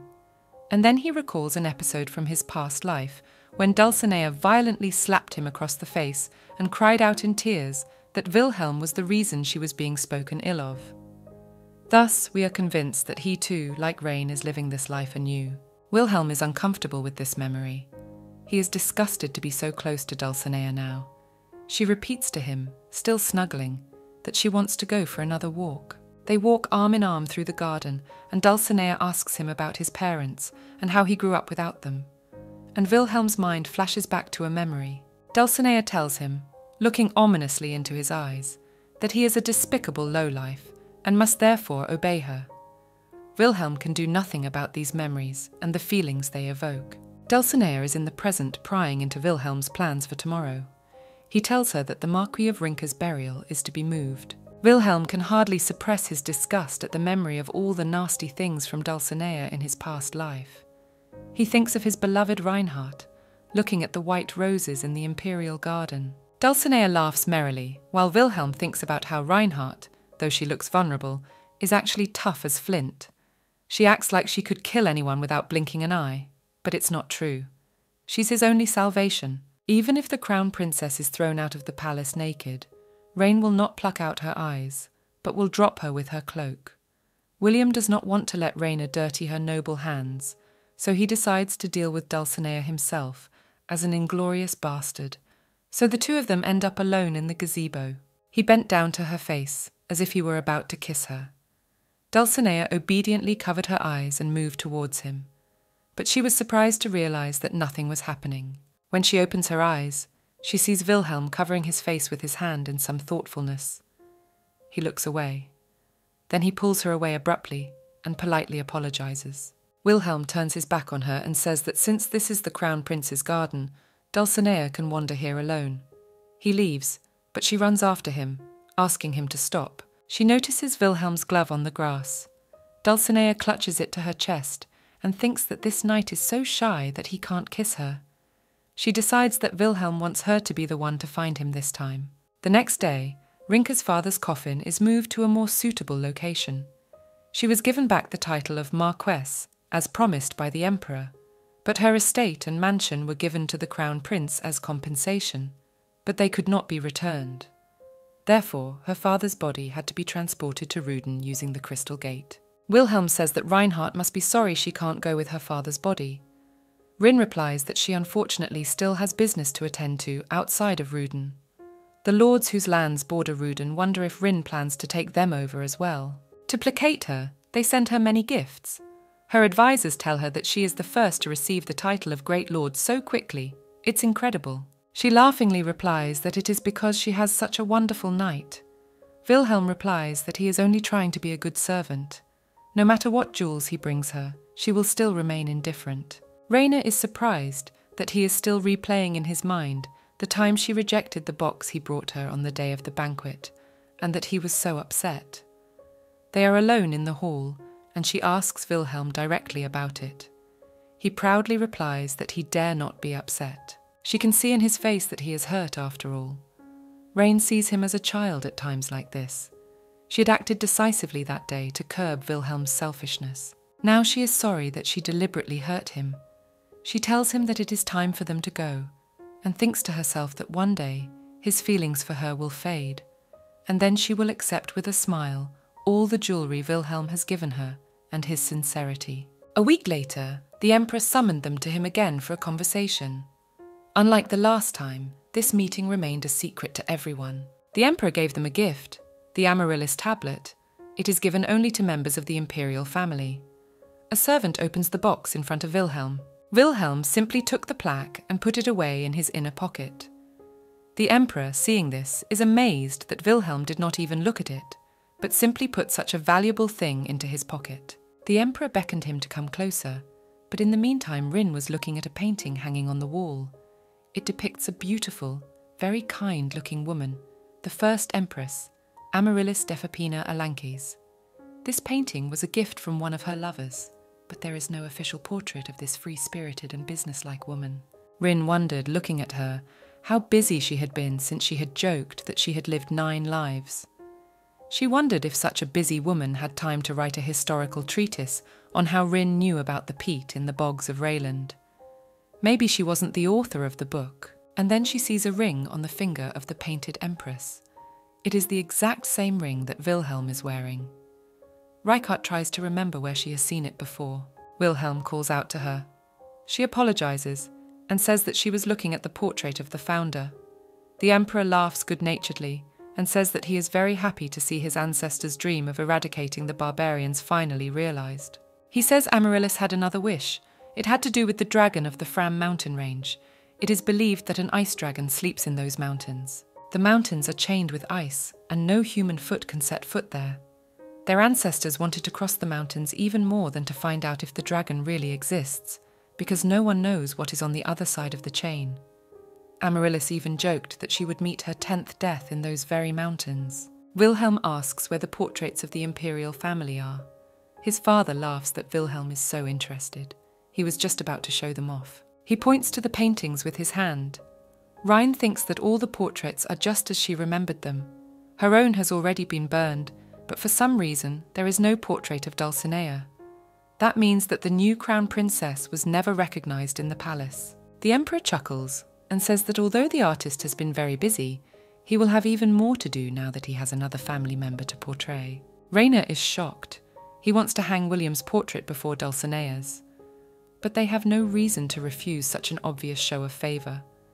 She tells Wilhelm to thank his father, but Wilhelm, as if not hearing her words, defiantly asks the Emperor where the Reinhardt portrait is. The Emperor flinches at Wilhelm's insolence, turns around and asks sharply what he means. Rin tries to salvage the situation and says that she hasn't been painted in Ruden yet, so if her portrait survives, she'd like to take it for herself. The Emperor immediately laughs relaxedly. He says that since she is now a great lord, she urgently needs a portrait painted. He will introduce her to an artist. She thanked him, and they went on their way. Later, Reinhardt angrily asks Wilhelm what he was doing there in the first place. She has committed high treason. She can't have a portrait. Wilhelm apologizes briefly. She asks him to be more careful from now on. She fears that because of this incident, the Emperor will decide that this son of his is dumb as a deck as well. Now the Crown Prince is a man blinded by love, a frankly stupid man. Wilhelm has to show that he is not the same, for that is so much of the reason the Emperor is pleased with him in the first place. Rain asks him how long, until the great religious gathering. He replies 3 weeks. This event is otherwise known as the Taejong Church, which is held every 3 years. For several days, prayers are offered to different gods in all the temples in the capital. Aristocrats and priests from all over the country gather for this big event. The Emperor invited them there for a reason. Rain says that it is there that he will announce to everyone that Wilhelm is his son. And so, with Wilhelm's help, Rain will declare war on Michelle. If the crown prince wants the throne, he must win it. In 3 weeks, the battle for power will begin on Taejong, and Rain and Wilhelm will take the title of crown prince from Michaela Lankes. She asks if William is ready to see Michelle squirm with anger and shame. He ponders for a few seconds, remembering what he and Rin have already gone through for this revenge. Then he kneels down and kisses her hand with the words that he is ready. Wilhelm walks out of her room and closes the door. He tells her to rest. He thinks that if she asks him if he can do it, he will say yes. If she says prepare, he'll prepare. If she says win, he'll win. Everything Wilhelm does, he does for Ryan. He walks to the guarded door of the imperial warehouse and orders the guard to step aside. The man says that even though William is an imperial knight, he is not allowed to enter. Wilhelm calmly pulls the Amaryllis tablet out of his pocket and shows it to the guards. He says that if there are any problems, he will deal with them himself. The guard immediately disappears, letting Wilhelm through. He goes into the room and opens a chest. He takes out a painting of a young Reinhardt. He places the painting against the chest and kneels in front of it. Wilhelm mentally tells her that she is his goddess, his son. He kisses the portrait tenderly, then puts it back in front of him. He sees young Rain right in front of him, as if in the flesh. A passion swept over him that he couldn't contain, and he took advantage of his solitude to let it out. Shuddering, he relaxed back into the thought of her being the son for him. The next day, Rain and Wilhelm were strolling leisurely through the garden, discussing if they had plans for the day. She was called out. It was Hayes Elto. Raina exchanged friendly smiles with him, but Wilhelm's eyes widened at the sight of the accountant. Ryan asks Hayes if he has submitted his resignation. Hayes laughingly replies that he did, but the Treasury Department was puzzled by it. They accepted the application, but he wouldn't tell them his reasons for resigning. Ryan says that he could well have boasted about working for her. Hayes is still worried though. The proposal was so sudden. Ryan assures him that there's nothing to worry about, but if he cares too much, let him tell everyone that he's Ryan's lover. Wilhelm listened to all this in silence. He remembered the tale of Alutica and Halsey, and how Wilhelm had told Dietrich on the hunt that if he were Alutica, he would not care if Halsey loved him. And the teacher replied that it was not love, it was much more complicated and confusing. Young Wilhelm's face twisted with fear for his future in love, and Dietrich then jokingly said he would punish him for such a face next time. He gave the boy a friendly smile and said that he would understand everything when he grew up, one way or another. Now he had to go to bed. Rain and Hayes stood there, bantering about how people would think he had sold out to Rudin. Wilhelm looked at Hayes and thought that he looked a lot like Dietrich, and he gloomed even more. Raina realizes that she hasn't introduced Hayes and Wilhelm to each other. This is Wilhelm Halona. I'm sure you've been listening. And this is Hayes Elter, Rudin's new financial manager. Later they leave and Wilhelm asks when she had time to recruit an accountant. She replies that she asked someone to do it. He wonders who, and she replies that there is one and they are on their way to meet him. Rin finally gives Alzen what Wilhelm promised for Glencia's army. Alzen checks to see if it's a fake plaque, just in case. She replies that of course it's not fake. Now that he has proof of Wilhelm's high ancestry, as promised, Alzen will probably return to Glencia. He replies that he would be glad to go home, but some circumstances have arisen. He places a letter on the table in front of her. It is from Glencia, and it says that Fernach is coming to the capital, ostensibly to visit Taejong, but actually to see Amaryllis in person. Ryan realizes that Glencia is concerned about their actions. Of the two princes, they are undoubtedly on William's side. Many aristocrats have a grudge against Michelle. The Margrave will call them all out. In the coming battle for the throne, they will stand united against Michelle, and the arena for this battle will be the great church. She tells Wilhelm that lords with huge armies are coming to the church, and the emperor wants to involve them in a struggle for the crown. And it will be he, William, who will lead the fight. Rain asks him if Wilhelm realizes that the emperor won't care if the knight dies. He replies that he does, because he will still have Crown Prince Michelle. Wilhelm listens to her attentively, but he himself is skillfully peeling a grape with a small knife. Raina continues that if Michelle dies, Wilhelm will be the undisputed heir, supported on both sides. Rin is outraged that the emperor is so ruthlessly sending his child off to war. She asks Wilhelm if this fact hurts him. He simply replies that no, he is even grateful. She doesn't understand his answer, asking for an explanation.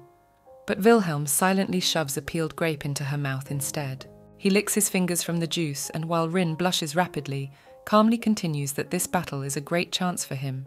He's grateful for it. She still doesn't understand what it means. A chance for what? He answers, looking her in the eye, that it is a chance to cut off Michelle's head and solemnly hand it to her in front of everyone. Rin agrees with him. Of course Michelle must die. She firmly apologizes that the one who will pierce him with the sword will be Rin and not Wilhelm. Wilhelm is in a position where she can order him to kiss her feet, and he has to do it. He says with a wry smile that he can do it right now if she wants him to. Rhine interrupts him, embarrassed and confused. She doesn't care about his flirtations. Her past and future are at stake. She leaves, saying they need to rest. Wilhelm just smiles as he watches her walk away, and again remembers Dietrich's words that Wilhelm will understand what love is. Then he stands up and thinks hatefully that he knows much more about love than Dietrich. Late at night, Rin walks with Wilhelm through the cemetery. He, noticing that she is tense, throws his cloak over her. She tells him she's not cold, she's just not at peace. And then they hear someone's voice. They see a group of people led by a man who belongs to the Voice, named Erich Mayo. Wilhelm draws his sword with lightning speed. He tells Rin they haven't seen each other in a while. He's not sure she remembers him. She remembers. He's the son of her father's cousin who stole the jewelry and disappeared while she was in the dungeon after the attempt on Michelle's life. Ryan tells him she didn't know he was here. He wants to tell her something. She sharply tells him to talk business, tell him to bring back her father's body. It turns out that 3 days ago, the Marquis's body disappeared. Sarah gave Reinhardt a letter with a messenger to mark the occasion. According to her, when the coffin was taken to Ruden, there was a strange, loud sound that could not have been there if there had been a body in the coffin. They decided to open the coffin, and it was empty. Mark tries to comfort Rin. She firmly states that she checked the coffin before sending it through the crystal gate, which means the body was stolen after the move. She asks Rin to rest. Rin resists, but she has a high fever. She insists that everything is fine. She tells Mark to search everything from the gate to Ruden. The body needs to be recovered. Mark obeyed and left. Immediately after, there's a knock on the door. It's Wilhelm. Rain asks what he's doing there, why he hasn't come in. William came in and handed Rin a letter that lay under the door.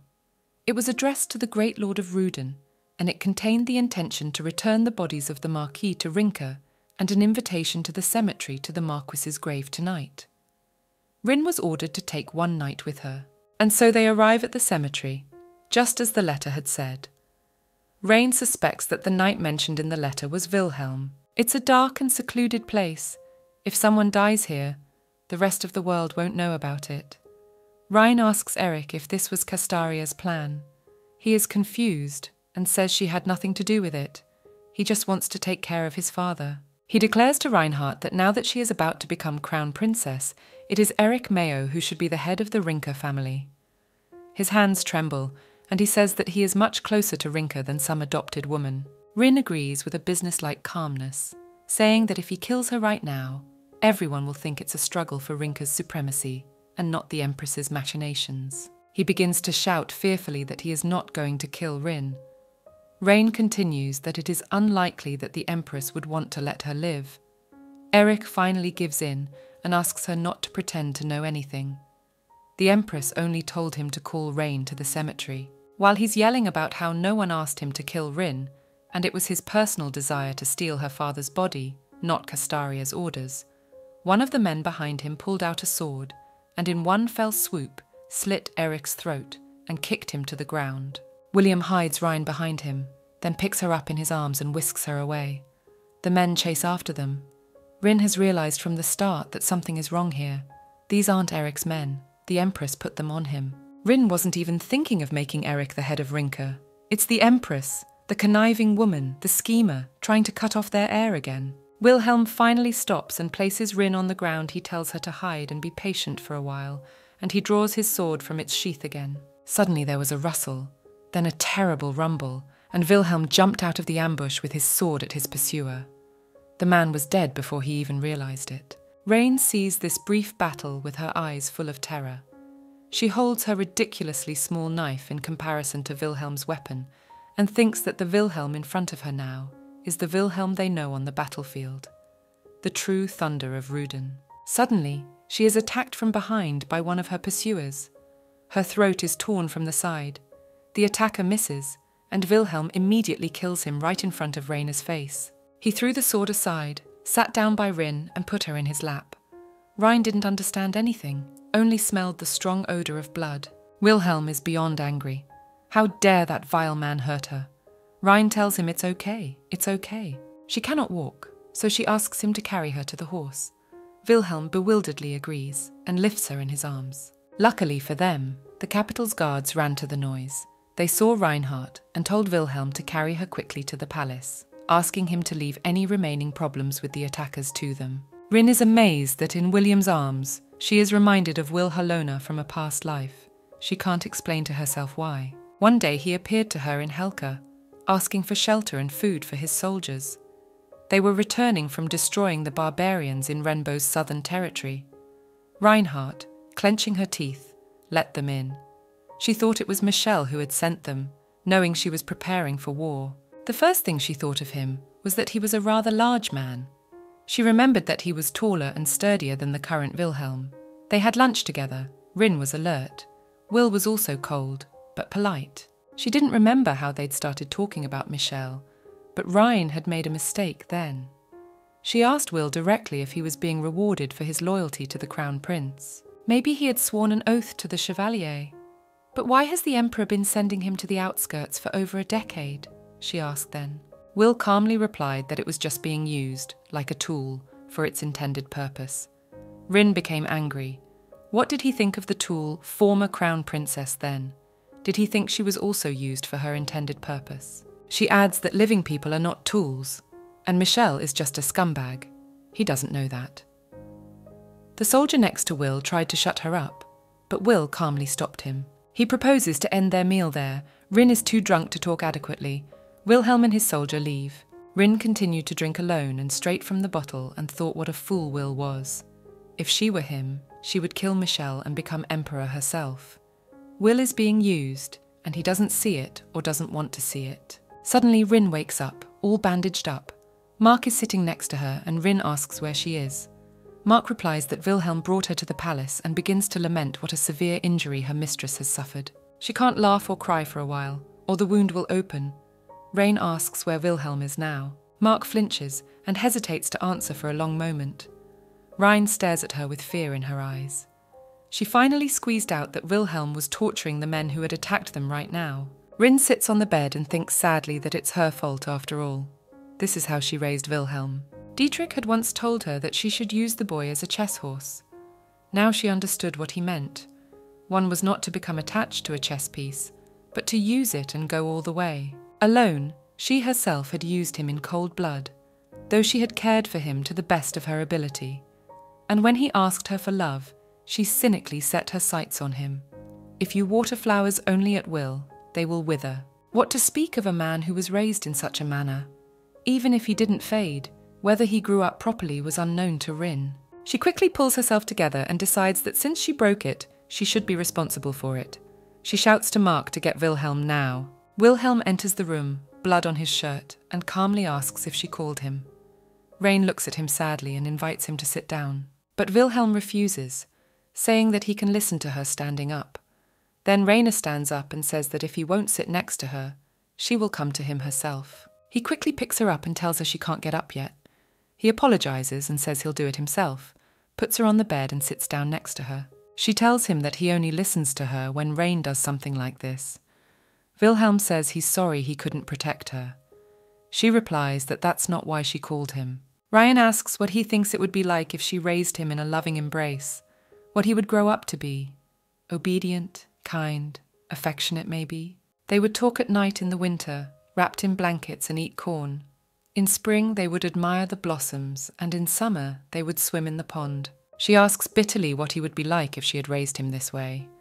After a moment of silence, Wilhelm asks if she regrets raising him the way she did. Rin honestly admits that she had regrets until recently, but she doesn't want any more. She touches his face affectionately and says that she doesn't regret anything anymore, so let him not regret it either. Completely unexpectedly for Wilhelm, she pulled him to her and kissed him on the lips. A few moments later, she pulled away and told him that she would give him absolute certainty in the future so that he would not be broken again. Rin tells him of her decision to stop building a wall between them and treat him as an outsider. His world is already small with only her in it. Wilhelm is true to himself and her. He only wants her love and will do anything for her. She nestled into him again in a kiss. She adds, looking languidly into his eyes, that she should never hesitate. He quietly apologizes if he's done something wrong. She asks him to be quiet and to sit closer. They kissed hotly on her bed for a while, and then, when Rin was already inebriated beyond belief, William pulled away and said with a gentle smile that he couldn't touch someone so scarred. She laughs, but he still jokingly asks her to stay serious.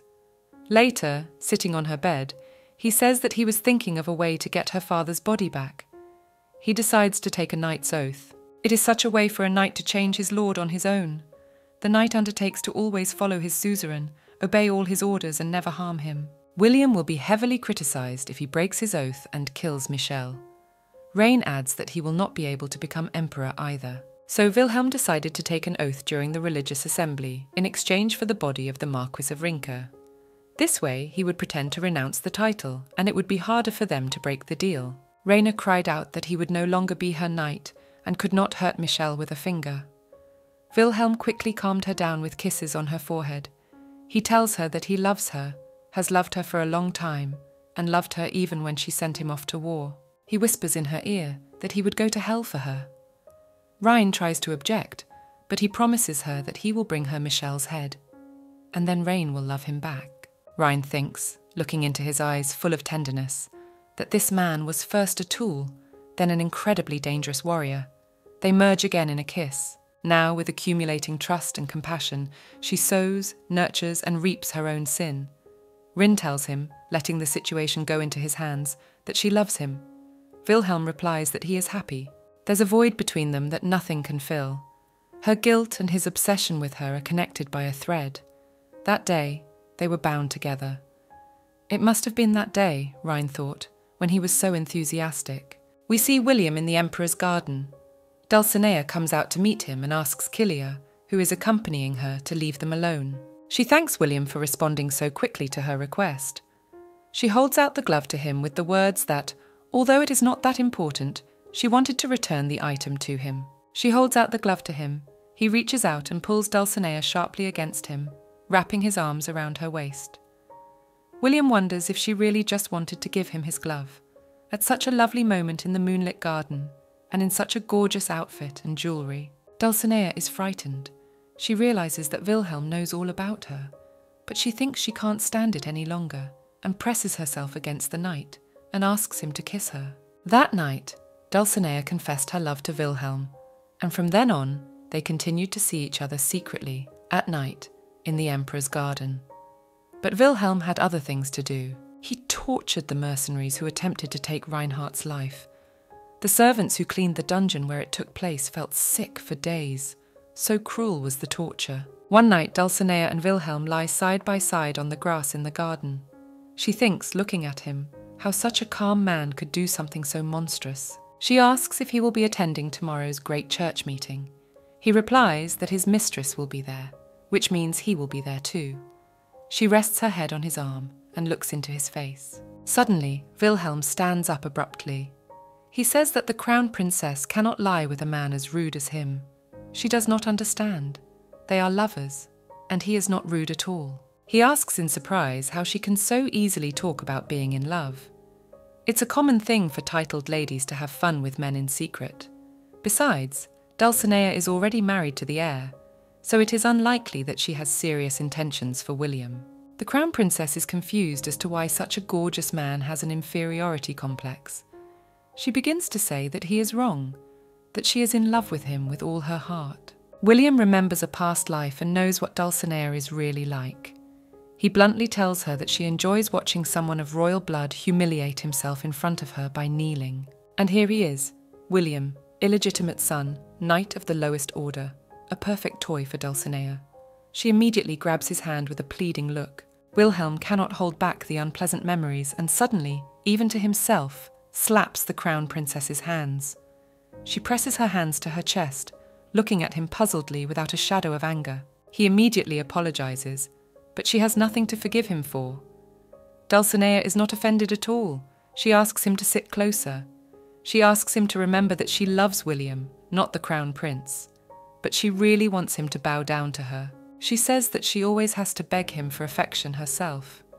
He asks, gazing dreamily at the sky, if Dulcinea has ever imagined holding his hand under the light of the sun instead of the moon. She asks him not to change the topic of conversation and says that since this love is punishable for them in this life, they can only hope that they will meet in other lives and love each other again. Wilhelm admits to her that he has already lived this life and he has already been her prisoner. She does not take his words seriously and says that she is jealous of the Marquise of Rinca. Wilhelm objects. The Marquise has given her something. Dulcinea blurts out that she didn't get the title of crown princess and the riches by choice, and all she wants is William. He replies cryptically that since she wants it, she should get it. That night, Dulcinea does not understand the meaning of his words, but the next day, the emperor's illegitimate son announced that he would pledge allegiance to the crown prince.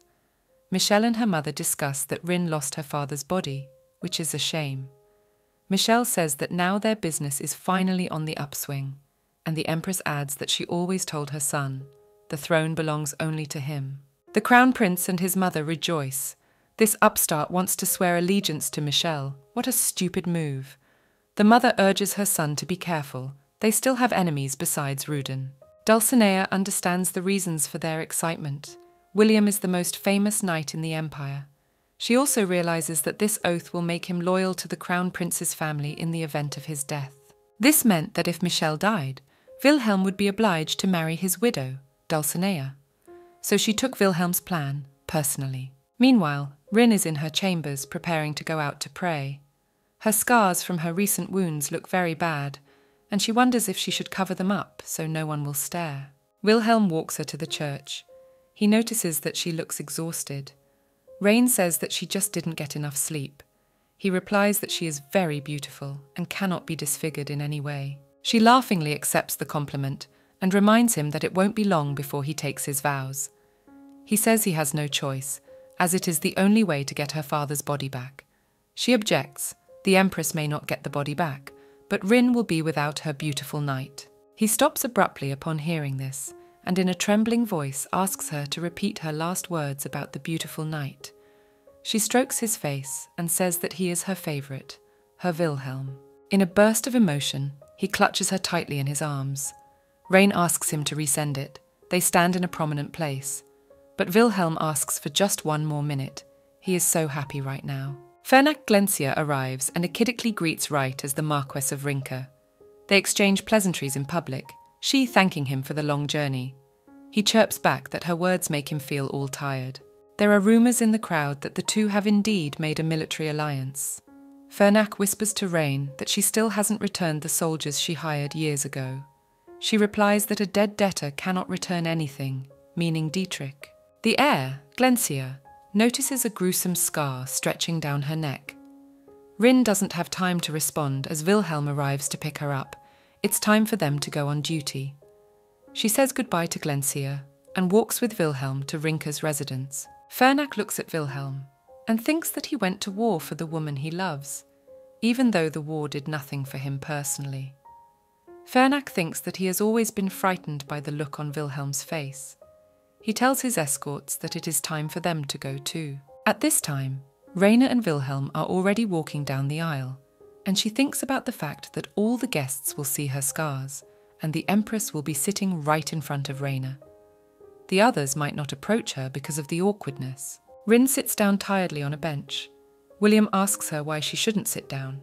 She says she's fine. She's even grateful. The Empress will think that Rin is hiding her wounds, that she would be ashamed to walk around with her face bandaged and a trail of medicine scents behind her. But Castaria is mistaken. Rin is not going to hide her scars.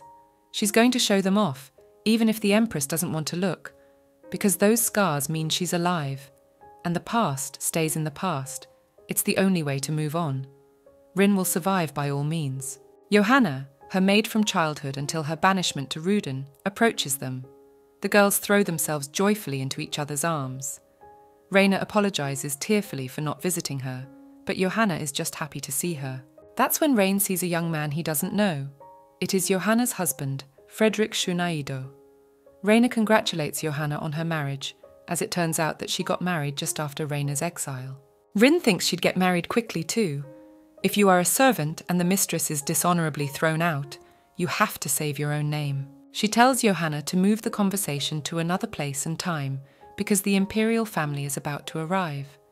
They must not be seen together, or the maid will be in trouble.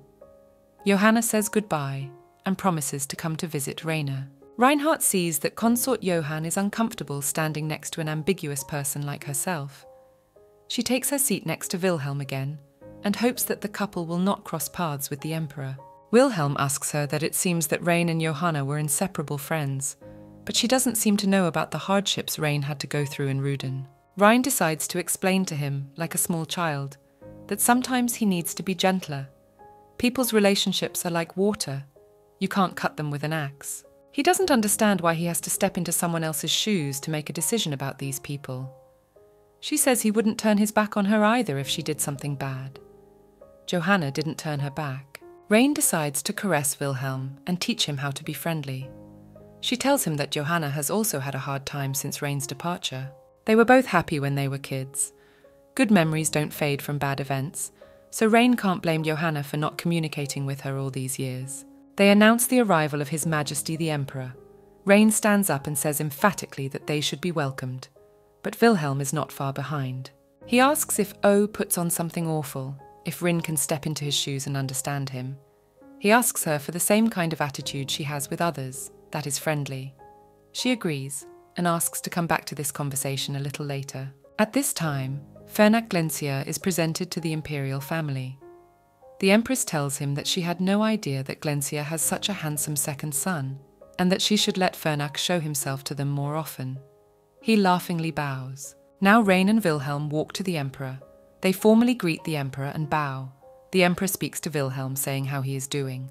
And Reinhardt catches the Empress's hateful gaze. She looks so evil that her eyes are about to roll out of her orbits. Rin knows that Castaria hates her, has already twice missed opportunities to get Wilhelm out of the way. Wilhelm had negotiated with the Emperor and made a semi-official alliance between Ruden and the capital. Now they both needed to greet the Empress. Reinhardt taught a proper greeting, but Castaria just turned her back and walked away. And in front of Rin grew Michel. He scoffs at her scars and at Wilhelm, saying that it was not Ruben's thunder, just a light rainstorm that allowed his mistress to be so badly hurt. Wilhelm stares at the Crown Prince in silence, showing no emotion. Rin, however, proudly replies that it hasn't even been 10 minutes since the start of friendly relations between Ruden and the capital. Michel should be nicer to Rin. He just grits his teeth, and after throwing her the words to disappear, walks away. Rin thinks he's an asshole. Now it's time to welcome the Crown Princess. Ryan remembers asking Michel about her. Now they're both just his victims. She starts the formal greeting, but then Dulcinea easily extends her hand to Wilhelm for a kiss. Everyone present is surprised. Reinhardt doesn't understand why Dulcinea is even demanding this of Wilhelm. He, however, simply smiled, took the Crown Princess's hand and kissed it, with a formal greeting. Dulcinea is overjoyed. She looks at Rin with feigned surprise and thinks to herself that she has won.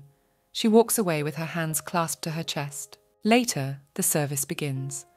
As the priest reads the sermon, Ryan catches himself thinking that he can't forget the incident with Dulcinea. The next day, Hayes comes to Reinhardt with a flower in his hand. He declares that he could not have come to her empty-handed. Wilhelm sniffs the flower incredulously, but does not smell any poison. Ryan apologizes to Hayes, saying they need to be careful. He replies that he understands perfectly well and that it hurts him to see his mistress mutilated. Ryan immediately asks where he learned to speak like that. Hayes embarrassedly replies that he was advised to say it. Then Hayes takes a sneaky look at Wilhelm. Stern face, all in black with black gloves, hair the colour of a raven's wing. Hayes has seen him somewhere before, but he can't remember where. Wilhelm notices Hayes's groping gaze and asks pretentiously what he's looking at. The accountant apologizes, saying he was just thinking. "So let him think alone," the knight replies. Rin thinks Wilhelm is getting in the way again. She tells him that she and Hayes will be seeing a lot of each other from now on, so they'll have to get along. She pulls Wilhelm closer to her and beckons Hayes to come over. Hayes, trembling, humbly agrees. Over a cup of tea, they discuss when Rhine will leave the capital, for Hayes will go with her. She had originally intended to leave after today's ceremony. Taejong is a state of 7 days during which prayers are offered to all the gods, but the most important day is the last day, the 7th. On this day, the priest can absolve anyone who needs it. After this procedure, Wilhelm will be freed from the sin of being an illegitimate child and will become a full member of the imperial family. Immediately after he takes the oath, Rin had better stay and watch the emperor's reaction. She tells Hayes that since the moment has come, she will stay until the end of the celebration. Hayes wonders at this point if it is true that Wilhelm is the emperor's illegitimate son. Rain then gives him the bag of money and tells him that he needs to find the jewellery. Her mother, the Marquise Rinke, had a lot of jewellery. They were sold to Count Muller's daughter Johanna, but she sold them all to get a dowry. Rinke admits that she had to give the jewellery away in a hurry, but now she wants it all back. It won't be easy, but she has to ask Hayes for this favour. Hayes replies that he's an accountant, not a mercenary. Rain says she wouldn't trust a mercenary to do that. She offers Hayes dinner, and he starts to agree, but Wilhelm says it's too late. The high priest of Alitukas says he will pay a visit. He wants to bless Ruden. Rhine says he could come any time, but the knight replies that this evening is the only free evening in the priest's schedule. She apologises to Hayes, but he says it's okay, and thanks her for the invitation. The next time they meet will be in Ruden. Hayes gets down on one knee and kisses the hand of the lady, squinting at Wilhelm. Wilhelm is twisted with rage, his gaze about to sizzle at the accountant. Hayes flees swiftly, wishing the knight well and slamming the door. He walks down the corridors and resents why on earth this cocky knight is following him around like that. Hayes has no claim on his mistress. Wilhelm treats Rin like a jealous lover. Rumours of their relationship have reached Hayes as well, and now he understands its origins. He senses an inconsistency. If William Helona is in love with his mistress, what he was doing with the crown princess is a mystery. One day Hayes, much to his surprise, catches the crown princess in the garden with a certain young man. That evening he was celebrating his dismissal from the Ministry of Finance, so he was quite drunk and somehow ended up in the garden of the crown prince's castle. He was about to leave when he saw the couple. At first he didn't recognise Wilhelm, but today he realised what kind of man he was with the crown princess. He pondered whether he should tell Marquise Rinke, but remembering the look in Wilhelm's eyes, he decided that his life was more precious to him. Besides, he was drunk and could have gotten something mixed up, and he is leaving the capital today.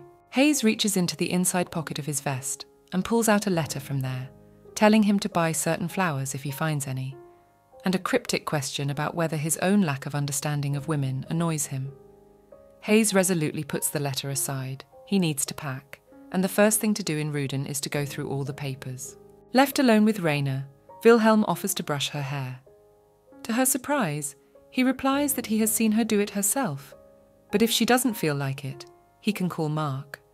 She laughingly agrees to let him show her what he can do. Wilhelm then gives her a massage, gently squeezing her shoulders. Rain asks where he learned how to do it. He replies that he has heard that noble ladies have special servants for massages. She says he's not a masseur. He replies that he should have prepared anyway. She jokes that she'll keep his skills in mind as he suddenly grabs her chin, turns her toward him, and kisses her powerfully. Rin is confused and he tells her to keep her guard up around the Long who is grooming her. She asks irritably who he thinks made her relax. He smiles and says he didn't do anything but massage her, but it's time for them to go. The two of them ride off on horseback, and Rin asks him if he did it on purpose, referring to dinner and Hayes. She reproaches him for being more concerned about his jealousy than Ruden's current situation. "I mean, she has noticed," says Wilhelm. She replies that she knows him well. She tells him not to do that anymore. Why he's even so obsessive lately she doesn't understand. "What do you mean obsessive?" he asks. She replies that he won't let her near any man. brushes her hair himself instead of Mark. That's the real obsession. In response, he only holds her tighter to him and asks if he is really that nice since she is so nice to him. That's why Wilhelm is jealous of her. But if Rin wants him to, he'll stop because she's the only one he obeys. She, on the other hand, was thinking about how wide Wilhelm is and how tight his embrace is. He's so close he's burning the scar on her collarbone with his breath. Rin tells him quietly that she likes it. He's glad because he likes that she's being so nice to him. Wilhelm calmly admits that he would like to kill every person who harms her, one by one, and then hang himself, give her the whole world and die on the battlefield. That day, when Rin finally woke up and called after him, it was as if he was walking through the hellfire burning his heart. Strangely, she'd been kinder to Wilhelm since she'd gotten that scar, and he hated himself for failing to protect her. Wilhelm thinks he's worthless for letting her get hurt like that, but Raina still hasn't left him. He realizes that she cares for him. Wilhelm says he loves Rhine more every day, much more since she told him stories or gave him the sword.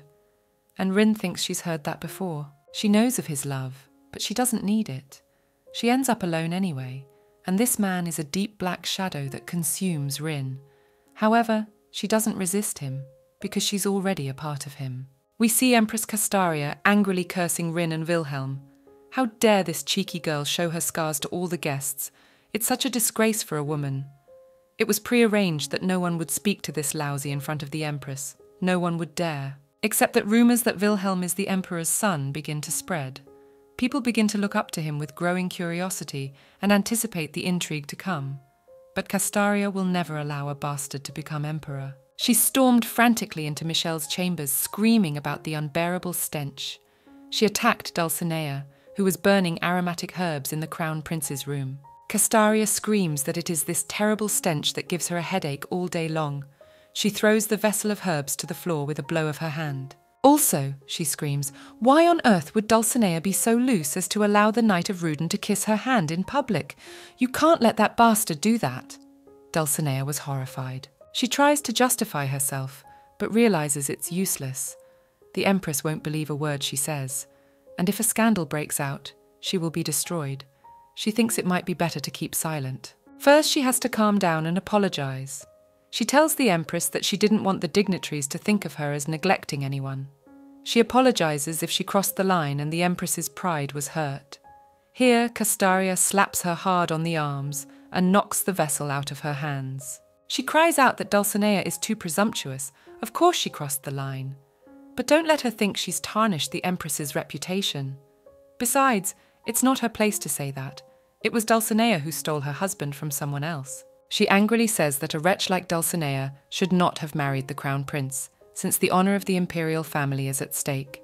She screams that Dulcinea is to blame for the death of Reinhardt's father, and later for Michelle's injury.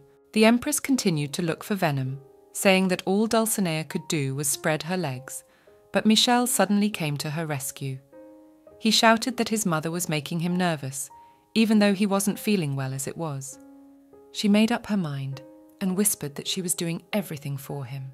Michel screams that he doesn't care, because that puppy Rin is about to swear his oath of allegiance to him anyway. It's his last day out. He's going to become emperor and kill that vile Reinhardt immediately. But before he does, he needs to take measures for his own safety. His mother rushes to hug him, strokes his head, and tells him that he is her poor, poor son. He obediently says that he is always grateful to her. He tells Dulcinea that since she is meeting with the Halsey priests in the afternoon, he can go now, because he is already tired. Dulcinea exits with a bow, leaving mother and son in an unseemly seclusion for their relationship. She walks down the dark corridor, then she can't stand it and runs. She chooses to go into the garden where Wilhelm is already waiting for her, and runs to him. She thinks she doesn't care what the Empress and her son say, because she has Wilhelm. She throws herself joyfully into his arms. Dulcinea excuses herself, thinking that she deliberately seduced Michel, knowing that he is the Emperor's heir. If he had not been Crown Prince, she would not have thought of having relations with such a scoundrel. Wilhelm asks her anxiously what has happened to her. Without raising her face, she asks him not to act in front of everyone as if he belongs to another woman. He belongs only to Dulcinea. She asks Wilhelm if he is sure of his intention to swear allegiance to the crown prince. He says he is. Dulcinea thinks the empress is right. She took her husband from Reina. She'll take the knight too. It'll be even easier than with Michelle. She tells William that since he's ready for his vows, she'll make sure he doesn't have to cling to this woman anymore, and looks him straight in the eye. She will make sure he is only with Dulcinea. On the third day of the great religious assembly, homage is paid to Halsey, the goddess of vengeance. Women flock to the church, but men are forbidden to enter because Halsey hates men. On the way to the church, Rain catches up with Johann and asks if what she has heard is true. The mistress is not only here because of the title, but she is also in love. Rain tells her to stop talking nonsense, but Johanna, giggling, continues. She has heard that the Chosen One is a young and incredibly strong knight. She had also seen for herself that he was very handsome. Rin gets angry and says that since Johanna is talking nonsense, she'll have to stay here.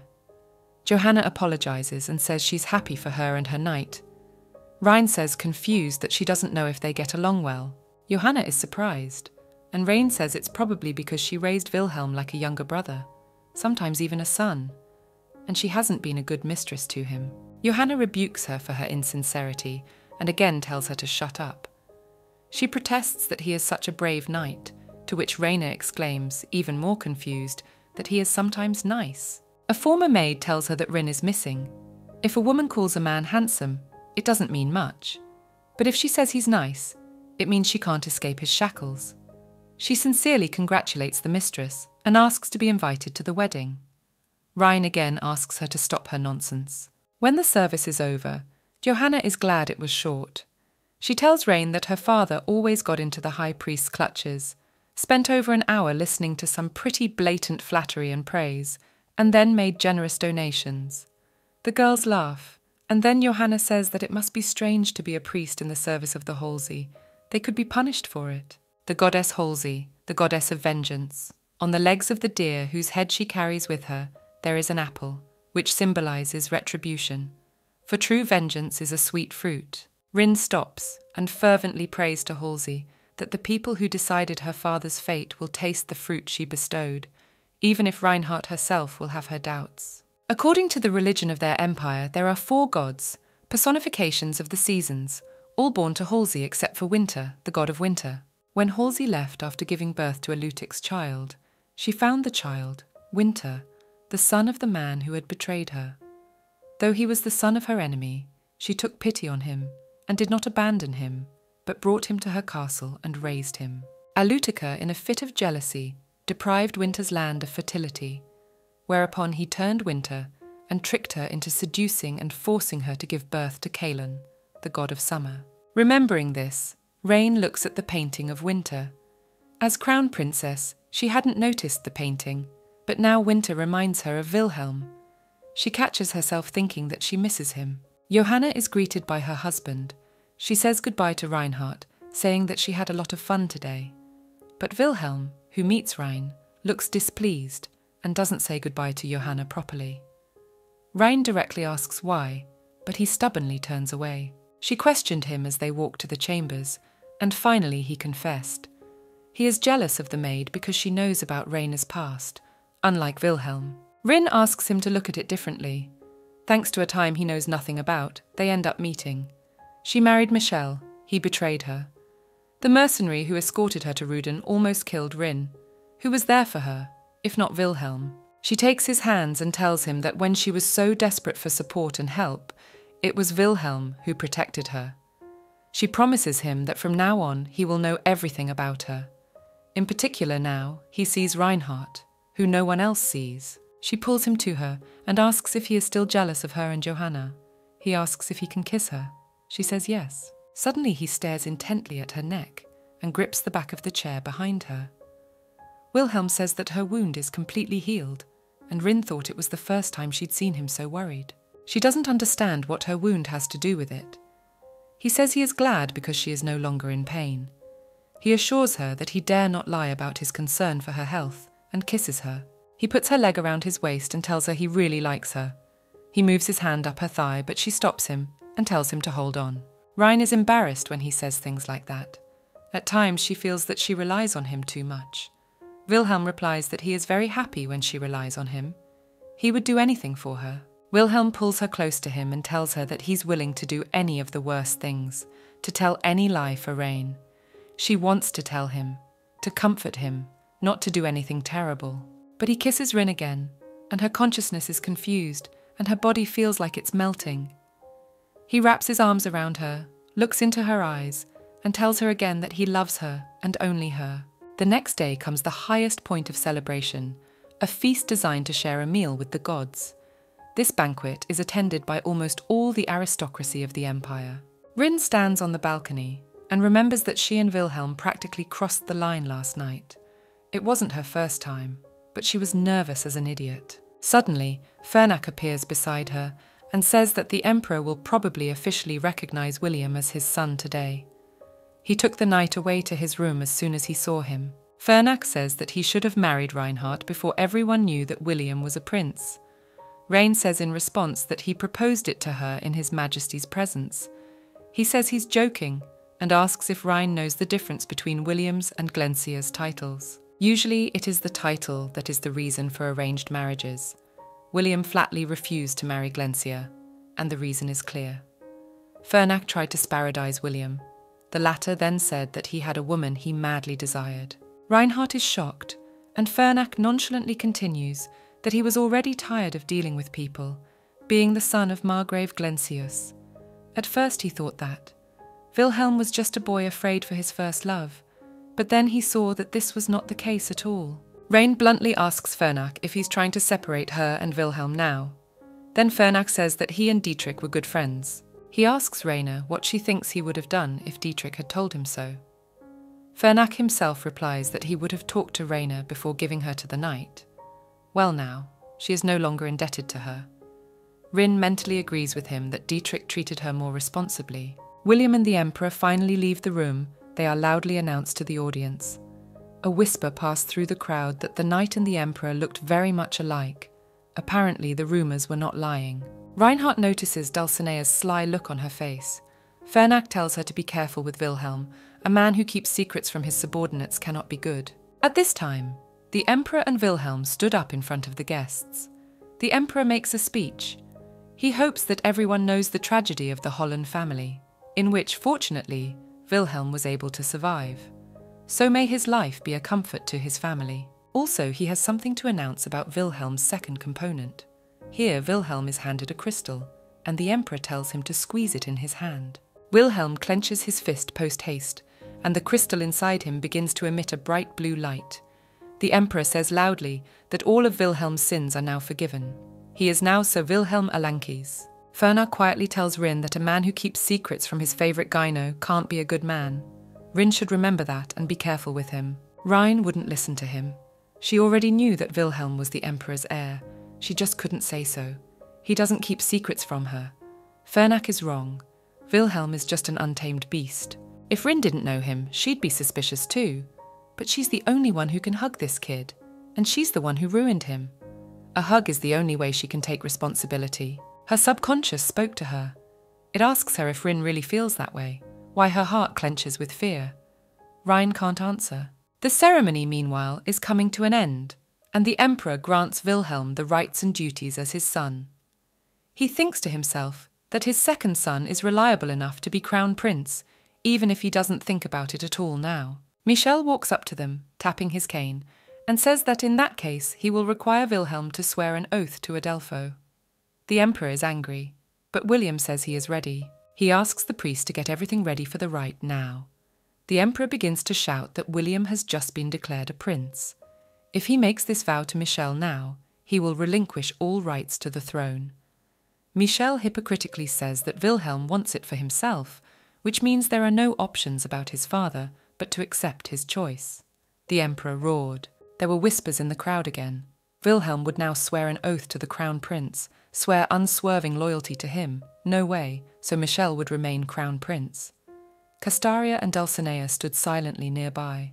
Rin at this time thinks that Wilhelm got his opportunity for revenge earlier than she could cut off Michel's head. He gave up on her earlier than she killed the crown prince. She is depressed by this realization.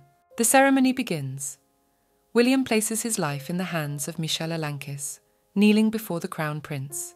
He recites the oaths required on such an occasion. Rin thinks she won't just leave it at that. Wilhelm has only her. She will trust him to then throw to achieve her goal, her beautiful sword. Later, Rin sits by her father's coffin. In exchange for Wilhelm's vow, the Marquis's body was returned to her. Wilhelm stealthily walks up to her and puts his hand on her shoulder. He just got here, late because his father wouldn't let him go. Rhine says the Emperor must be angry, asks what he said. Wilhelm replies that the old man shouted that he could have gotten the body himself. He just had to ask him to do it. He acquires Rain, and she says that the Emperor can talk nicely, pretending that he doesn't know who attacked her. She tells him that she has to go back to Ruden for a while. He'll be busy with Michel anyway. She thinks to herself that he should not have come to her at all to avoid suspicion. Wilhelm asks fearfully if she can still stay for at least a month. Rain replies that she can, but she still has a lot to do before she leaves. She says that William has a lot on his plate too, education and duties as a prince, and a new palace, which means paperwork. He replies that it won't take more than a month. Raina jokingly says that since he's so capable, she can leave with a light heart. Wilhelm doesn't like the joke. He says with annoyance that if she is tired, she can go to Ruden. She realizes he doesn't want to let her go, no matter what he says. Rhine says he's joking and still can't leave yet. The new prince needs an advisor after all. She feels like a child being thrown into a cage of lions as she imagines William among all these arrogant aristocrats. He asks if she still treats him like a child. Rhine replies that he was the one who was being cranky now, asking not to be left behind. She is still joking and pouring on the laughter and suddenly realizes that she already thought Wilhelm was her lover. He keeps her from falling carelessly from her arms, telling her that the floor is cold. Rain remembers again that everyone she loved has left her. Her father, Dietrich, and Michel stabbed her in the heart. She asks Wilhelm, cradled against him, if he will love her until she gets Michel's head. Wilhelm wants to ask Raina if she trusts him, but she finishes and herself and immediately regrets it. She says it unconsciously. She says she still has to go to Ruden to take her father's body herself this time. She hopes that her worry is nothing more than a scratch that will heal itself if covered. She asks Wilhelm not to be jealous of her father. He replies that if she's worried about his love going cold, he'll try to make things quicker and gives her the amaryllis tablet.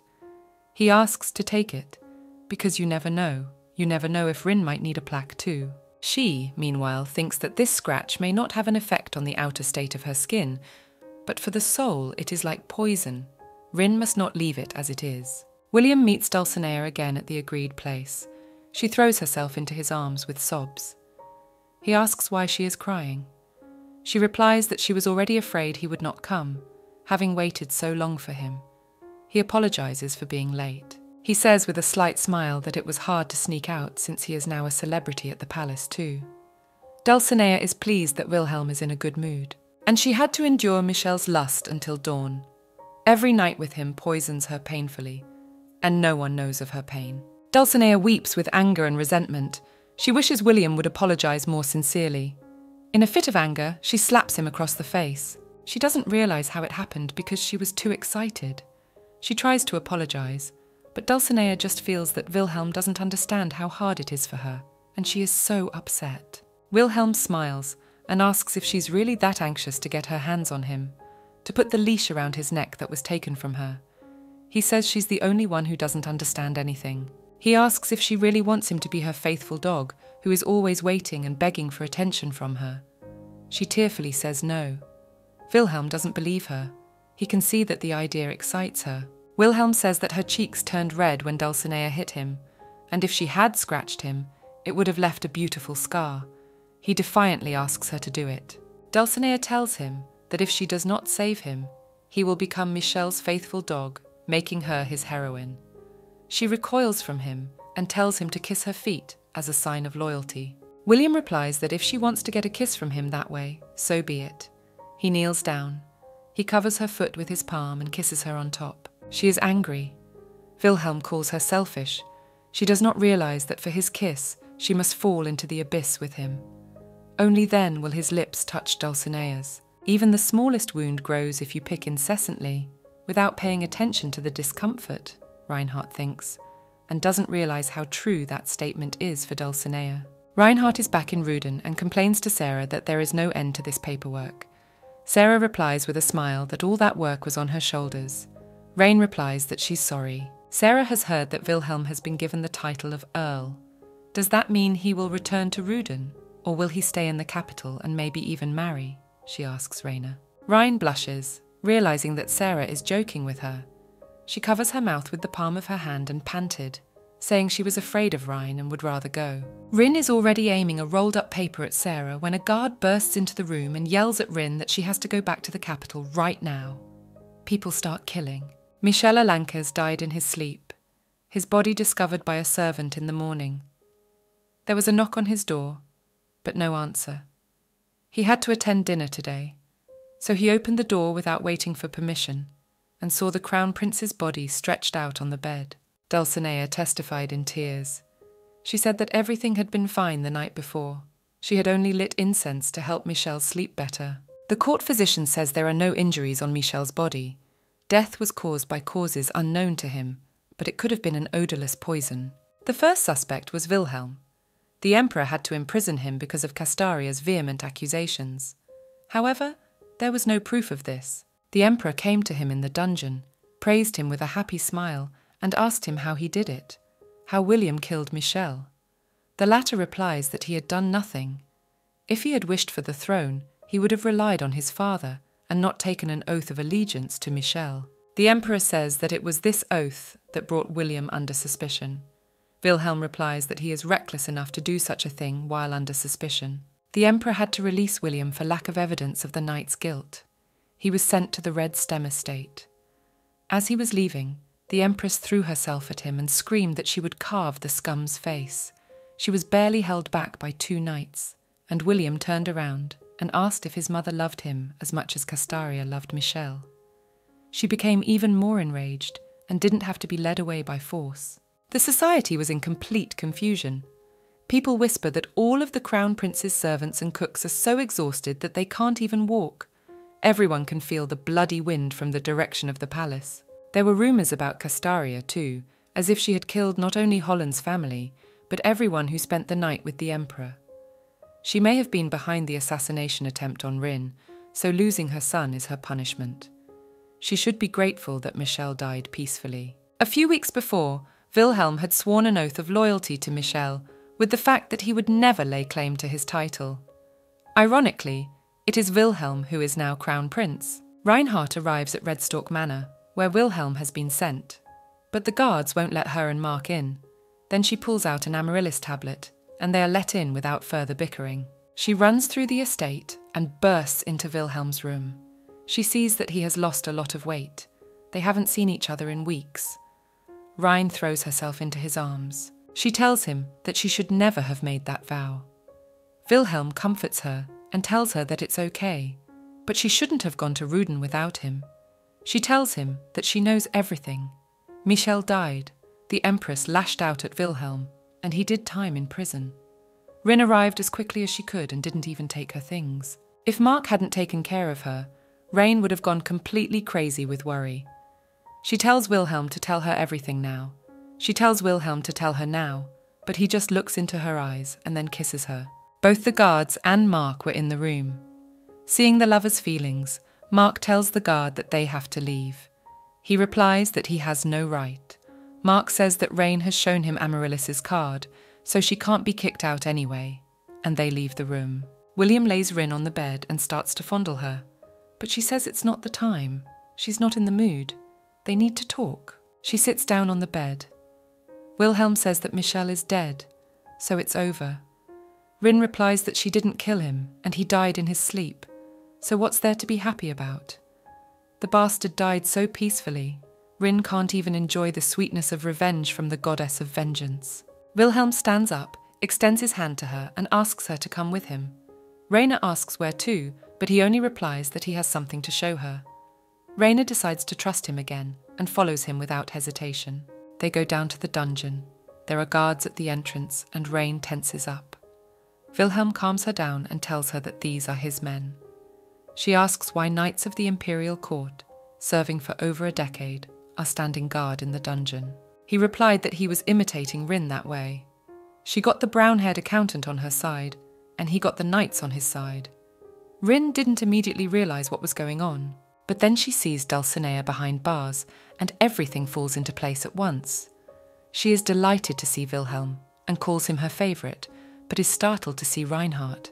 Her presence proves that Wilhelm is the cause of all this. Dulcinea screams, stretching her arms through the bars, asking what Rein is doing here. She almost went crazy here. She should have killed that scoundrel Michel earlier. William tells her to stop wailing and, embracing Rein, tells the hostage that he has something to say to his mistress in Dulcinea's presence. He squeezes Rein's shoulder so hard that she can't move. She wonders why she didn't know anything about this, why she didn't guess Wilhelm's secret plans. She asks him to explain himself. Dulcinea snidely says that while Rin was in Ruden, William opened his heart to her. She tells Wilhelm that if he is so afraid, she will tell him herself. Dulcinea says that she felt sorry for Raina, because she had stolen her throne, her husband, and caused her a lot of pain. She emphasizes that she did it unintentionally. But she felt bad too. She wasn't about to put on a crown and become empress. Now mockery and scorn, she was constantly insulted, and only one man was around on days when she felt like she was in hell. But even he belonged to Rin. Wilhelm confirms Dulcinea's words. He is glad that Raina now knows the truth.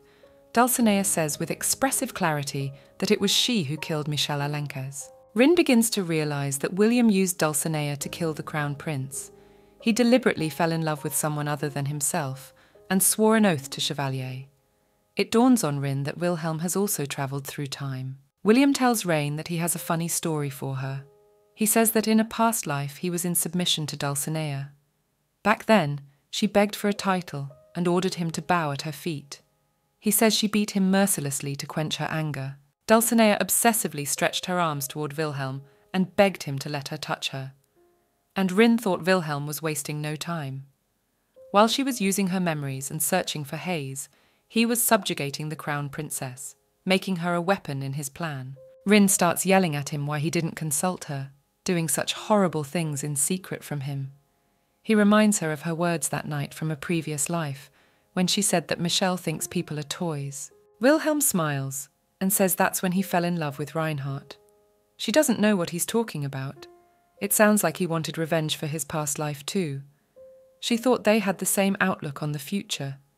He did say he was loyal to Michel, didn't he? Wilhelm grabs Raina by the shoulders and shouts at her to stop talking to him like that, as if he were a stranger to her.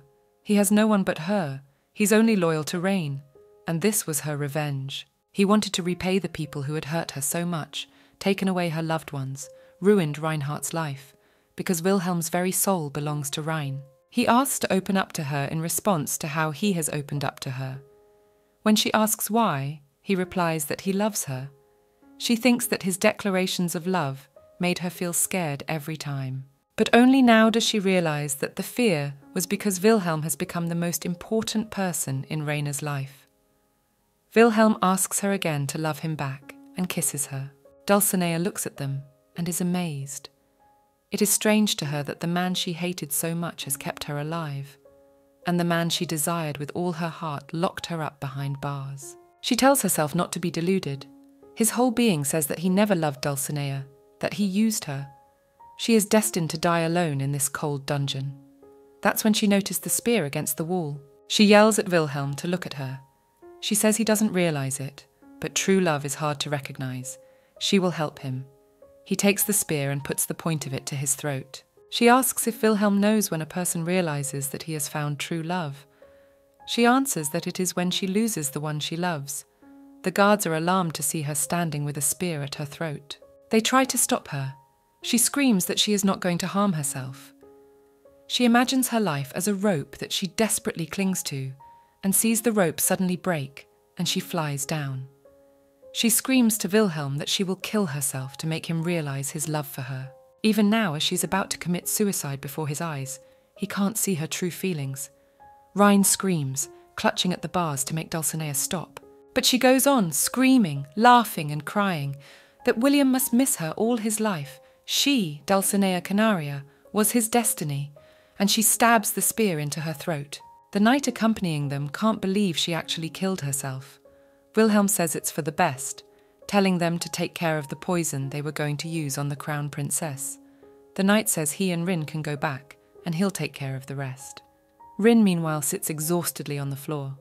Wilhelm says it's very dirty here. This place is not good for her, and puts one arm around her shoulder. Rin feels like she's possessed by the devil. Wilhelm and Rain are sitting in the room. He is washing her feet. He says that, although she is tired, they still have unfinished business, so it is too early for her to rest. She complains that the water is cold. Wilhelm apologizes. He was going to ask to heat it up, but asking for that in their situation would only make things worse. Raina still can't get over the sight of Dulcinea's death. She asks Wilhelm what he was thinking, but he only smiles back at her, without explaining anything. A guard enters the room and tells William that the E is ready. He gets up, walks over to the knights, and asks if they have brought what he asked for. The guards answer in the affirmative, just as he ordered. He tells them to get ready. Rain can't believe her ears. She screams at Wilhelm that he has to tell her everything now. Her patience is not limitless. He replies that Rain must finish her revenge. She interjects, "What revenge? Michel Alankis is dead after all." Wilhelm only smiles again in response. Raina is angry. She heard for sure that the crown princess killed him. Then the knights brought the coffin into the room and placed it on the floor in front of her. When she sees it, she immediately sensed what was happening. Wilhelm apologizes for the way things have turned out. He hugs Rin and says that he wanted Michel to crawl at her feet and beg for mercy. He wanted to show how the crown prince would shake and cry, just like Dulcinea. But he didn't have time. William opens the coffin lid and says they stole the imperial heir. He puts her father's sword in Reinhardt's hand and says that even if revenge is such a thing, Reinhardt will still like it. Reinhardt looks at Michel and finally smiles, and then laughs merrily, drawing her sword over the crown prince's body. Looking into his still face, she remembers their parting, before she stabbed him in the leg with her sword. She wants to, holding the sword over Michel, and tells Wilhelm that she feels such joy for the first time in her life. That scoundrel, so arrogant, lost in the end. She turns to the lifeless Michel with a gloating laugh. Is this what he expected? Divorcing her, sending her father to his death, leaving Rin to blink in the snowy mountains. Rin is jubilant. Empress Castaria stole her father's body, but they are now playing with her son's body. She angrily asks how she can have fun with him before she returns. She suggests beheading him or cutting off all his limbs, or maybe send his head to the Empress and make her wander the world looking for the body of her favourite son, or send the body so she misses the heir's pretty face. Suddenly, Rin remembers an episode from her childhood when Michel told her that they would hold hands for the rest of their lives since they were to be married in the future, and held out her palm. She says she doesn't need to get her hands dirty with that filthy blood anymore. She gets up, and William says that she is being very generous. Rain replies that he knows, and is going to bury the coffin where no one will find it. She's about to leave, but he stops her. He asks if the invincible general, the Marquis of Rinker, could really have been killed by falling off his horse. Wilhelm says that in a previous life, Michel liked to chat when he was drunk. He once told Wilhelm that the Alankeses act for sure, to stay one step ahead. He told Wilhelm that he himself had ordered to kill the Marquis, because no one dares to interfere in the Crown Prince's affairs. The general was cowardly attacked from behind, unseen. After telling Rin this, Wilhelm whispers in her ear to make up her mind. Let her take her long-awaited revenge for her father. A rage boils up inside her. She draws her sword sharply and decisively and aims it at Michel's chest. She thinks she's dreamed about it in her dreams and in her dreams. Only her thirst for revenge has kept her afloat all these years. Only for revenge has she survived. And now it's over, and she's standing barely alive, covered in blood, still clutching her sword in her shaking hands. Wilhelm tells her that the sun has already risen. Wilhelm says she has hurt her hand and wants to bandage it, but she reaches for him, tossing the sword aside. Rein thanks him and kisses him. Wilhelm tries to pull away, saying he needs to treat her wound first, but she doesn't let him go, instead pushing him towards the bed. They fall down and she tells him to stop talking, biting his lip painfully. Rain tells him to hug her sooner rather than later, and if he stops this time, she will never forgive him again. Wilhelm replies, obediently taking off his shirt, that he will never let her go after what she said. Rain thinks she's ready to tear Michelle, her greatest enemy, apart with her bare hands. But now she is in the hands of her lover. She didn't realize she'd stopped thinking about her hatred as Wilhelm caressed her feet, biting her toes, and then threw one of her legs over his shoulder. The next morning, Rin rushes to leave. She needs to rest, but Wilhelm won't let her go, saying that he's been holding back all his emotions, and now they've burst out like a dam. Rin won't be able to hold them back. She asks him not to be so presumptuous and tells him that they both need to rest. Rain then asks Wilhelm why it's so quiet, if the news of the Crown Princess's death hasn't been spread. Wilhelm replies that Dulcinea was arrested without any evidence on Castaria's orders, so she will be punished for her death. Rain thinks that's great. The Empress herself has been playing with karma all her life. Here, Wilhelm apologizes for confessing his love to another woman. Rain replies that she was able to get revenge on Michelle because of that. He apologizes again, but for the fact that it was not Raina who killed the Crown Prince, as she had always dreamed. She tells him that if he wants to apologize to her, then let him tell his story, specifically what Reinhardt doesn't know about him. He warns her that it's going to be a long story, so let her be patient if anything. Wilhelm remembers his past life very vaguely, especially the time when he lived alone. We see Wilhelm, long-haired but uncombed, in tattered, dirty rags. He is chopping wood in the yard of a small house in the winter forest. A boy comes out of the house and throws a bowl of something strange that looks like slop in front of him. The contents spill onto the snow. He says it is food for Wilhelm. Wilhelm immediately rushes over to the bowl and scrapes what has spilled out into it, and the boy yells loudly that he is really eating it. Yes, let him better die. How disgusting it is. Wilhelm then ate whatever he was given and slept wherever he could get shelter from the wind. A not-so-kind man found him in the mountains a few years ago and now keeps him as a servant. He is glad because Wilhelm is very strong and hardy. Wilhelm didn't speak then, knew nothing in this life, ate whatever they gave him. Everyone thought he was an idiot, constantly trampled into the mud. And one day, his master accused him of stealing. He shouted at Wilhelm that he had given him shelter and food, but he had stolen money. He was kicked out, and the master's son chuckled and told the idiot not to come back. Wilhelm had to survive on the streets. One day he was sleeping by the roadside when a carriage stopped nearby. The wheels were stuck in the mud. The Crown Prince and Dulcinea were in it. Dulcinea timidly suggested that they get out of the carriage and walk, but Michelle said that it was beneath his dignity to stomp through such mud. The accompanying knight was wondering what to do. The wheels were very deeply stuck.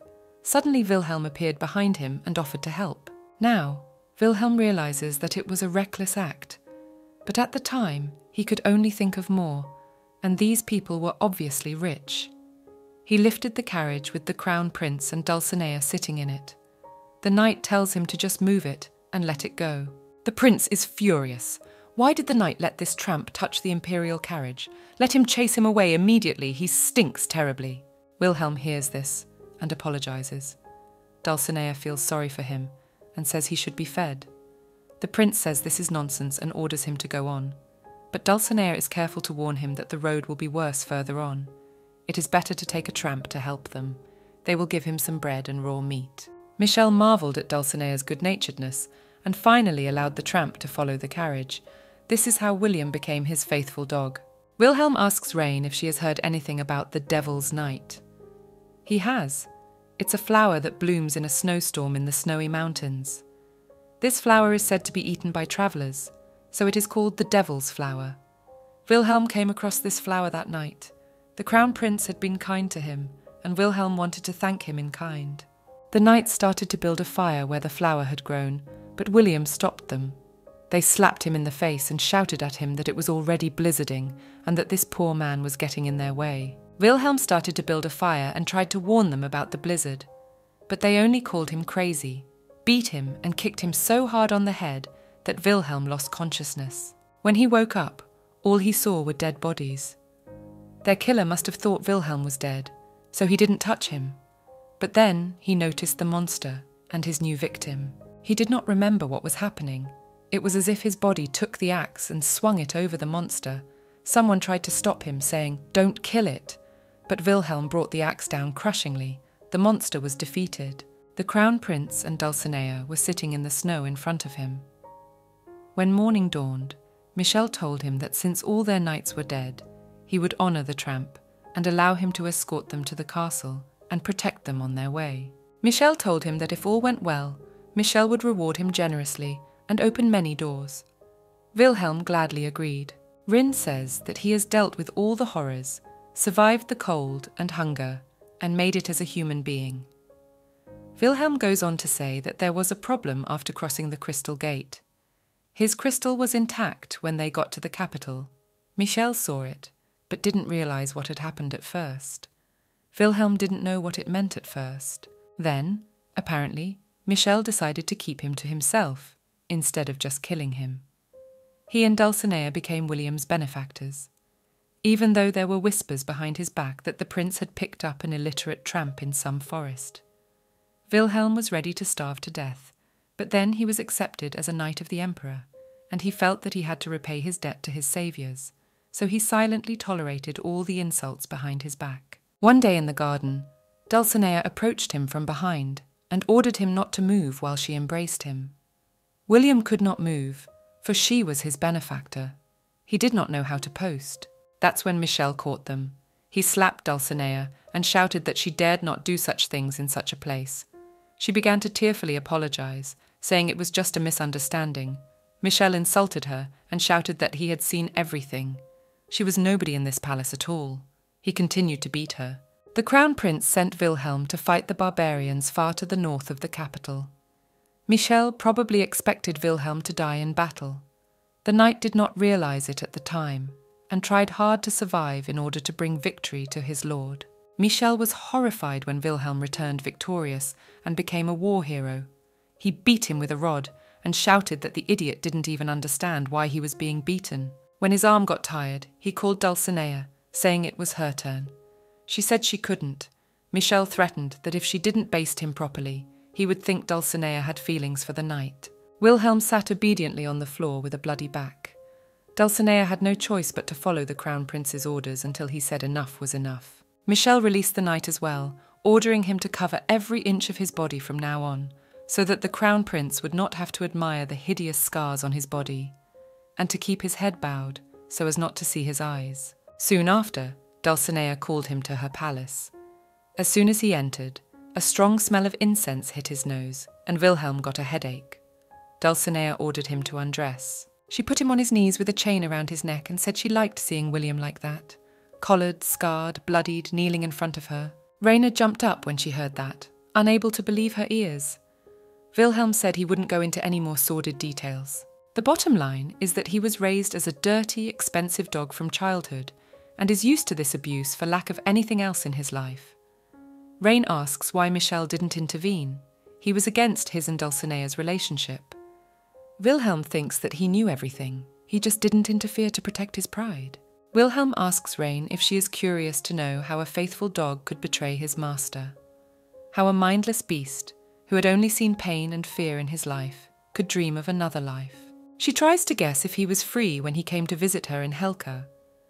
Wilhelm replies that he had not, and that he had known Rain long before they met in Helka, and kisses her. Upon becoming emperor, Michel awarded William the title of ruler of the 7 Holy Lands, allowing him to address the emperor directly. Wilhelm understood that Michel was boasting of her impunity and permissiveness, giving such a title to an idiot who couldn't even speak properly. Wilhelm was allowed to move freely in the country, but he went to the palace of the crown princess. He had the most unpleasant memories of this place, but he had nowhere else to go. But Dulcinea's palace was empty. One might have guessed that Dulcinea had also changed her title when Michel ascended to the throne of the emperor. But Wilhelm, so loyal and accustomed to his master, seemed to be caught in a stalemate. Wilhelm felt freedom in the form of a hole inside him. He didn't know what to do with it. Someone called out to him, and he started running, not caring what road he took, just to get away from people. And that's when he ran into a derelict old warehouse, a place no one cared about but Wilhelm. A perfect coincidence. In this musty room, he had found a portrait of young Rain, and he thought he had met a goddess. He had never seen such a kind smile before. No one had ever smiled at him like that before. He could barely read her name on the back of the portrait, and later dared to ask the emperor about her. He slapped him instead of answering, and demanded that he never speak that name in front of him again. He told Wilhelm nothing about Rin, but the knight's curiosity only grew. He tried to find out about her in every way possible. He questioned the servants and gathered rumors. Finally, he found out who she was and where she lived. He left for the campaign and ordered to make orders at Helka. They tried to dissuade him. There were enough provisions. There was no reason to stop there. And the emperor hated the place. But Wilhelm was adamant. He saw Rin and saw that, unlike the portrait, she was not at all friendly, very stolid. However, he became even more interested. He had a lot of questions. For example, who was the reason she no longer smiled and her eyes no longer sparkled? Wilhelm doesn't know how a dog knows what to do when he hears a command for the first time. But when he and Rin were talking about how Michelle thinks people are toys, he realized that the radiant girl in the portrait is no longer there. Rin tries to justify it, but Wilhelm stops her. She was probably drunk and just wanted to get back at him, because he was Michelle's dog. He thought then of her words all night. He saw himself as an unhappy, beaten dog on a chain who had finally received love from the lovely girl in the portrait. Walking through her palace, he dialed on her office door and heard part of her and Hayes's conversation. He could hear part of the conversation between them, and he could hear her and Hayes talking about how she had to get revenge on Michelle.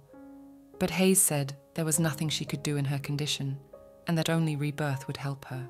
Rin says that if she gets the chance to be reborn and start her life over, she would immediately stab her worst enemy with a sword. Wilhelm feels unprecedented. He has so often killed Michelle's enemies on his orders without a second thought, and now he is ready to kill him himself, for Reinhardt's sake, to tear him to pieces with his canine, sharp fangs. As if he were her dog now, Rein orders him to tear Michelle and Dulcinea to pieces. Wilhelm woke up in a sweat. He couldn't get Reinhardt and that feeling out of his head, those visions of Michelle's murder, even after returning to the imperial castle. He really wanted to belong to Rin, but he was Michelle's dog, and sitting on a chain, it was too late for Wilhelm to change his master. One day, he asked Michelle what he should do if he wanted something. The crown prince was frightened.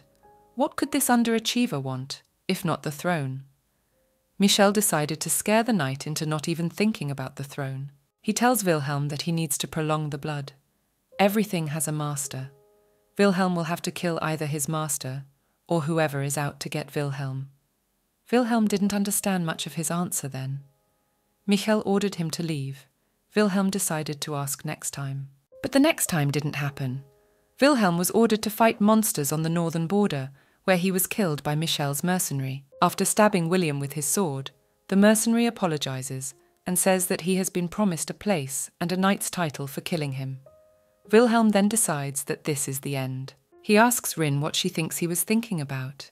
She assumes it was about getting revenge on Michelle.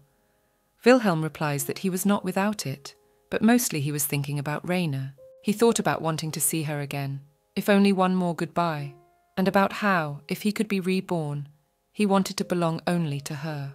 Then his eyes magically opened, and he found himself back in the forest. At first he didn't understand anything, and the only reminder of his past life was the scar on his left eyebrow.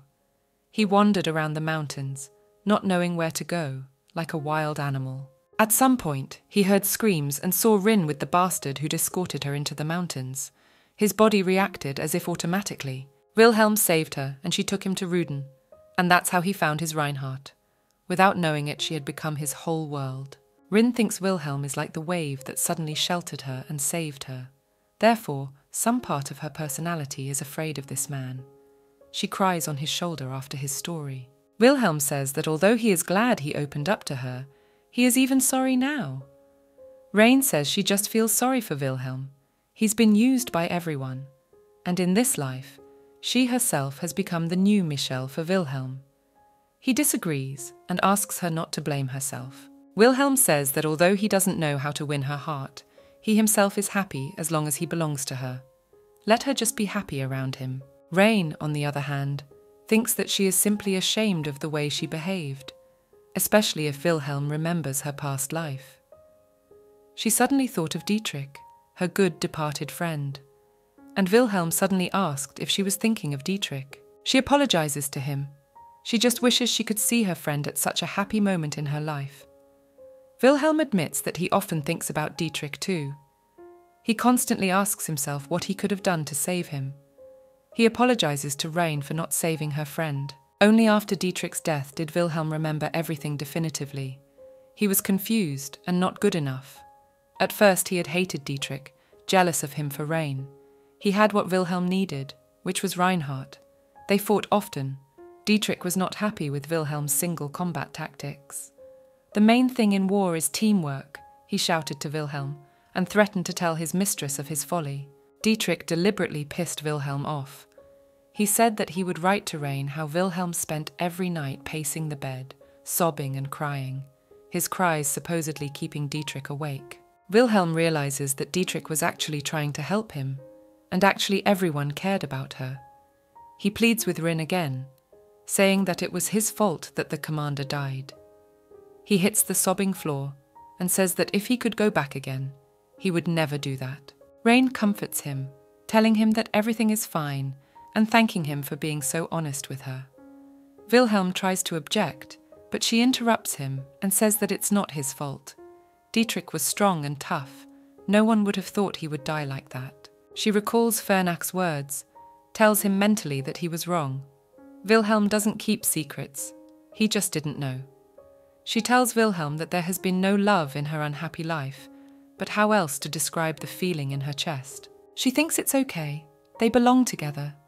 She thanks Wilhelm for his love in both lives, and laughingly admits that she loves him too. They were happy, and time passed. The funeral of the Crown Prince and his wife was taking place in the capital. It lasted 3 days and 3 nights, the first such large-scale funeral in the empire. The Empress alone was out of her mind with anger and grief. She still can't believe her son is dead. Then she hears Reinhardt laughing. The Empress is furious at how dare the impudent woman make jokes at her son's funeral, even in such an outfit. Castaria faints from impotent rage and excessive tension. Reinhardt, once overthrown, and the capital rose from the ashes like a phoenix. This clever woman found the petty barbarian Wilhelm, raised him into a regional knight, and made him crown prince. And William Alankes could have died in the womb because of the Empress's intrigues, but he survived, and now has incredible power and authority. They are both very popular, and there are many rumours about them, mostly about their overly close relationship. People wanted to see them so badly that there was always pandemonium at Redstalk Manor. Lord Rudena had once given fireworks to the newly minted Countess Johanna Schuneido, sort of in honour of the imminent arrival of her firstborn, but everyone understood that these fireworks were a celebration of Michelle's death. One of the Gawkers, a labourer named Felix, stares at the fireworks until he is called out. He needs to fix a wall. Felix stretches, turns around, and we see that it is Dietrich. Later, Raina tells Wilhelm that she's glad not to be like Dulcinea. He says wistfully that Raina is going back to Ruden and he will have to stay in the capital. She replies that it is a settled matter. She will stay in the capital until the New Year's banquet. Wilhelm objects that she will have to leave afterwards anyway. As she instructed, he became crown prince. William asks her in return to stay with him in the palace for the rest of his life. Rain asks him to stop nagging. He jokingly replies that he will destroy all people who nag at her. Mark enters, whom Raina has called to congratulate her on her upcoming wedding. She asks if Mark is going to have the ceremony in Ruden, who replies that her fiancé's house is also there. So yes. They do not notice Wilhelm turning away from them in annoyance. With a shining face, Rein hands Mark a wedding present, a white fox fur coat. Mark is afraid to even touch the gift and says he can't accept such value. Rin asks her to just take the gift and think about Rin's reputation. Wilhelm suddenly walks up to them and puts his arm around Raina from behind. He says that Rain herself has been refusing gifts from the imperial family for months, hinting at gifts from him. Rain replies that the warehouse is already bursting. She goes back to Mark and says she has a small request. Have Mark take care of Dietrich's grave in Ruden. Wilhelm, hearing this, turns pale. Rein explains that the last time she was here, she couldn't do it because she was too busy. Mark readily replies that he will do as Rein asks. She says that she owes Dietrich a great deal, so she is honoured to fulfil this request of Reinhardt. Dietrich was very kind, trustworthy and strong, and had protected many of Ruden's people. Although Mark had not known him for long, but she respected him very much. Rin is glad to hear that, but she can't believe that such a good man could leave so soon without leaving anything behind. A grave with no body and no belongings. Mark wants to object, but she stops talking and quickly changes the subject, saying she has to go now. Time has flown by like an arrow. Rin tells her that she has prepared a carriage, let her use it and don't forget anything, wishing Mark a good journey, and they said goodbye. Mark wondered what had just happened in the first place. When they were talking to Rin about the coffin without a body, Wilhelm's look seemed to order Mark to shut her mouth. She decides she's imagining things. Mark gets to Ruden and is greeted by Sarah and asks if Mark will stay in Ruden forever now. She replies that she has to go east first, where Hayes, the financial manager, is now. Sarah says that there is really a lot of work to do in Ruden, and Reinhardt keeps not coming back. Mark remembers how jealously Wilhelm hugged Reinhardt and thinks that the lady may not return to Ruden at all. Mark asks Sarah how come Dietrich's coffin is empty. She replies that his barracks collapsed, so no body or any belongings were found. Mark can't believe it. It turns out she was Dietrich's personal assistant, and she accurately handed over his belongings. Sarah is shocked. She asks when and to whom Mark passed things. Mark recalls that it was Wilhelm, meaning he took Dietrich's stuff and hid it, but Mark can't figure out why. She doesn't report this to Sarah. Sarah asks her what she's thinking, and Mark replies that she seems to be mistaken, and she didn't give any of her stuff to anyone. Sarah says that anything is possible. It was a long time ago. She asks Mark to help her with something. It's urgent. While they are walking, Mark decides not to tell anyone about what she has remembered. Wilhelm is so fond of Madame after all. He would surely be the quickest to give her the late Dietrich's things. It is better for Mark to keep silent until she is sure. Meanwhile, Rin is sitting on her and Wilhelm's bed, with her father's sword in her hands. Wilhelm wakes up and asks what she is doing. She says that she remembered Dietrich and decided to patch the cloth wrapped around the hilt of the sword. Wilhelm forbids her to do so. The cloth is not old at all, and he has special memories of it. He takes the sword out of her hands and tells her to go back to sleep. She must be very tired. He puts her down and kisses her. She says they need to sleep, but Wilhelm replies that this is love therapy and kisses Rainer again. In Wilhelm's arms, Rainer thought that these were the best days of her life, that she and Wilhelm were at the height of happiness. But something made her uneasy.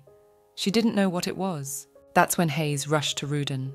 Mark is shocked at his arrival at this late hour. Hayes blurts out that he saw Dietrich in the small town of Delmaril. It turns out that Hayes came to this town because he caught a cold while crossing the northern mountains.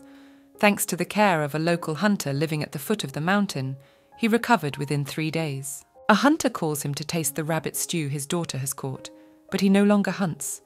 Riani is so fearless that she fights the barbarians herself. Hayes is very surprised, and the old man continues that Riani once saved a man from the barbarians and brought him here to their town, and now he is her fiancé. The hunter himself was shocked when it happened. Then Hayes sees this man. It was most definitely Dietrich, but the old man called him Felix for some reason. The hunter tells him that the Lord has sent a high-ranking man to them, a great honor. They introduce themselves to each other, Hayes stammering his name. A young girl runs out of nowhere and throws herself at Felix with a hug.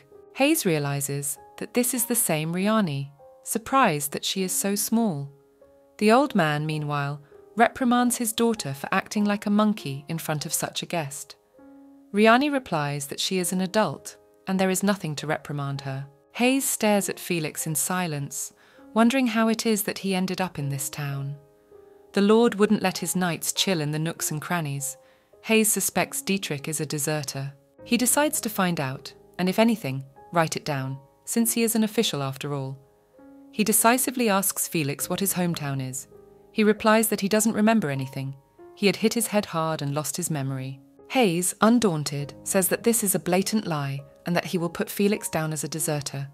Riani cries out that Felix is not that kind of man. She pulls the locket out from behind Felix's shirt and screams that he saved it for a reason. The medallion is worn by noblemen, and Felix has kept it safe even with the barbarians. Felix tries unsuccessfully to calm her down. Hayes gathers his strength and tells them that Felix is not his real name. The man's name is Dietrich Ernst. He is the second son of Viscount Ernst and Lord Rudon's chief knight. Hearing the accountant's story, Mark was confused. On the one hand, it was great news, but she was troubled by the suspicion that Wilhelm knew that Dietrich had survived. And in the capital, Rin is dressed up for a New Year's Eve banquet and asks Wilhelm if it's too flashy. He replies that she is gorgeous and like a star, shines a light on him, but he has a very sullen look on his face. Rin asks why he's so serious, and he replies that she's so beautiful that William just wants to drag her back into the room. She asks if it's because of the outfit, but he says no, and thinks Rain still doesn't know him well. He says that she is wearing too much jewellery for the upcoming event. Ryan laughingly replies that she should be wearing all the jewellery he gave her, so what's his beef? It bothers her that he isn't always restrained in his remarks. Wilhelm replies that he hates all those nobles coming tonight, because they will be kissing Rin's hand, and he is jealous. His heart is torn by her beauty, and inside everything is turned upside down because of those who want to take advantage of that beauty. She tells him to calm down with his jealousy. They have to go now. Later that evening, she goes out on the balcony and tells William what Lord Cicero told her. He believes that young people do not understand the value of beauty and that Rain needs someone older and more experienced. Wilhelm replies that after the banquet, Lord Cicero's lands will disappear from all maps. Rin is surprised by his seriousness. He walks up to her, kisses her, and tells her that she is truly irresistible today. She playfully asks if it's just today. Wilhelm replies that he has thought so since they first met. He says he loves her again. He says he's happy every day now. In his previous life, he was terrified to realize how much longer he would have to live this miserable existence. But now he is happy to wake up in the morning. When he opens his eyes and sees Rhine, touches her, he feels a joy he's never felt before. Wilhelm reminds her that she was going to Ruden after this banquet, but she is the only thing he lives for. Without her, his life will be grey and meaningless again. He tells Rin that if Rin leaves him, it will be the cause of his death. Only with her can he be happy. And with these words, he hands her the box containing his ring. Rin presses her hand to her face in shock as a salute rattles behind her. William says he is doing this so that their love will be eternal and asks her to marry him. She tries to ask him why William is giving her his ring. He replies that he's been wearing it since he met Rain. The pain of the past and the hopes of the present, the ring was a reminder that it could be true. He asks Rin to accept the ring, and with it William's life. She has given him a second chance and faith in a new life. He holds out his hand and thinks her answer is a foregone conclusion. Rin closes the box and says she can't accept his offer. If she marries Wilhelm, she will become a Lankes again, and all her possessions will belong to the imperial family. It also means that all their labours to conquer lands were in vain. Wilhelm objects. The imperial family has become his own. Rain replies that in that case her lands will belong to him. Then what happens if he decides to leave her? He cries out that this is impossible, that he will follow Rain until the day he dies, but she adamantly replies that she will not marry anyone. Revenge has been taken, and now Wilhelm must live his own life. Rin kisses him firmly and tells him not to be upset. After all, even though she won't marry him, her feelings for him are known. She loves him endlessly. He says he understands and grabs Raina in his arms, saying he wants to show her something. She asks him not to say that. It brings back bad memories. But Wilhelm reassures her, saying that this time it's something nice. He brings her to a portrait of Amaryllis, the first empress, and asks her to notice the ring in her hand. She realises that it is the same ring that William has worn for so long, and today has presented to her. Rhine asks how it got to Wilhelm. He pulls her against him, and then pushes her against the wall, grabs both of her hands and raises them above her head. Wilhelm says he will tell her where the ring came from if Rhine will marry him. She says no. Then he tosses the ring box over his shoulder in a deliberately careless manner. He says that since Rhine didn't accept it, the ring has no value now. Neither does Wilhelm himself. Everything he has belongs to her, and he will sit on the throne and play the role Rin has given him. Wilhelm intercepts her under her thighs and tells her that the only order he can't obey is to leave her. He pulls her legs up threateningly. She asks if he wants caresses right here and now. It will be cold. He replies, covering her with kisses, that he can't hold back and he doesn't mind the cold because he's climbed the Fram Mountains. At this time, a lone guard was walking along the gallery and thinking how unfair life is. While the aristocrats are having fun at the banquet, he has to wait for the imperial palace all night long. Then he hears suspicious noises, turns around, and sees Wilhelm and Reinhardt engaged in passionate misbehavior with right in front of the painting of the first empress. Later that night, Rin looks at the sleeping Wilhelm and remembers his words in the gallery. She does unwind the cloth around the hilt of his sword and now stands in front of the bed with the blade in her hand. Wilhelm felt her gaze abruptly awake. She easily drops the piece of cloth into his hands, then dryly asks for an explanation. She gave him the flap from one sleeve and the other to Dietrich, so let him tell why the flaps from both sleeves ended up on Wilhelm's sword. Wilhelm recalls how the day after Dietrich's death, Mark gave Wilhelm a piece of blue rag. She found it when she looked around the battle site. She decided to give the flap to Wilhelm, since Dietrich was his teacher. Wilhelm looks at the cloth in his hands and remembers all the lessons Dietrich gave him and all the reprimands. Mark leaves and Wilhelm smiles bitterly, then begins to sob, hiding his face in his palms. Rain pounces on Wilhelm, demanding that he explain now where he got the flap she gave Dietrich. She screams that there is no body, not a single thing in his grave, and Wilhelm watches in silence as Rain suffers. Wilhelm is careful to say that he missed the right moment for this story. She doesn't believe it. They've always been there for each other. He's had all the moments he wants. She has been talking about Dietrich recently, so why did Wilhelm keep silent? Is he planning something secret from Reinhardt again? She shouts. William falls to his knees and begins to apologize, saying he can explain everything and asking her to believe him. Rin loudly demands, making him look at her to say something she will believe. He tells us that he still remembers how grief-stricken Rin was after the war ended. She refused to eat and became increasingly exhausted. He was afraid he would kill her by showing her the shred, for she had already been sobbing for 24 hours. He was afraid that he would lose her completely because of the grief she was experiencing. Wilhelm says that as a child, she was like a goddess to him, so beautiful and strong, someone to rely on. She noticed that he had grown a lot when they met again after the war, 3 years later, but she seemed very small and weak to Wilhelm. With tears, Wilhelm says that the man who was so strong in his eyes suddenly became small and fragile. Wilhelm was afraid of breaking that fragility and therefore didn't want to upset Rin even more. Rainer interrupted him, shrieking that it only meant that Wilhelm didn't trust her. He shouted back that he had put off this conversation until a better time each time, but he hadn't realized how far it had gone. She repeated that he had had many moments during that time to tell her the truth. He cried out that he was scared. She's the one who has a lot of people around her, and he only has one Rain. He was afraid whenever she was being firm with Wilhelm, afraid that Rhine would leave him and he would be all alone. That's why he's been silent.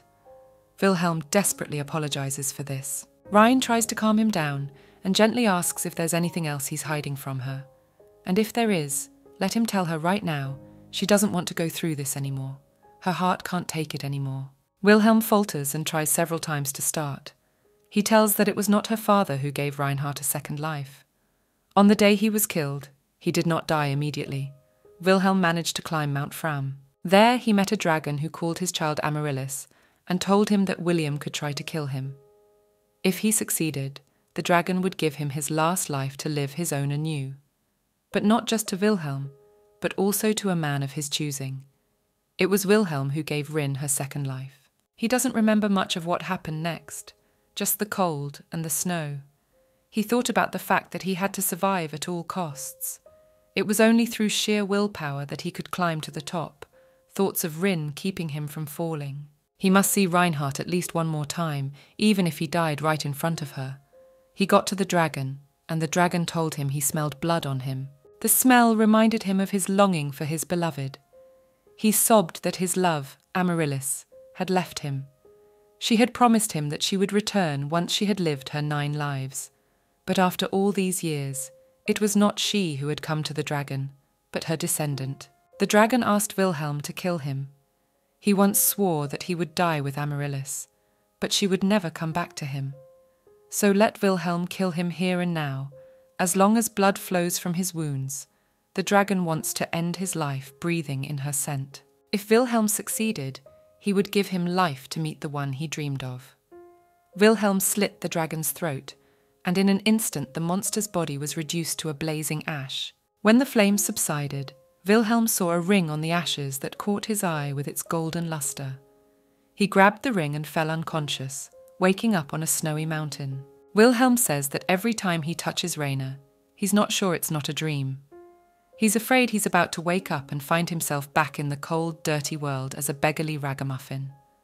Or maybe he's still there, dying of blood loss somewhere in the Fram Mountains. He says that he shouldn't have taken revenge so early. While Michelle was alive, Rain needed William. He goes off on a rant that now he has nothing to give Rin, he's already given everything he can. He had given her his heart and soul, and now Raina wanted Wilhelm to live his life. Rin has no sooner gotten angry than she pulls herself together. They realize it's mean, yet he gave her this life, this chance. It's stupid to be mad at him. Wilhelm kneels before her, leans his face at her feet, and begs her to forgive him again. She asks only that he never lie to her again. Rin threatens that she will definitely leave him if he tips her off one more time. He says it won't happen again and begs her not to leave. After calming down, Wilhelm realizes that Rain believes him again. She says she should thank him. He gave her this life, gave his all for her revenge. She needs to do something in return. Rin tells him he can choose anything except forgiveness for lying, and she'll give him that. He stammers on about marriage, but she rules that out as well. She says other than those two things, he can ask for anything. Then he'll tell her later. Right now she needs to rest. She assumes that he's overstretched himself too. Wilhelm replies that this is his mistake. They wish each other good night and hold hands for the night, as if he is a child again, and they are in Ruden. Upon waking up in the morning, Wilhelm finds a note from Rin saying that she has to go to Glensia for a while.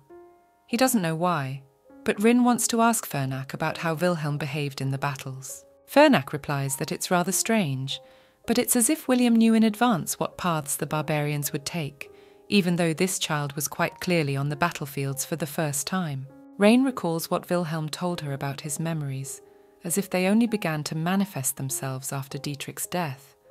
She asks Fernak if this means that Wilhelm was different at the beginning of the war. Fernak replies that no. He had been with him on the first expedition, and had been afraid of everything at first. But as soon as the first blood was shed, he suddenly gained a cold confidence, as if everything that had gone before in the boy had been a lie. Without any indication, Wilhelm picked a path to attack the barbarians. With great skill, he began to select surprising tactics. Such skill is hard to explain as innate talent. He was, after all, a man new to war. Fernak admits that he thinks of Dietrich often too, and remembers the latter being very surprised. He's sorry to hear that about Dietrich. It would be great if they could continue to fight side by side. Rhine listens to this in silence with his lips pressed together. She realizes that Wilhelm lied to her. He knew about the barbarians' ways from the beginning, and therefore that they would attack Dietrich. But he never told anyone. Rain tries to run out, but her legs won't obey and she collapses, while Fernak tries to find out what's happening to her. She thinks she's going to drop dead when she learns that Wilhelm did not help Dietrich on purpose. The next day she wakes up still in Glensia, but can't remember where she is. Fernak passes into the room and tells her that she fainted yesterday, so he ordered her to be built here in the most spacious chambers. She says it was an accident. Fernak objects. There are no accidental fainting spells. He jokingly bows and says he did his best. He asks her about her plans for the day. In the capital, His Highness must be waiting for Rin by now. She replies that she had better go back to Ruden first. Fernak says that she has to receive a guest before that. She must really need that person right now. Rhine wonders who it could be, Sarah or Mark. Either way, she doesn't want to see anyone right now. But Hayes walks into the room. Hayes informs her that she's just in time to arrive at Glensia. He was just bringing the man she needs to meet. He just arrived, so Hayes can call him right now. Rin rubs her head tiredly, thinking it was one of the lords who decided to join Ruden. She's surprised that it was not followed all the way to Glensia. She asks Hayes to invite the man in and put the tribute collected in the carriage. A tiny Rioni appears in the doorway, followed by Dietrich. Raina is stunned. She can't believe it's real. Felix introduces the couple who have entered, the Huntress Rioni and Sir Dietrich Ernst. Rhine doubted it was him until Hayes said his name. She asks him to say his name again. Dietrich jokingly says he didn't say hello properly, so now he will do it again, and he kneels down in front of Rain. He says he is honoured to meet Lord Ruden and kisses her hand. Dietrich then sincerely apologises for the disrespect he had previously shown. Ryan is unable to answer him and calls out questioningly to Hayes. Hayes hurriedly begins to explain. Riani was hunting in the mountains as usual when she came upon barbarians carrying a hostage. She rescued him, showing great bravery. But the man had a serious head injury, and Riani had to work hard to take care of him. It turned out that the man had lost his memory, and Dietrich had forgotten everything up to the moment of the barbarians' capture. Riani tries to put in, nearly crying, that she didn't know anything about anything. She didn't intentionally seduce a knight by being a commoner. Ryan interjects her name, then starts laughing merrily and thanking Riani for saving her favourite knight. She tells Dietrich that, though he doesn't remember, he was the Hobriest knight of the Ernst family and her personal attendant. Therefore, Rin would like Dietrich to return to his post. Riani huffed. She thinks that they will have to part now. She is a commoner and he is a knight, but not an ordinary one. Then Rin tells her that Riani can be her maid. The girl immediately shines with joy. Rayna said with a smile that this way Riani could go with Dietrich to Ruden. Hunters were always welcome there, and she could show off her marvellous skills. Riani squealed that it was a great honour for her.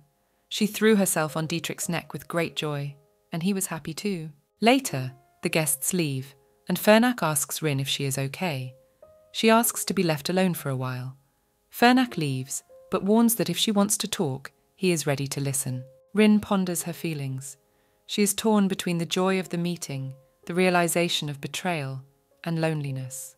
Suddenly she feels a strange pain in her stomach and gagging. She doesn't realize what is happening to her. 5 months later, the Emperor goes to Wilhelm's room to find his son sitting in front of a portrait of Rain. He ponders that the man who killed his wayward son was even worse than Michel. He asks if it is true that Lord Rudena and the Crown Prince have come to be at odds, but Wilhelm ignores his father. The Emperor looks at Wilhelm with fear and thinks he has gone completely mad. He tells him that a letter has arrived from Ruden asking him to return the sword of the Marquis of Rinker and have Wilhelm give it to his father. In response, Wilhelm asks if Rain has written anything else. The Emperor is angry that the Crown Prince is only interested in that, and says that he does not have to answer that question, just let Wilhelm give him the sword. He replies that he should let Rin come and get it herself. The Emperor starts yelling that if Wilhelm is going to break up with someone, he needs to shut people's mouths first, because the imperial family is now the talk of the town. Why authority means nothing to him? Why on earth would he lower their image to street gossip? He shouts. He asks what happens to the imperial network if the Crown Prince cuts ties with the one who has been on his side for so long, and why the room where the heir to the throne lives is such a pigsty. He looks at the jewellery box with jewellery falling out of it. He yells that Wilhelm can't even give orders to the servants to put the jewellery box in order.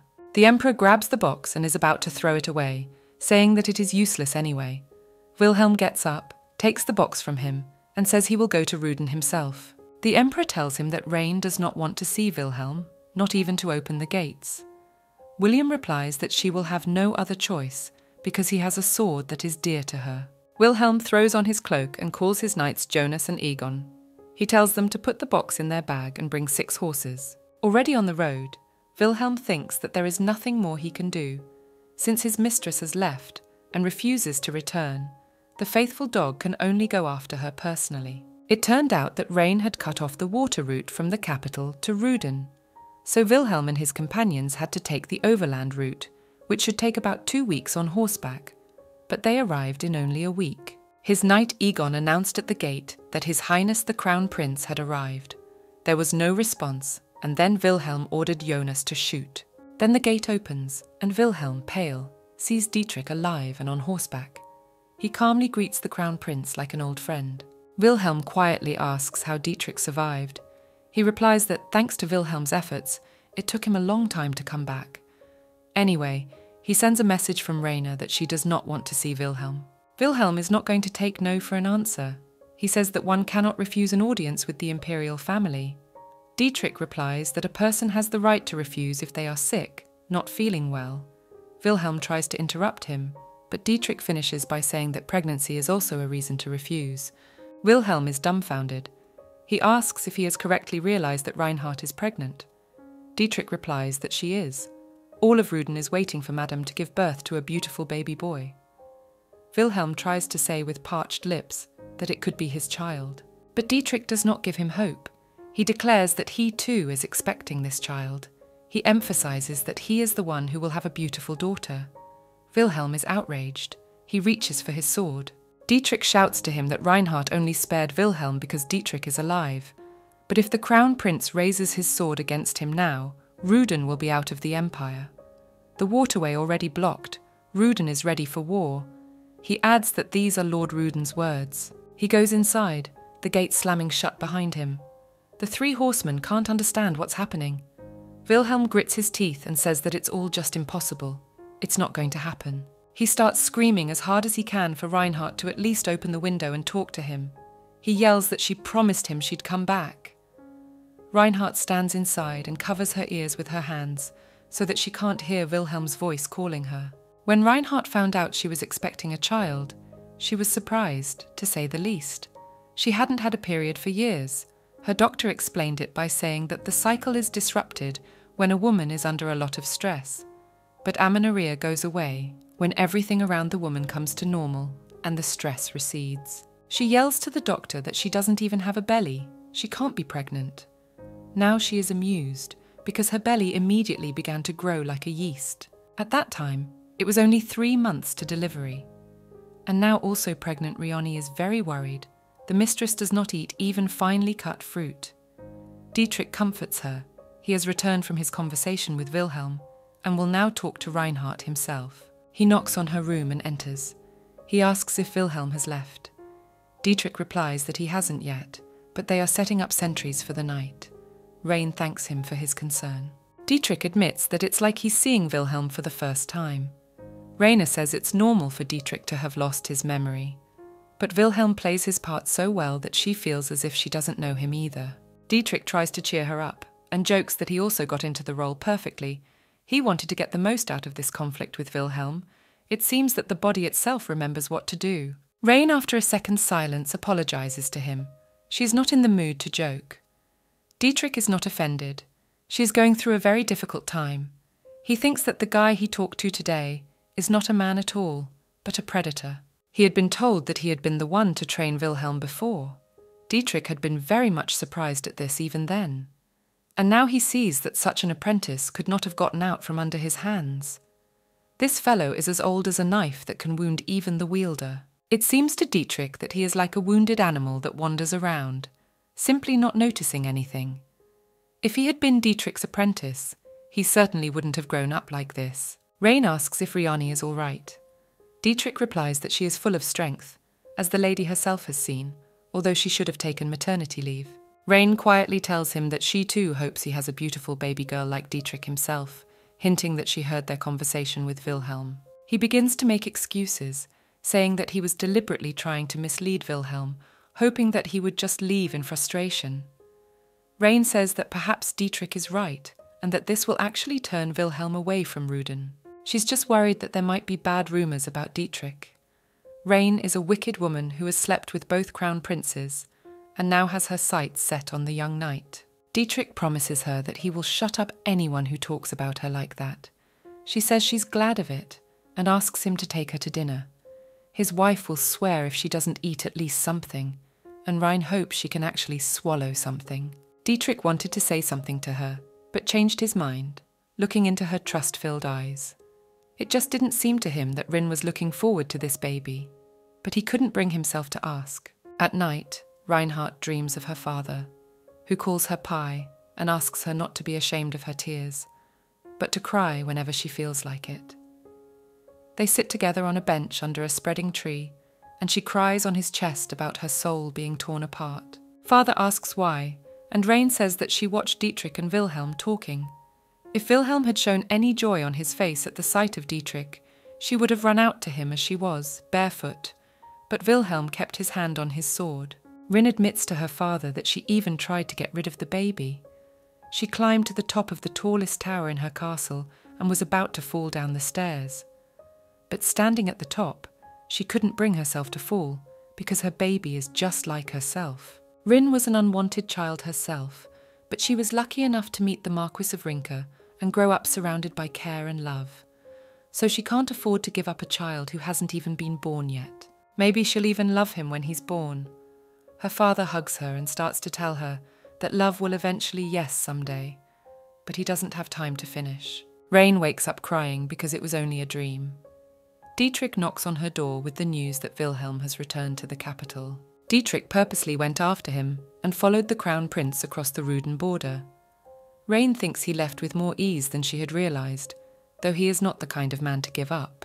Dietrich says that Wilhelm passed one thing for her. She asks hopefully if it is her father's sword.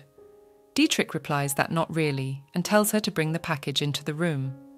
Rain thinks this is again some kind of ploy to make her feel better. She thinks there's no way he'll be able to talk her into coming back when a jewellery box is placed in front of her. She remembers asking Hayes to find her mother's resold jewellery, but Wilhelm found it. She opens it and sees the very same necklace she gave to Sarah in payment for food for the soldiers years ago. She clutches the necklace in her hand in shock. Suddenly she screams and smashes the box against the floor, falls down herself and begins to sob. She screams at Dietrich that Wilhelm has decided to hit her where it hurts the most. He'd bought back all the jewellery long ago, but he'd kept it a secret from Rin until he needed to win her affection again. All he does is pander to her weaknesses so she won't leave him. She is furious and orders Dietrich to throw all the jewellery into the river. Dietrich tries to calm her down and says that he will throw everything away. And it was on that terrible, truly hellish day that Rin gave birth to a baby boy. A little boy with black eyes and hair the colour of a raven's wing. 3 years later, William returns to his castle after a hunting trip. He has brought a mountain of corpses with him and orders the maids to take everything. The poor girls can't handle the disgust, but orders are orders. Normally, crown princes outside the castle travel the empire in search of luxury and pleasure, but not the new crown prince, William Alankes. He preferred to participate in all the battles fought in the empire, and so his years passed. He began to put things in order, starting with the conflict in the south of the empire. He was a paragon of unprecedented valour that no one could rival, yet he was like the embodiment of the god of war. There were those among the inhabitants who were unflattered by his methods of governance. They feared that the empire would be plagued by wars if this man became emperor. They say the empress went mad after the death of her only son, or maybe it was also the work of the new crown prince, people whispered. Rumour has it that William was having an affair with Lord Ruden, and it's also rumoured that the old emperor tried unsuccessfully to conceive another heir. William is not often in the palace, but if he is there, he always spends his time looking at the portrait of Rin in his room. That's where the emperor found him again. He tells him that everyone has already decided that Wilhelm is dead, since he hasn't been around for so long. He replies that he is alive, unfortunately. The emperor is not happy with his answer. He says that Wilhelm made up an excuse to start a war, and now he is ravaging the hunting grounds. First, he was a fanatic about wars, and now hunting. What is he going to do when he hands over all the game? His father asks. The emperor is disgusted by the sight of him. The first time he met him, it seemed that he could make mountains, but now he was as useless as a broken toy. He's just an empty shell. Wilhelm probably hopes that his father will leave him alone, but he leans in close to his ear and asks if it is because of Lord Ruden's child that Wilhelm is making such a fuss. And he answers his own question, that of course it is because of the child. Wilhelm says that this story is 3 years old. The emperor adds fuel to the fire and says that there are rumours that the child is the child of a knight, Ernst's son. Wilhelm asks that this conversation stop. He thinks that Rainer has not abandoned him, but that Wilhelm has made a mistake. He should have obeyed and waited for her here quietly. So he decided that he would just wait for her here, and then she would definitely come back. The emperor angrily hisses to Wilhelm that it is rumoured that baby Rin has black hair and eyes. Wilhelm is amazed, and the father repeats that the baby looks just like Wilhelm. He adds that it's all rumours, but Rhine is careful to hide the baby's appearance. They had already sent a person who checked everything with the crystal. The stone glowed in the child's hand, so its existence cannot be ignored. The emperor tells Wilhelm that this is definitely his child, and so they need to declare him a prince. Amaryllis's blood is paramount, and besides, Rin couldn't fool them for so long. So he's not going to wait any longer. the emperor demands that Wilhelm bring his son to the capital in person. As he departs, the emperor hopes that at least the new heir will bring Wilhelm to his senses. But the man replies that he can't. He says that until Rain allows it, he can't go near the child. He's afraid that if he shows up at Ruden to pick up the baby, Rhine will be so mad at him that he'll definitely never come back to him. The emperor is furious and orders Lord Melius to send for Reinhardt. Have her personally bring the offspring of a Lankes as an apology. She has driven the emperor's only heir mad, so he will personally raise his grandson as the next claimant to the throne. Unexpectedly, Rain agreed and said that she would personally bring the child to the emperor's palace. 4 years after her departure, on a rainy fall day, Rain crossed the crystal gate again. 3 days before her arrival, Wilhelm had picked out a suit for her meeting. The maid suggested a velvet jacket with mythological motifs, but Wilhelm found it strange. He said it would look like he was bragging. Then he was offered a simpler option to make him look presentable, but not flashy. The palace was surprised by the Crown Prince's sudden change of mood. He hadn't even looked like a human for more than 3 years, and now he had decided to dress up for the reception. The maids were knocked off their feet. He had only worn a few black suits over the years, and now he suddenly wanted to wear a robe. The maids lamented that it was impossible to come up with something good. Wilhelm was so rarely in the palace that all the clothes he had were simply too small for him. It's hard to find the right size for the Crown Prince when his body grows larger every time he returns. The maid leaves thinking that the costume she managed to find Wilhelm didn't like. She doesn't know what else to do. Then Wilhelm says to bring the tailors. He tells her to bring them in to take the measurements again. And tell them to finish the sewing in 2 days at the latest.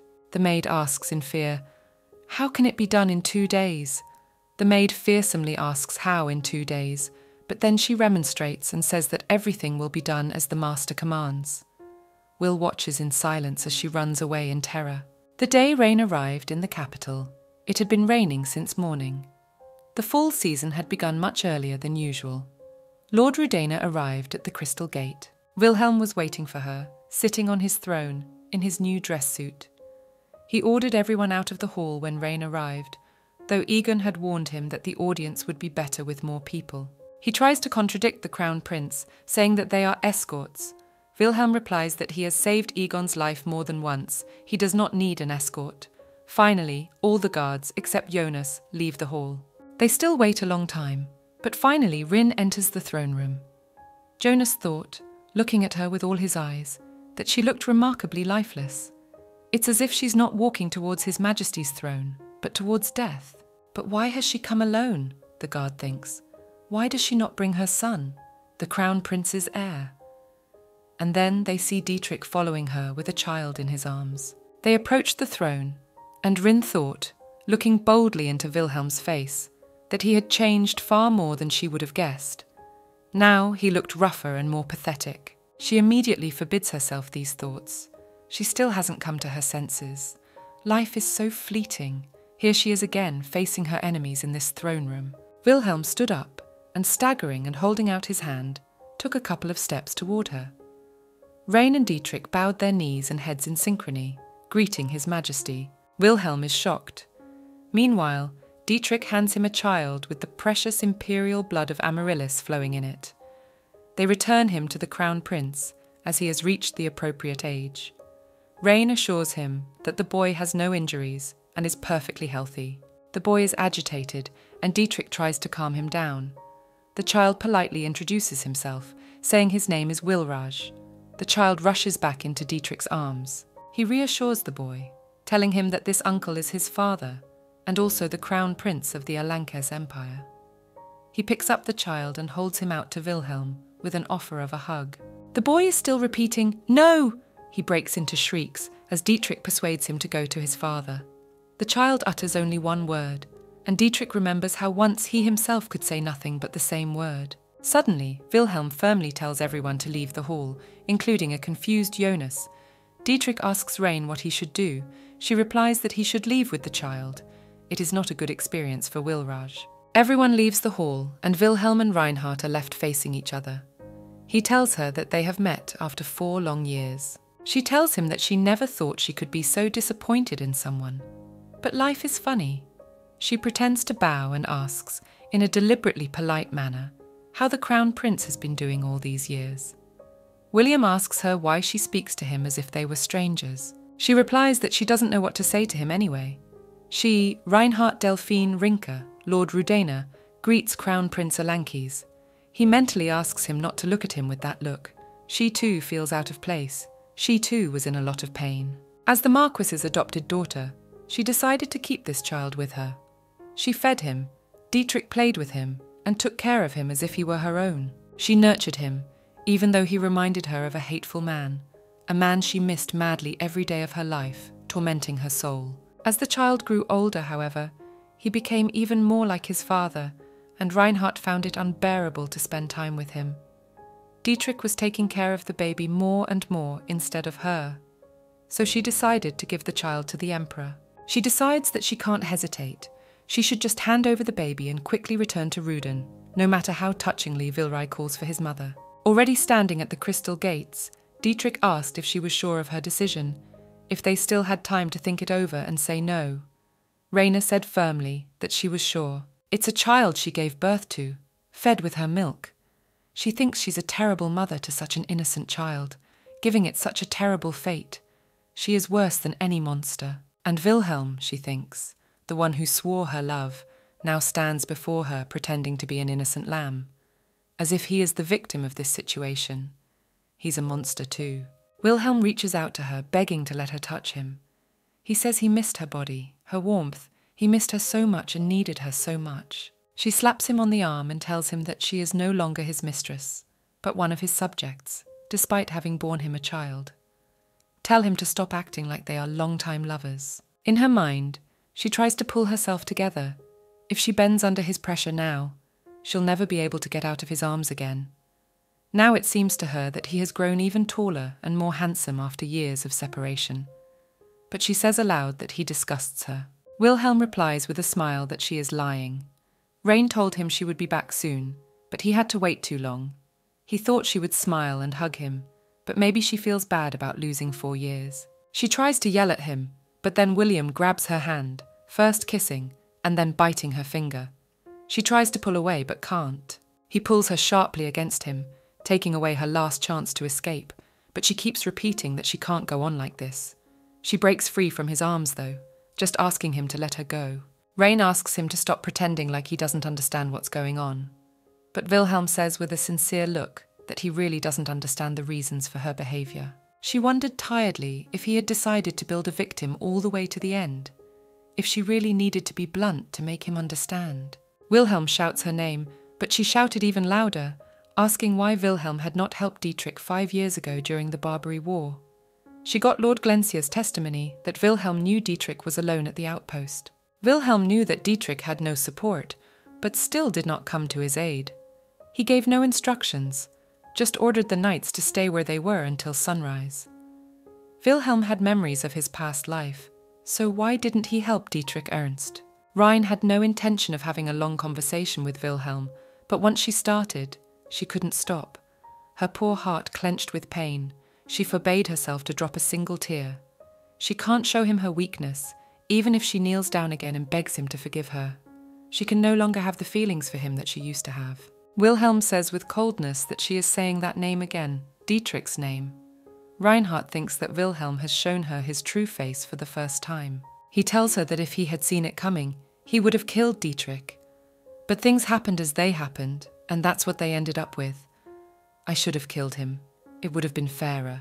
Rain starts yelling that Wilhelm lied, that he didn't remember anything before Dietrich died.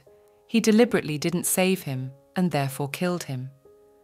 Wilhelm replies that this is true. His memory only came back to him in the war. He didn't realize what was going on at first, but the more he killed, the more he realized that was what it was all about.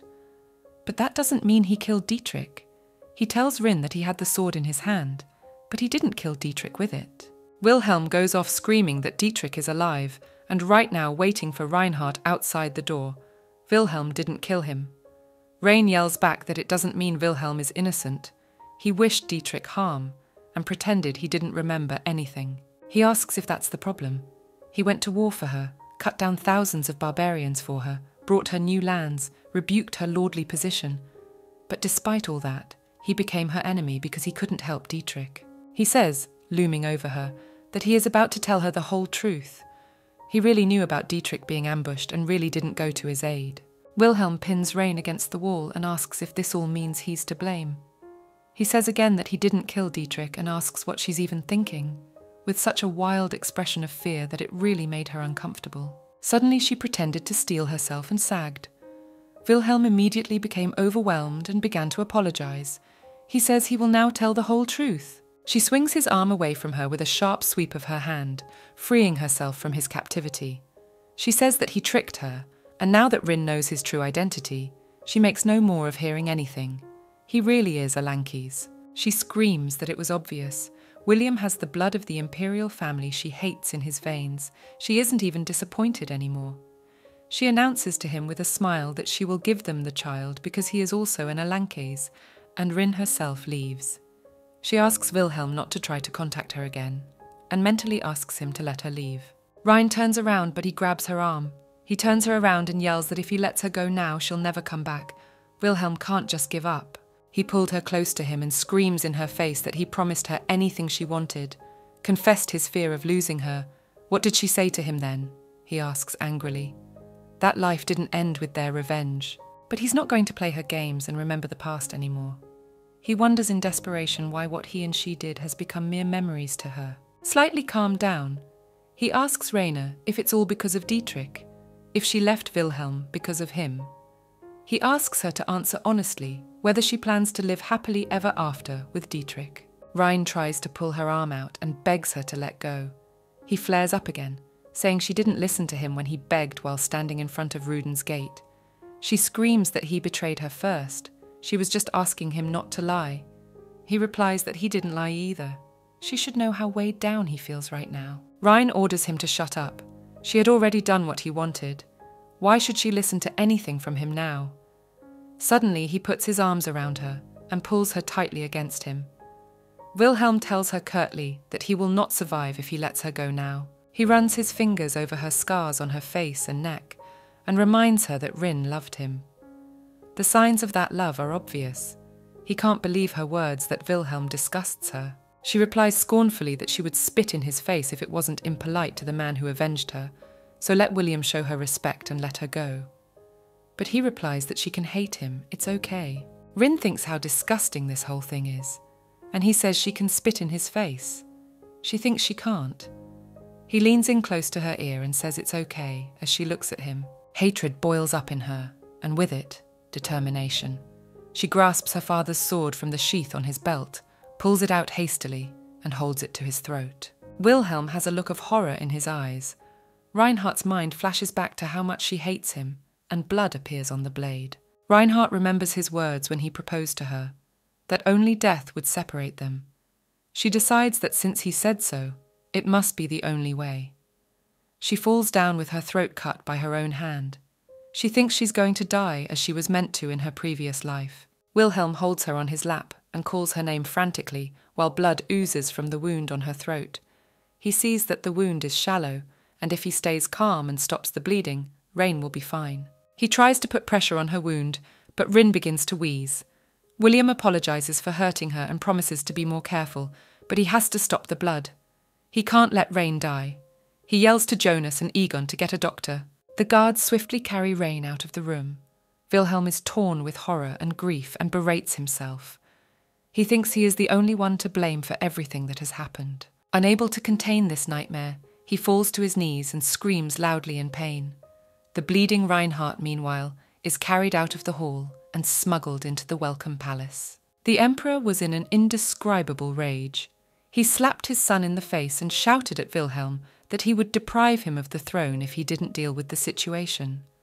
All he had to do was take the puppy away, and he started a bloodbath in the imperial palace. They try to explain to him that Reinhardt cut herself, but the emperor vehemently replies that it was Wilhelm who incited her, the useless fool. He slaps Wilhelm again and screams if he knows how low the authority of the imperial family has fallen because of the crown prince. The emperor continues to slap him on both cheeks and shouts that Wilhelm is only good at massacres and intrigue.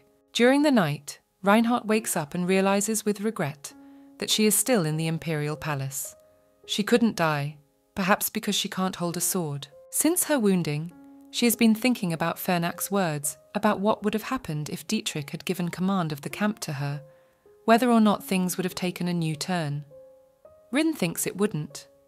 But Dietrich and Wilhelm are completely different. Rin thinks that Dietrich was always family to her, but with his death she lost everything.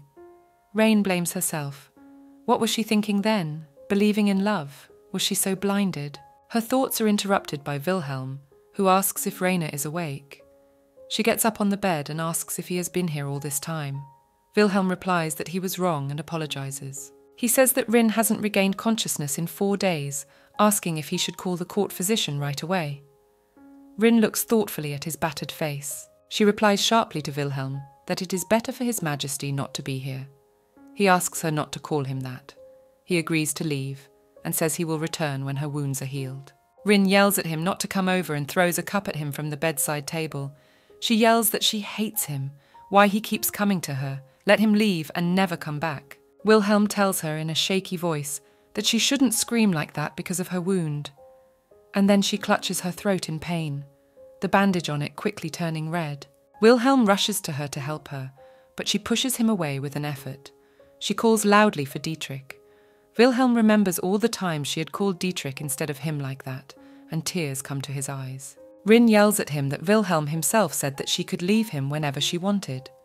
He starts to say he was wrong, and tries to apologize, but she screams that she wants to leave, that since he won't let her, she has no choice but to die. He begs Rin not to say such things. If she does, he won't be able to live either. Raina gloatingly orders him not to die even after her death. After all, if Wilhelm follows her to the other world, she will not be at ease there either. She thought Wilhelm was winter, but he is actually Alutica, who pretended to be unhappy and pretended to be winter. Rin mentally apologizes to her father. She has accomplished her revenge thanks to this man and will now end her life. Wilhelm asks her for a favor. Rain looks at him sadly. He reminds her that Reinhardt has promised to fulfill his every request in payment for the gift of a second life. Wilhelm asks her to give herself to him for 3 days. Next, we see Dietrich with little Wilraj. They are looking out the window together. The baby is looking at the fall rain. He wants his mother, but Dietrich could not take him to her. He ponders whether he should have stayed with Rain then, but Dietrich realizes that he must take care of the child first. He ponders how Dietrich Ernst would have acted from his memories, whether he would have felt as helpless. And Wilhelm and Rain are lying in bed in her room, and she indifferently lets him kiss her. He thinks this is the last chance to touch her. When he looked into her eyes, he realized that Rin would not grant him the next time. He looks into her cold-blooded face, at the way she turns away from him and melancholically allows herself to be fondled, and realizes that Ryan is really just keeping the bargain. Wilhelm remembers catching a bird once as a child and being amazed at how warm it was, so now he has found his light in Raina. He asks her to tell him that she loves him, but he realizes that she would want him to die. But Wilhelm cannot die, or he will disappear from her world. He asks her with tears in his eyes how she can live without him, how she manages to endure it. He'd put that bird in a cage as a child and promised to give it everything it needed. Now he promises the same to Rin, hoping for love in return. He takes her hands and puts them to his throat. William says it would be better if Ryan killed him. But he lets go of her hands and they fall limply to the bed, and Ryan stares at him with empty eyes. His bird was begging to go free and wouldn't sing, but he cried and wouldn't let it fly away. He decided that the bird was attracted to the blue sky, so he covered it up and then put the bird in a box. William runs his hand over the old scar on Rin's neck and says that the scar once proved her love for him. He asks the bird in the box to sing for him, but it is silent. Wilhelm did not know how to take care of the people he cared for. Rain lies motionless, staring lifelessly at the ceiling. His bird in the box died, and 3 days later, Rin left for Ruden without looking back, leaving the Emperor's grandson in the palace. On the way from the gate to Ruden, Dietrich asks Rin if she is sure she is all right. She answers dryly that she is. She left quietly at night. Wilhelm felt nothing but her cold kiss on his cheek, but they were both overcome by the unbridled grief of loss after the parting. Time passes, it goes on, even if something is heartbreaking.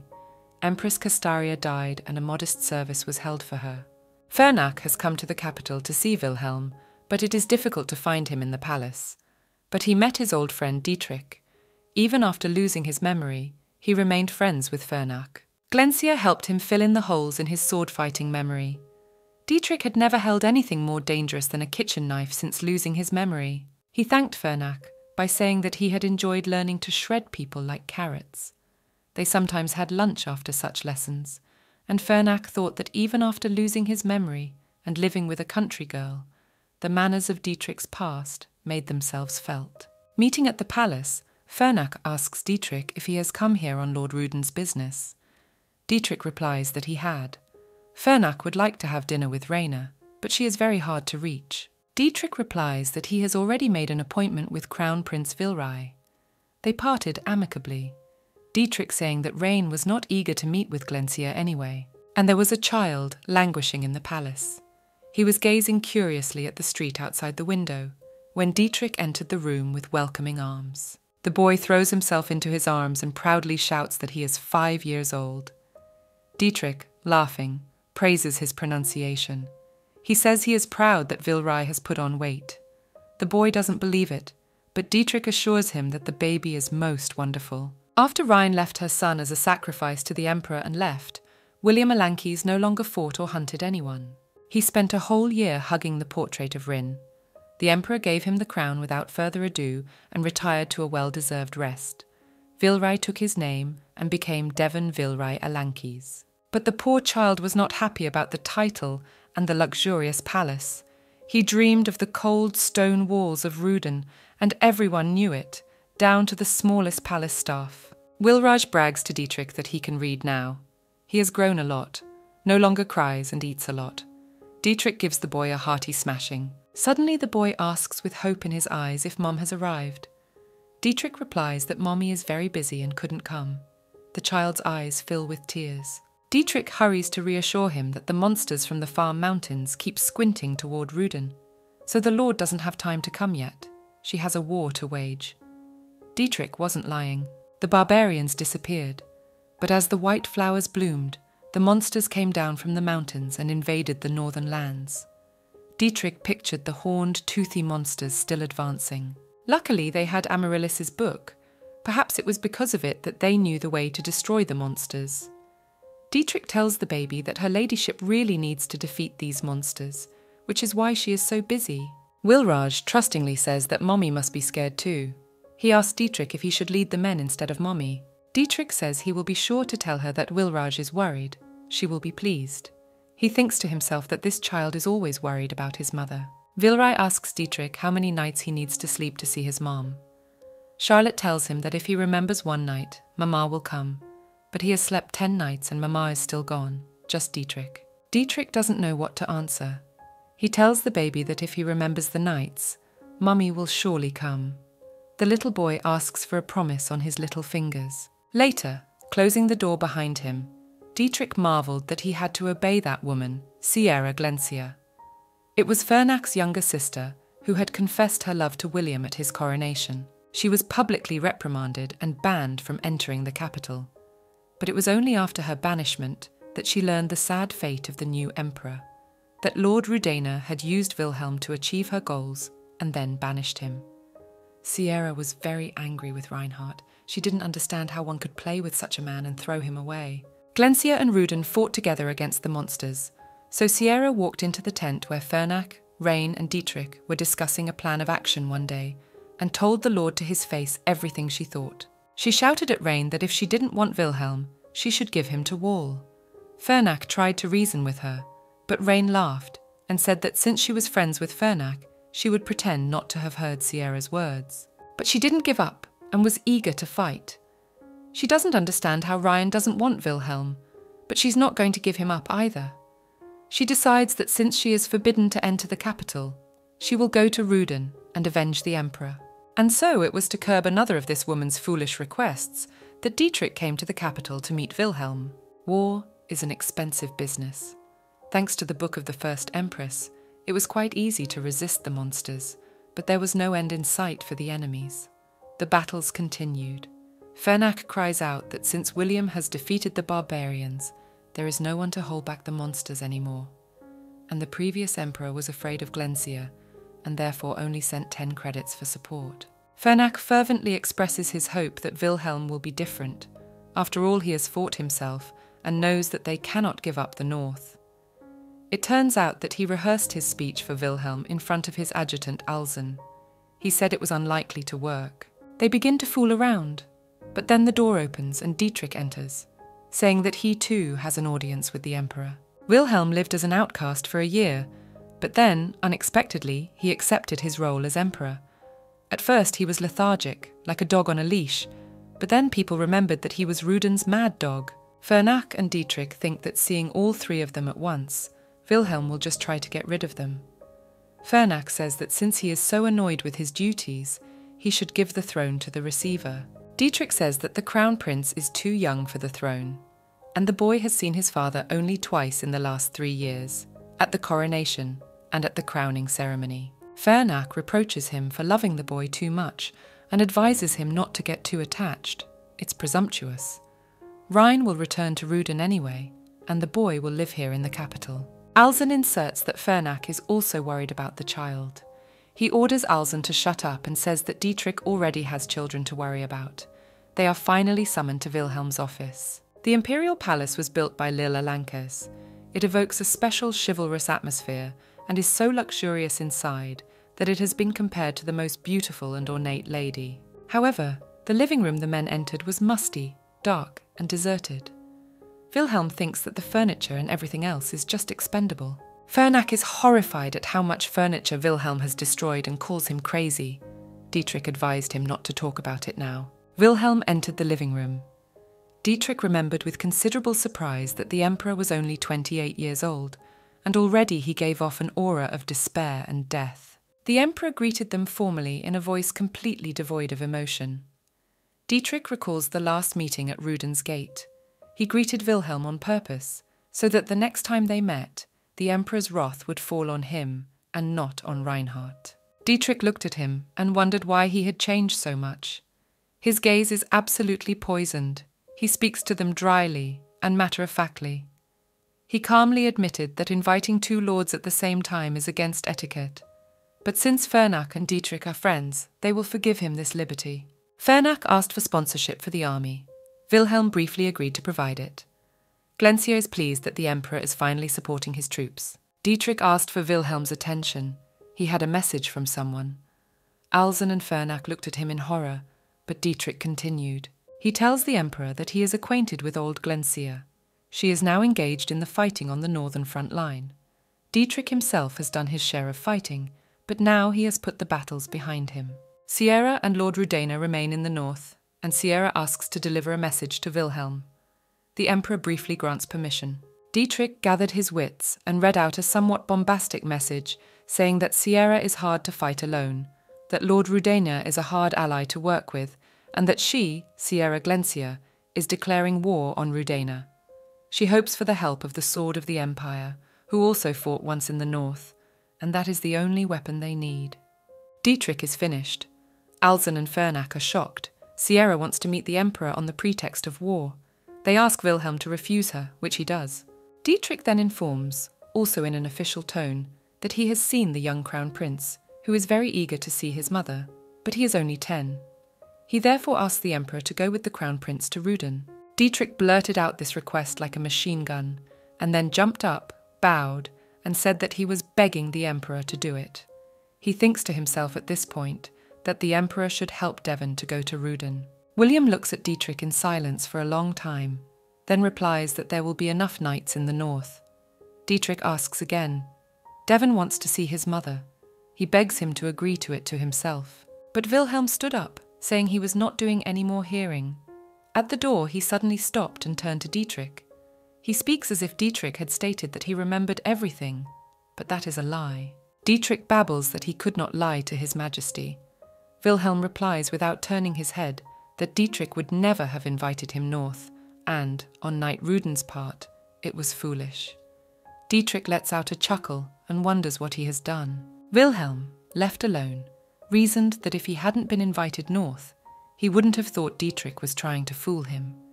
He would have just assumed that he really remembered everything. But he told Wilhelm at the very beginning that he drives people with eyes like Wilhelm's away from God. Dietrich tries to bring back the boy who was once close to Rain, not recognizing Wilhelm as a madman. One day he nails the door of the room where her portrait hung to the boards, hoping that he will never see her again. But today he brings an axe and cuts down the door himself. He walks into the room, throws the axe away, and falls to his knees, hugging the portrait.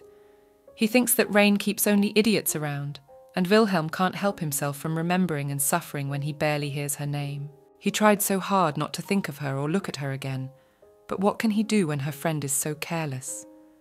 Now Wilhelm wants to go to Ruden to see her face again, but he can't, because then he would hurt her, because he is a prison, a poison. He won't let her breathe. He mentally asks her why she hasn't told him how Wilhelm can live without her. Suddenly, Wilrai enters the room and stammered a greeting, calling his father His Majesty. Wilhelm smiles and tells him that he should call him Papa. It was as if he had just remembered his son. Wilhelm beckons the boy to come closer and hugs the frightened little boy.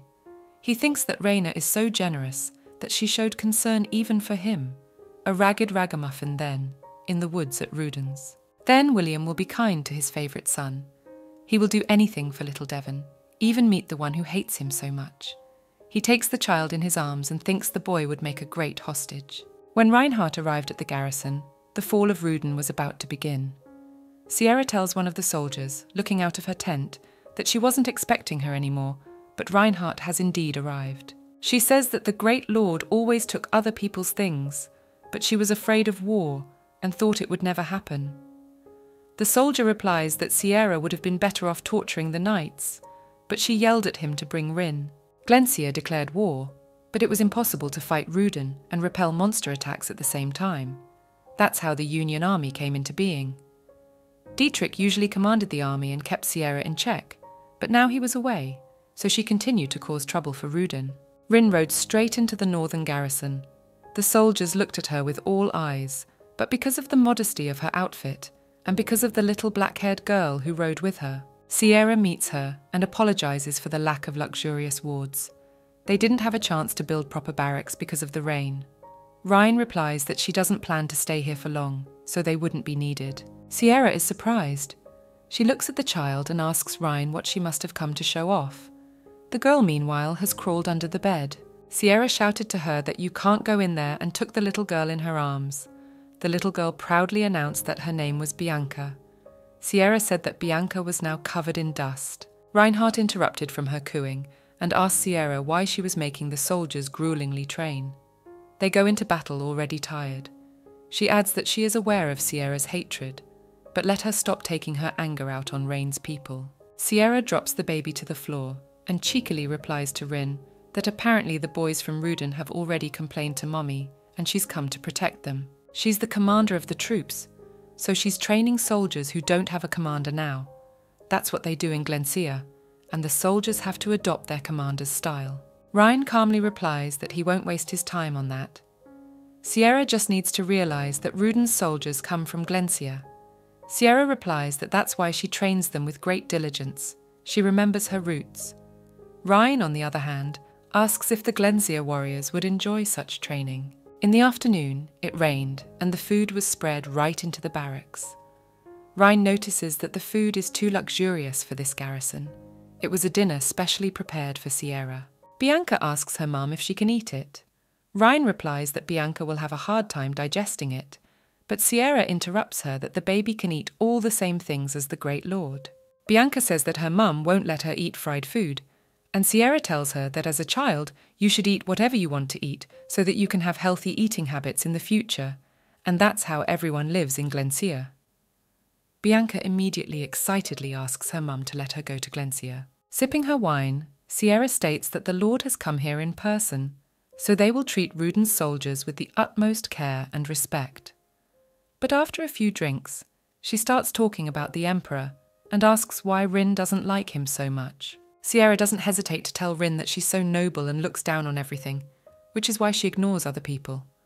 Ryan starts to get annoyed. Sierra tells her that Wilhelm rejected her, even though Rin left him. She asks her to tell Rain what is so special about her, why she seems like an insurmountable wall to Sierra. She firmly asks Rin why she hates the man so much. Rin starts to answer what exactly she hates, but then Sierra is called out loudly. One of the soldiers bursts into the tent and shouts that white flowers have grown at one of the footstools. This means that tonight is going to be a devil's night. Sierra says that these flowers only grow in winter, but now it is fall. The soldier assures her that there are at least 100 flowers on the north slope. Sierra doesn't understand how this is possible. Ryan says that apparently the temperature has dropped very low, and now all the monsters that have been starving all summer will wake up soon. Sierra orders all units into position and the battle begins. They say that monsters are even worse at night than they are during the day. If Sierra had known this would happen, she would have trained the soldiers differently. She sees that all her soldiers are tired, and it is as if she hears her brother's reassuring voice, ordering her not to give up, but to gain strength and patience. Suddenly, a huge monster, 3 times the size of Sierra, appeared in front of her, and she thinks she's going to die right here and now. Help came from nowhere. Wilhelm cut off the monster's head. Rain and the child hid in the tent, holding her knife in her hand. Suddenly, Wilhelm walks in with a bloody sword in one hand and a severed monster head in the other. So, on a rainy moonlit night, she met her favourite enemy again. She can't believe what she sees. Rin decides she's already dead, and this is her death vision. But Wilhelm says there's nothing wrong, turns around and leaves. Her daughter is shaking with fear. Reinhardt reassures her, and thinks it is fortunate that Wilhelm looked at her very coldly. That night, about 50 Imperial knights quell the influx of monsters. Emperor Wilhelm shone on the battlefield. He chopped the heads of monsters as easily as if he were picking flowers in a field. By dawn, half of the soldiers were seriously wounded, but all survived the devilish night safely. There was a meeting the next morning. Everyone realized that they had succeeded thanks solely to the Emperor. Sierra apologized to him for his lack of vigilance, for the monsters had hardly appeared in the fall. William asks her why. Then only 800 soldiers out of 1,000 participated in the battle. He is told that 200 soldiers were scattered to protect Lord Ruden. William coldly asks how Lord Rudena ended up here on the front lines, if she is supposed to be in her castle. Sierra can't answer that question. She can't say that Rhine is here because Sierra bullied her soldiers.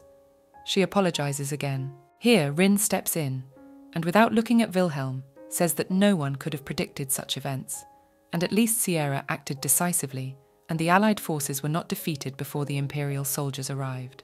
Wilhelm responds to her by formally addressing her that war is inherently unpredictable. He adds that when talking to someone, you have to look at that person. Rhine's hands tremble and she apologizes. Wilhelm says that Glencio is no longer in command of the army from now on. Rhine wonders what he's doing here and notices the ring on his hand. Wilhelm adds that due to past events and the specifics of the situation, Sierra will still be present at the meeting, so let him be brought up to speed. A map of the lands is revealed on the table. Reinhardt watches Wilhelm lead the meeting and confer with the others in the room, and thought about how she just wished he would live his life and never show up in hers again. She sees a completely different man in front of her. Wilhelm has learned to live without Reinhardt, thankfully. But she doesn't understand why, since he's doing so well, she's so short of breath. Why is it that when she looks at him, it hurts like shards of glass? At first glance, everything seems fine, because he's wearing the ring he threw away again. That means he's changed his life. Reinhardt panics. She finds it hard to breathe and feels nauseous. She wants to leave as soon as possible. Under Wilhelm's leadership, the meeting went smoothly. Dietrich became commander, and Sierra was assigned to guard Lord Ruden. It had been raining for a week, and Reinhardt had to stay in the camp. The protagonists of the most famous rumour had to stay together for a whole week. The people around them were very worried, but Wilhelm, to everyone's surprise, simply said that the Crown Prince would like it. A little boy is standing in front of a closed door. His father has told him that his mother is there. He has to go in and say something, but he doesn't know what to say because he is very shy. Wilraj doesn't know if she is in a bad mood, if she will be happy to see him. Meanwhile, in the room, Bianca is raging. She is bored of being locked up and screams to her mother that she wants to break free. Ryan tries unsuccessfully to hold her back. The girl flies out of the room and confronts the young Crown Prince. They are both terribly surprised. Rin comes out after his daughter and takes her in his arms. She tells Bianca that children are not allowed to play here, but the girl looks at Wilraj and asks her mother who the boy is. Rin looks down and sees her son. The boy, very embarrassed, greets the Lord. Rin recognizes him immediately. Her first child, the baby she abandoned, that poor boy. She sees that the child has seen no love at all in his short life, and she feels sorry for him. She does not allow herself to be sentimental and greets him like an old friend, and then beckons him to come closer. Crouching down, she holds out her arms to him and releases her daughter, and Bianca realizes what's going on. Rhine mentally apologizes to the boy for hurting him, because she raised Bianca very differently. She clutches Wilraj tightly to herself, thinking that she didn't even get to see his face before she'd already left him. She hopes she can give him some love, at least now, and try to apologize. She calls her daughter over to her house and tells her it's her brother. The children are shocked, and Bianca immediately yells that she doesn't want her brother, let her get rid of him. Dietrich comes running toward her laughing.